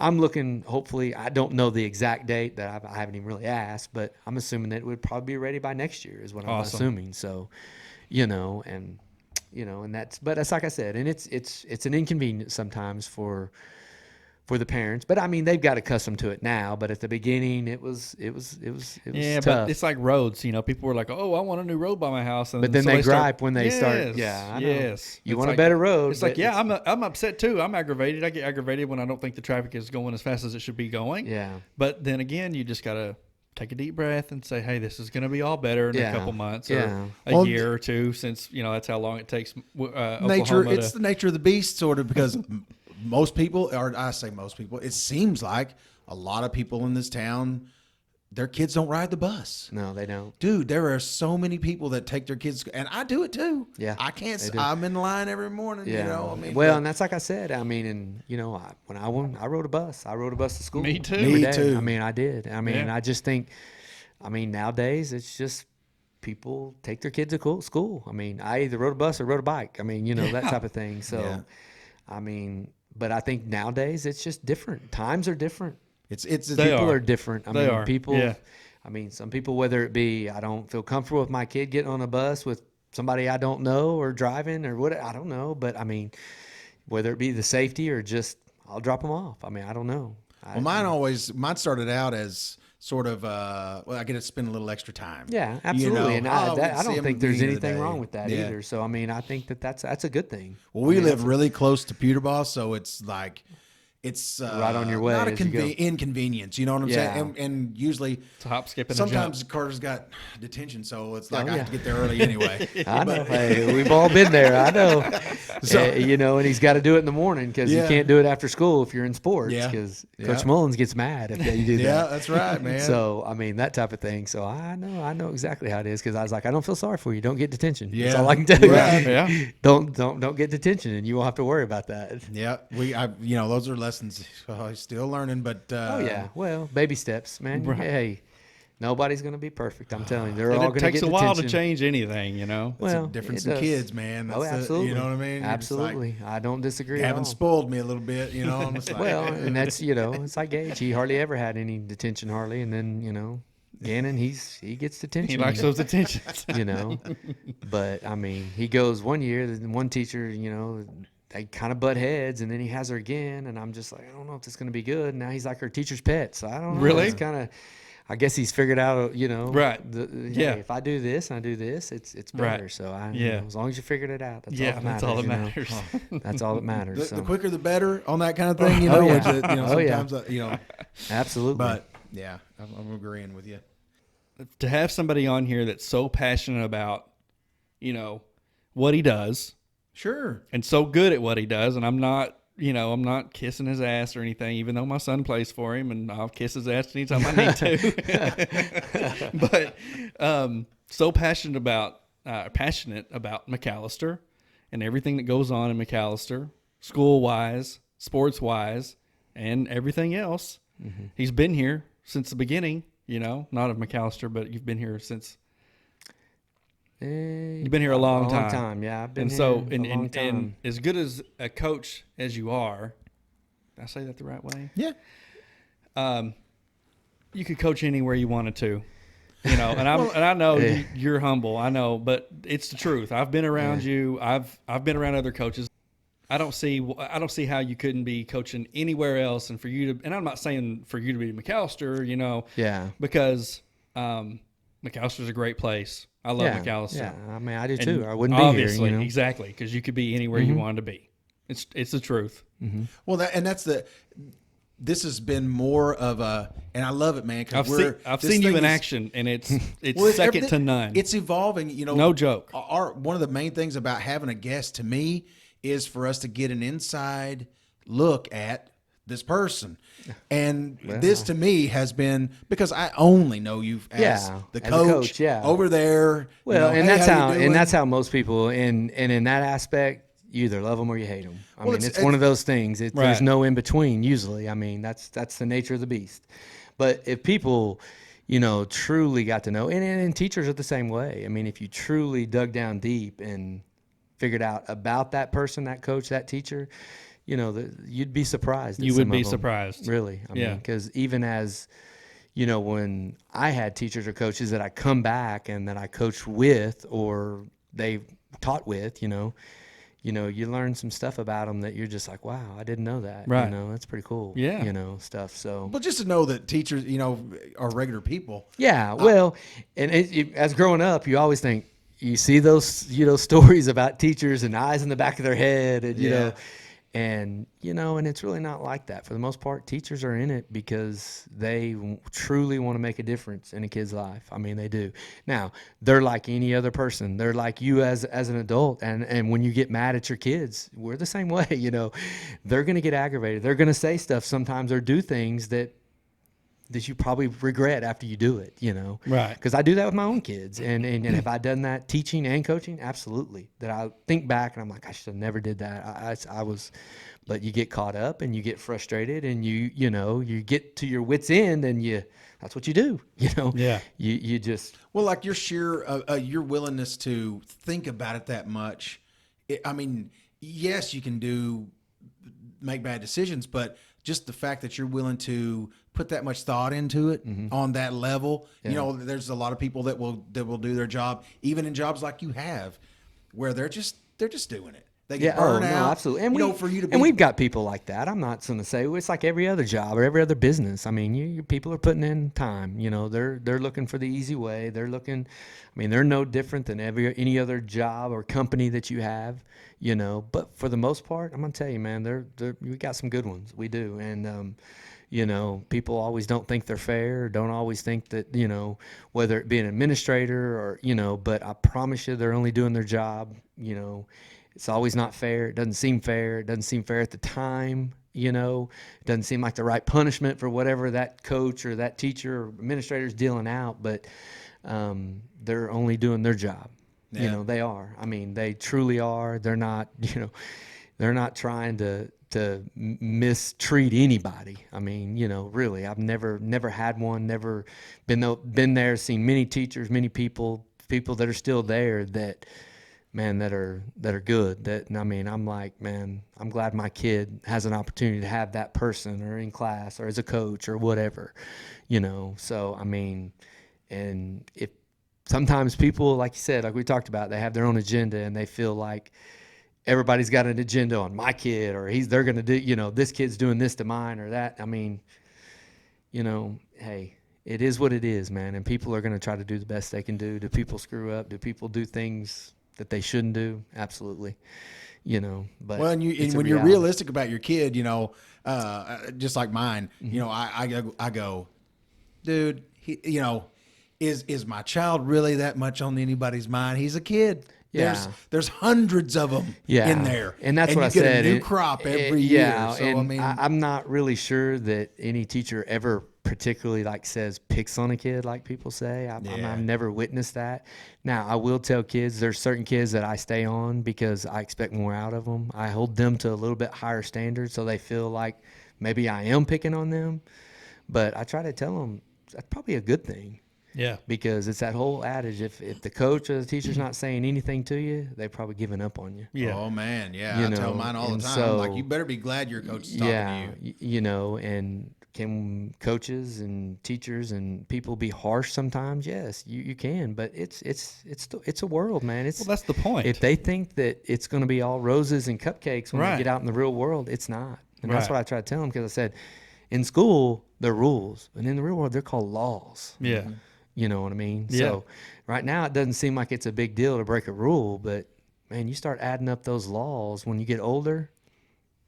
Yeah. It's not tough. Good. It's going to be tough for you. Right. You know what I mean? Yeah. So, but, and I enjoy what I do. I do. I can't see myself doing anything else. I really couldn't, or being anywhere else, to be honest with you. There's times where you get frustrated and you think, well, I'm just going to leave. But at the end of the day, I've done this. I put in this much time. I'm going to see it through. I'm going to try to do everything I can until I end up retiring or whatever, and try to do my due diligence to try to make everything better that I can do. And, whether it's one kid, 10 kids, one team, 10 teams, it doesn't matter, that I can do to make it better for people and to raise up kids and help kids and do that part. Because it's like I said, and how it is, and and I'm telling you, I'm passionate about kids. I get emotional, when I coach these little guys. I mean, they do things that surpasses my expectations, and I get emotional about it. I do. And I mean, I'm kind of like sometimes get teary-eyed thinking about, just the way that some of these kids, the way they fight and the way they do things. I mean, it just gets me, it gets me emotional just thinking about it, and I'm passionate about them, and I want what's best for them. And I can't say that there's a kid that I didn't want what's best for them. And it may not be me that's best for them. It could be someone else, and I'm good with that, Right. But, to do some of the things, and, it's pretty awesome to see those kids do things that you didn't expect them to do. You always hope they could, but to do it, and you're just like, wow, man, that's awesome, to be that. And, just the guys that hadn't had much success, and all of a sudden they're the ones that come up big for you. That's what's the cool thing about it.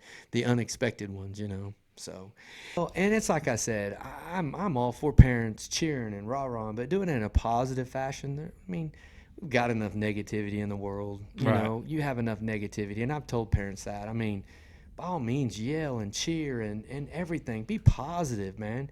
I mean, you can say all kinds of negative stuff. I mean, there's plenty of stuff. Nobody sees the positive sometimes, but everybody's going to see that interception. But nobody's going to see that game-saving tackle or that this or that. And, but, I mean, parents need to be involved. They need to cheer, but they need to do it in the right way, and do it the positive way. Because I can assure you, and it's like I tell kids, and I have to tell myself this sometimes too, that they're not trying to mess up. I mean, they're not. They want to try to please you, Right. and they're trying to do the best they can. And I have to tell myself that sometimes that he's trying. He's trying to. Sometimes they're physically limited at what they're trying to do right now, and that's another part of a coach that I think good coaches find ways to put people in successful positions. I mean, put a player in a position where he can be successful. You're not going to put a guy that's 120 pounds at right guard. Yeah. I mean, against a guy that's 300 pounds, he's not going to be successful. I don't care how bad the dude is. I mean, or you're not going to put a 350-pound lineman out at receiver. I mean, you've got to find ways to put guys in position to be successful for the team. It may be not where they want to be, but it's what's best for the team and what's going to make our team be successful. And sometimes that's hard to overlook for parents and for kids even. Well, I heard Luke Mitchell said it one time, and this was whenever his son first started playing, and somebody was griping about they wanted their son to be quarterback. Oh, yeah. And that's what everybody does. You Oh, know yeah, what I mean? absolutely. I get it. It does. And all kids want to be quarterback. Absolutely. So, but he goes, we were standing there talking, and the parent was close, like pretty close by, and he wasn't trying to be rude, but he was like, Pfeiffer wants to be a quarterback too. My own son wants to be a quarterback, but he's not. Yeah. If you'll notice, he doesn't play quarterback, and I'm the head coach. Yeah. Trust me, if there's a kid on the team I'm I'd like to gonna put be a him a quarterback, quarterback, I would yeah. like to have it, but that's not going to win us games. You Yeah. know? Well, and that's like I said. And I mean, it's the nature of the beast, and everybody wants. I mean, it's like with our little guys. I mean, we had a couple kids that didn't play this year because they wanted to be a skill kid, and they're not. They're not right now. Not to say that that's not what they're going to be down the road, but right now they're not. Not for our team, for what's best for our team, and and you go through the whole weight limit and all that stuff. I mean, and you can't do it. You can't. I mean, we have rules in place, and I'm sorry. Well, and that's a funny thing that it saves some kids. You know what I mean? Oh, absolutely. At first I didn't understand when we first started youth football. I was like, what is this? Why can you only be a certain size? Oh, yeah. I would love to put a 200-pound kid at running back or whatever. Well, and it's not a reality. And it's like I told him, I like the rules that are in place because, I mean, Kaysen, was he like 60-something pounds? I mean, with pads on yeah. and everything. And I mean, I don't want him to have to tackle a 150-pound kid. No. That's not fair to him. That's No. going to turn him away from the game quicker than anything. Yeah. You know what I mean? Kids that do that and organizations that do that, I really question. I mean, really? I mean, Yeah, what are you trying to do? You want to put that 150-pound lineman at running back because nobody can tackle him just to win games. Well, it's Yeah. about stacking teams and winning. And that's what I in mean that is, situation and or so in those leagues. I mean, but I really do the league we play in with the INFC. I think they got some Yeah. really good rules in Awesome. place, and stuff like that. And I think they're spot on with what they do and how they do things. And I mean, I really do. And Yeah, we've never really complained about anything. No, I haven't. Nothing that I think is rule wise that we felt like it's not fair or this is not fair. I mean, I've never, not one time. I think the rules that are in place are great, and I think that the way they do it is good. I mean, because I know that other leagues that I've seen that I don't know. I think what Hearts are in the league where they could have like 120-pound kids that could run the ball. I'm like. See, Gavin played in the Comiskey League his first kid. 2 years, and that's what Hartshorn and Wilburton and them, they played in that Comiskey League, and it was not nearly as well organized. We'd show up and not have refs. Oh, yeah. You know what I mean? And And that's it's INFC. I got to give it. I was here the first year it came. That was Gavin Yeah. played it the first year they did Yeah. it, and from the jump, I could tell it was something legit. Mm-hmm. We went up to Tulsa and went to the meeting, and there are thousands of people there at this meeting, and they're having this huge, and it's organized. They know what they're going to talk about. They've been doing it for years. We just hadn't had it here. Yeah. Or not that I know of. It might have been before. And they may have had it in some aspect, but I'm not sure because I can remember like Josh Oles, me and him. Well, when Gage first started, he started and he played like fourth grade down at Savannah, and they all practiced there at Frank on that field. And I would go down there, not every day, but I'd go down there and watch practice every now and then, whatever. And Josh was helping with the team, and and I looked, and I was like, I mean, there's third grade, fourth grade, fifth grade, and sixth grade all on that one field. And I'm looking around, I'm looking at everybody, and I'm like 95% of these people are McAlester people. I mean, they're like from McAlester. I mean, and I'm like, so obviously there's a need for this in McAlester. Well, If you would there's think that many anyways, people, right? And so I talked to Josh, and Josh was like, well, why don't we just try to start our own league there? And I said, okay, that's a good idea, And so we were originally me and him were meeting with the Kiamichi League to try to get McAlester in that league. And so we went in there, and Josh kind of gave his spiel about, hey, we're wanting to, kind of split away from Savannah and make our own league and have McAlester as one of the teams. And they had all the coaches that were in there. I think Hartshorn, Wilburton, everybody had a representative. Well, we said our piece, and they were like, okay, you guys go ahead and step out. And it was at Western Sizzling out there, and you guys step out, and we'll vote on it. And so it was like, okay. And so we go back in there, and they were like, oh, we unanimously voted no. Hell no. Yeah. we want to keep it to schools 3A and below. And so we're like, okay. We're like, what you don't realize is 90% of the kids that play on Savannah is from McAlester. So, I mean, but anyway. Good luck. And so then Josh did a little bit more research, and then he got this INFC. And so that's kind of where it went from there, and kind of started talking to the Chad Lott, the guy that's over it, and him and that guy became pretty good friends. I mean, and so that's kind of where it went, and we ran with it, and it's kind of evolved to this. And we would have done it from the we start. would have done it from the jump too. Yeah, we would have done it from the get go. I mean, Gavin played at Hartshorn and at Savannah only because that's all there was. Yeah, that was the only youth football that there was, and that's why we went down to Savannah, because that was crazy it. to me.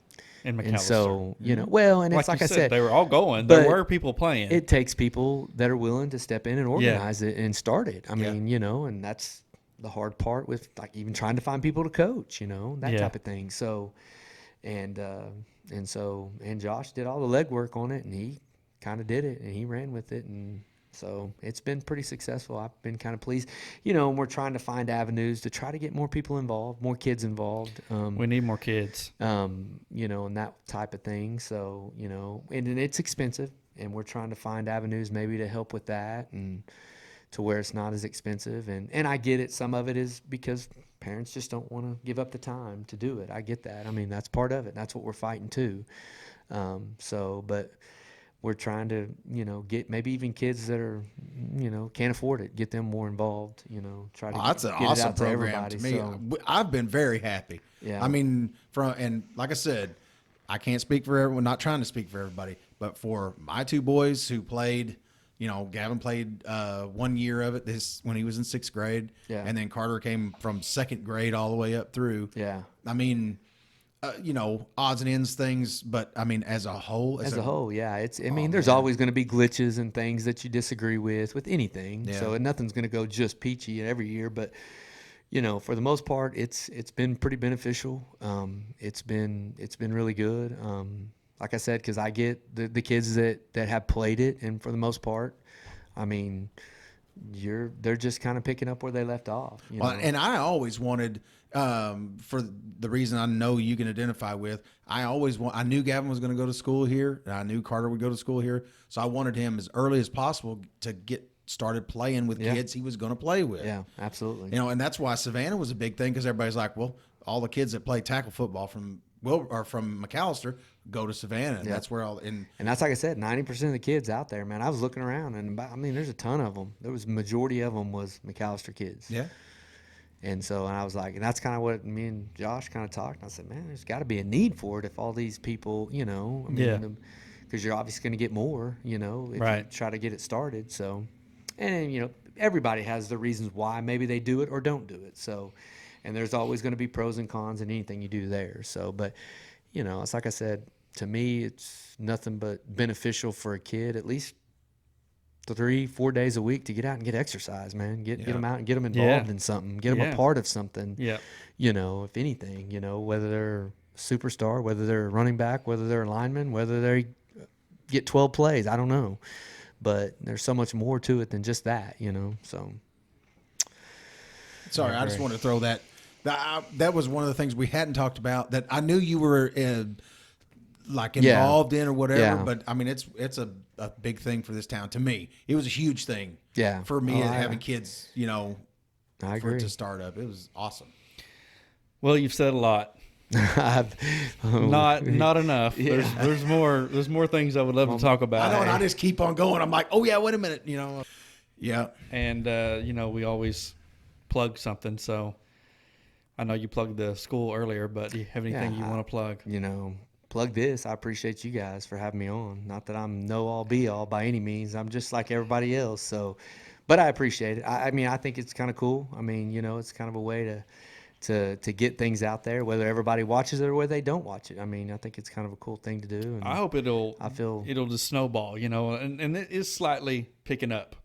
So, and we appreciate you coming on. And it's like I said, I feel I didn't know if kind of you honored would or not, to be honest with you. Well, I mean, I like you guys. I'll do whatever I can to help you guys. I didn't know if you liked me for a long time. So, I was like, well, he don't talk to me, so I'm not going to talk to him. Well, he's a typical McAlester guy, so I feel pretty honored that you guys would want me on here because I don't feel like I'm anybody, just a regular person. So I'm not sure why anybody would want me on it, but that's okay. Well, I totally appreciate disagree with that, but I appreciate it. Your name was one of the first ones that was brought up man. a long time ago, and I thought, well, we probably need to get established so he can see that we're not just effing around, If somebody besides old kids from school where we have trouble getting people on here. And I like, I like to talk. I don't, with a certain group of people, I like to talk. I like to talk about things, and not that I know everything by any means, but I have opinions and views just like everybody else. And well, you know a lot. I know that. So much.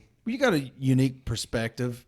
I mean, especially people our age group, in the position that you're in, you see things sort of from the inside out instead of like me and Ben, we see things from the outside in. So that's what I like about it. I mean, it's been a good opportunity and I know there'll be plenty of people that'll go, what did he talk about? Yeah. You know what I mean? And they'll watch or listen. Well, that's what my wife, she was like, Tina's like, what are y'all going to talk about? What are y'all going to do? And that's Gage had asked too, because Tina said, well, he's going to go be on Ben's podcast or whatever. And well, what are they going to talk about? I was like, well, I don't know. We just talk, I guess. Just talk about whatever, comes up. So well, they'll probably be excited to listen to it for sure. Yeah, so that type of thing. So did I say the F word?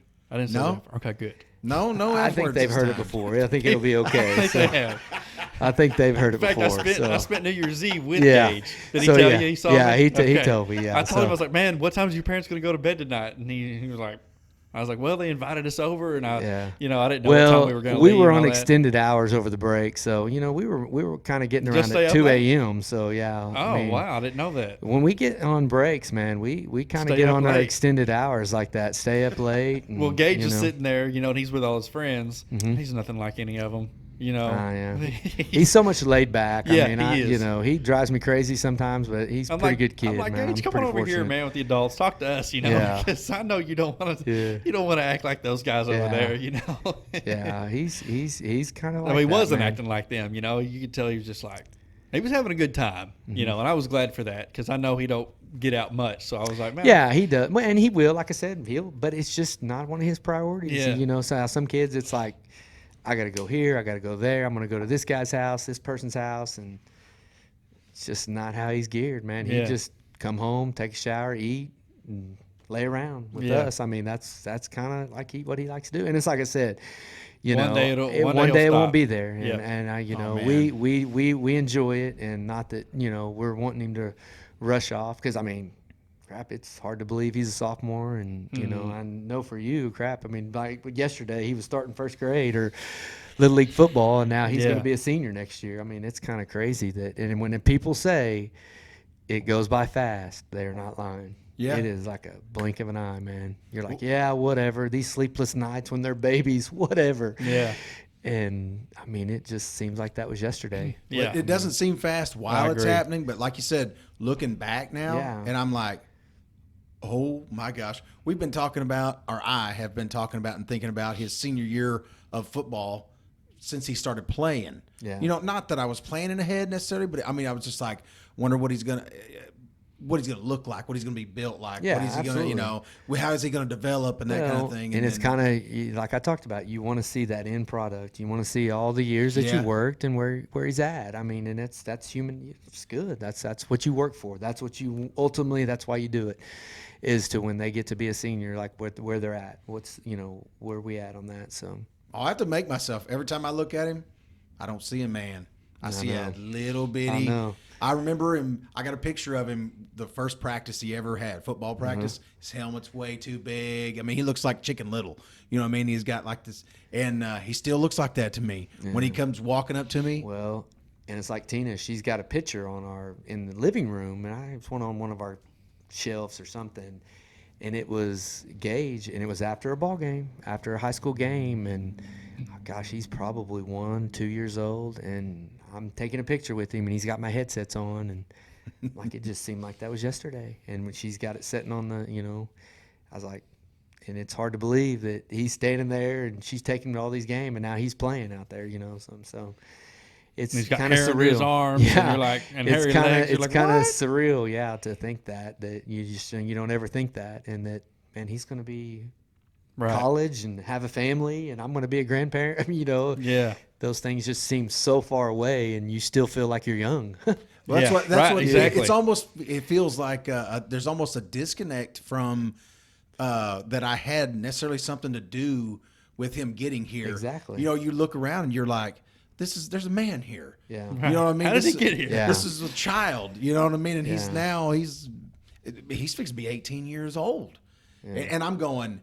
You know, that I know of things that happened 20 years ago. You know what I mean? I'm like, how can I know of something? I don't even feel 20. So Right. how in the hell am I supposed to know, something? It goes by fast, man. The does. older you get, the faster it goes. I agree. What do you want to plug? Sorry. I do this every time. Sorry. You didn't do anything wrong. I just keep talking, man. well, I'm I'm, gonna shut I'm the up. one that has to, I'm the one I that know. reels it in. Yeah, you're not wrangling me like you're supposed to. I just did. Okay, thank you. What do you want to plug, sir? I will plug. I'll plug McAlester Public Schools. Okay. I'll do that. I'm proud of it. I like it. Especially since there, potentially going to be a bond that we can vote Yeah. on soon. I'm looking forward to the future. For sure, right? Yeah, absolutely. Almost Yeah, for but sure. yeah, it's in the talks. I don't know. Like I said, I don't know if it's going to be this spring or At it's going to some be point, the we're going next to have a bond to vote sometime on. this year. I mean, Let's there, do there's it. been talk about it, and so Let's I think do that it. they're trying to get all the P's and Q's together. I'm sure right now. So, but We'll I push know it that on it's here. yeah. Oh, We'll push it on the absolutely. podcast. Yeah. So I mean, the more we can get out to vote and get more, I mean, the better. I mean, So Well, my I circle's guess at so that point small. we'll just have you back on and you can talk about the bond. Yeah. if my wife will let me now, so. Yeah, I know. She's going to be wondering really where I was at. we She's have gonna be we out, have sure. proof. We have film Yeah. and we have audio. Yeah, but I can say what time right now, and no one will ever believe me. Yeah. Well, all right. Now, what are you plugging? I know what you're plugging. Go ahead. You want me to plug it for I haven't you? even thought of what I'm going to plug. I'm not going to plug my Always. business You always because do. that's what it's sponsored by. So I get to plug it. Oh, Yeah, all you the know, I get time. to- Yeah. Yeah. So, this episode's brought to you by Black Line Insurance Group. And I say visit blacklineinsurancegroup.com. You can, or you can send me a message. You can call me. You can text me. Email me, ben@blacklineinsurancegroup.com. Let me know you need a quote, or let me know if you need any insurance help at all. If you have just a question about your current policy with another carrier, another agent, I don't care. I'll do my best to help.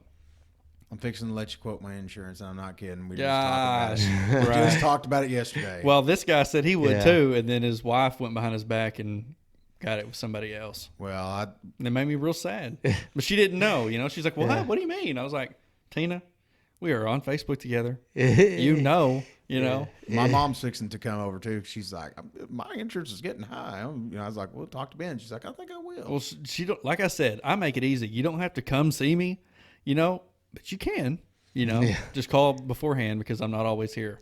Well, I legitimately sing your But- praises because I've had good experiences in the past, not because we're friends either. It turned out good. I was worried. I'm not gonna lie. I was like, I don't know, man. I don't know if he knows how to do this or not, but he does. He knows. He knows his stuff. I had a very good experience when I had a claim. I mean, it was like just like it should be, or what I feel like it should be. So I want to not plug, but I want to do a shout out to Braxton Thompson. He had surgery yesterday, and surgery went great. And he's in recovery. So I guess he was in ICU when he come out. He's in ICU. Yeah, I think so. And I haven't heard anything. Kelly's been texting my wife, but I haven't. She's, everything's looking good. Okay, As far as I good. know, everything was good. So. And I was making Braxton a video earlier on my phone, and just I was in too big of a hurry to get here. And it didn't go well. I would fumble my words to him because I just wanted to send him something on absolutely. Facebook. Yeah. And I don't know when, I don't know. He may have his phone right there with him right now. Yeah. I don't know. Or Well, the way they sounded, he was up and at it after, they yeah, did. not surprised. Awesome. Not That's shocked. why I'm not either. I mean, there's some tough hombres, man. I'm telling you. And I'm man. sure he's got a long road ahead. Oh, absolutely. There's no doubt about it. Yeah. There's no doubt. But, I mean, talk about good people. Really good people, man. I'm telling you. Very good people. I mean, I stayed awake all night long. you I know, couldn't go to that's- sleep just thinking about Yeah. his, thinking you about know. him. And I knew that he, surgery went well and all that, but I just couldn't. I was up. Well, you don't want anybody to have to go through anything Right. like that. That's just Yeah. terrible. Yeah. Anything like Rough. that. And the spirits that he's in is unbelievable. Yeah. It's like, Yeah. so it's So I played a commendable little to bit them. last night online, and then went to bed moderately early. And dude, next thing I know, I'm just laying there for hours, Mm-hmm. And then I was like, okay, finally I went to sleep, But anyways, so Braxton Thompson, get well soon, man. yeah, man. And we're thinking about you. A lot of people are thinking about you. Yep. Let's end it, dude. This is the new Yes, record. all you Yeah. gotta do is say it. Have a great day. I Don't Drink Coffee Podcast, episode 18. That's a wrap. It's a marathon. Love your body.